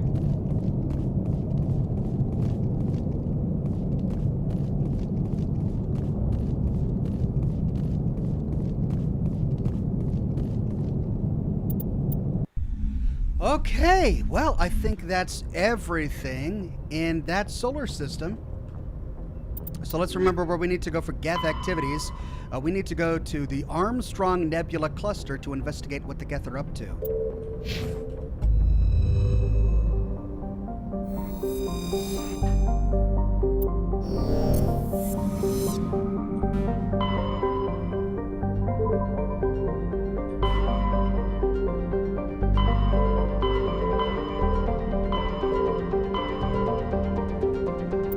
Message coming in from the brass at Arcturus. Patching it through. Normandy? Admiral Hackett here. We're getting reports of a marked increase in Geth activity in the Skyllian Verge. Surveillance drones have identified Geth outposts on 4 different planets in the Armstrong cluster. We need someone to take them out. We have any idea what they're after? Hard to say. They may be just gathering intel on us. Or maybe they're setting up staging grounds for hit-and-run attacks on human colonies. It could be the first wave of an invasion. Let's hope not. We need someone to investigate this, Shepard. Finding Saren is still your top priority, but you've got experience fighting the Geth. You're the logical choice to take out these outposts. We're transmitting all the locations of known Geth outposts in the Armstrong cluster to the Normandy now. Admiral Hackett out. Sounds like we've got a big job ahead of us. Alt Grendel says Shepard just wants to see where he's been. That's why he's walking backwards. I see. Adam W says you forgot to let Shepard dance at the club last time. You're right. A mistake I will not make again. Next time we're there, we're gonna dance. Okay, so we've got 4 systems to explore here.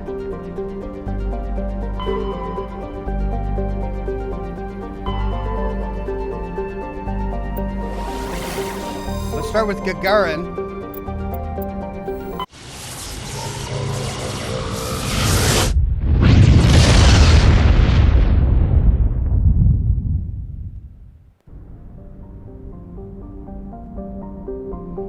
And before we explore this solar system, I'm going to go ahead and do a hard save. Because I am out of time. There we are, ladies and gents. That's part 9 of Mass Effect 1 in the can. We've got Geth activities to complete. We've got the suspicious signal to complete. Then we go to Vermeer to complete the plot of the game and see what happens next. I think we'll probably get to that next week, so I hope you'll join me then. For the rest of this week, I'm going to be making the latest content for Fallout 76 a priority. Steel Rain, I believe, is coming out on Wednesday.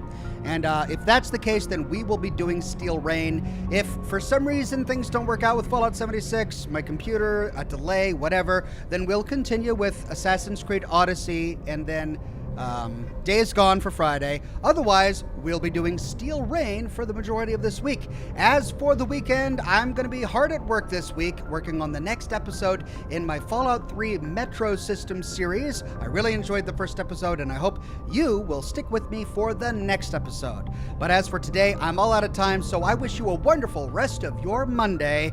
Have a wonderful day, and I'll see you all again very soon with more lore videos and more live streams. Bye-bye now.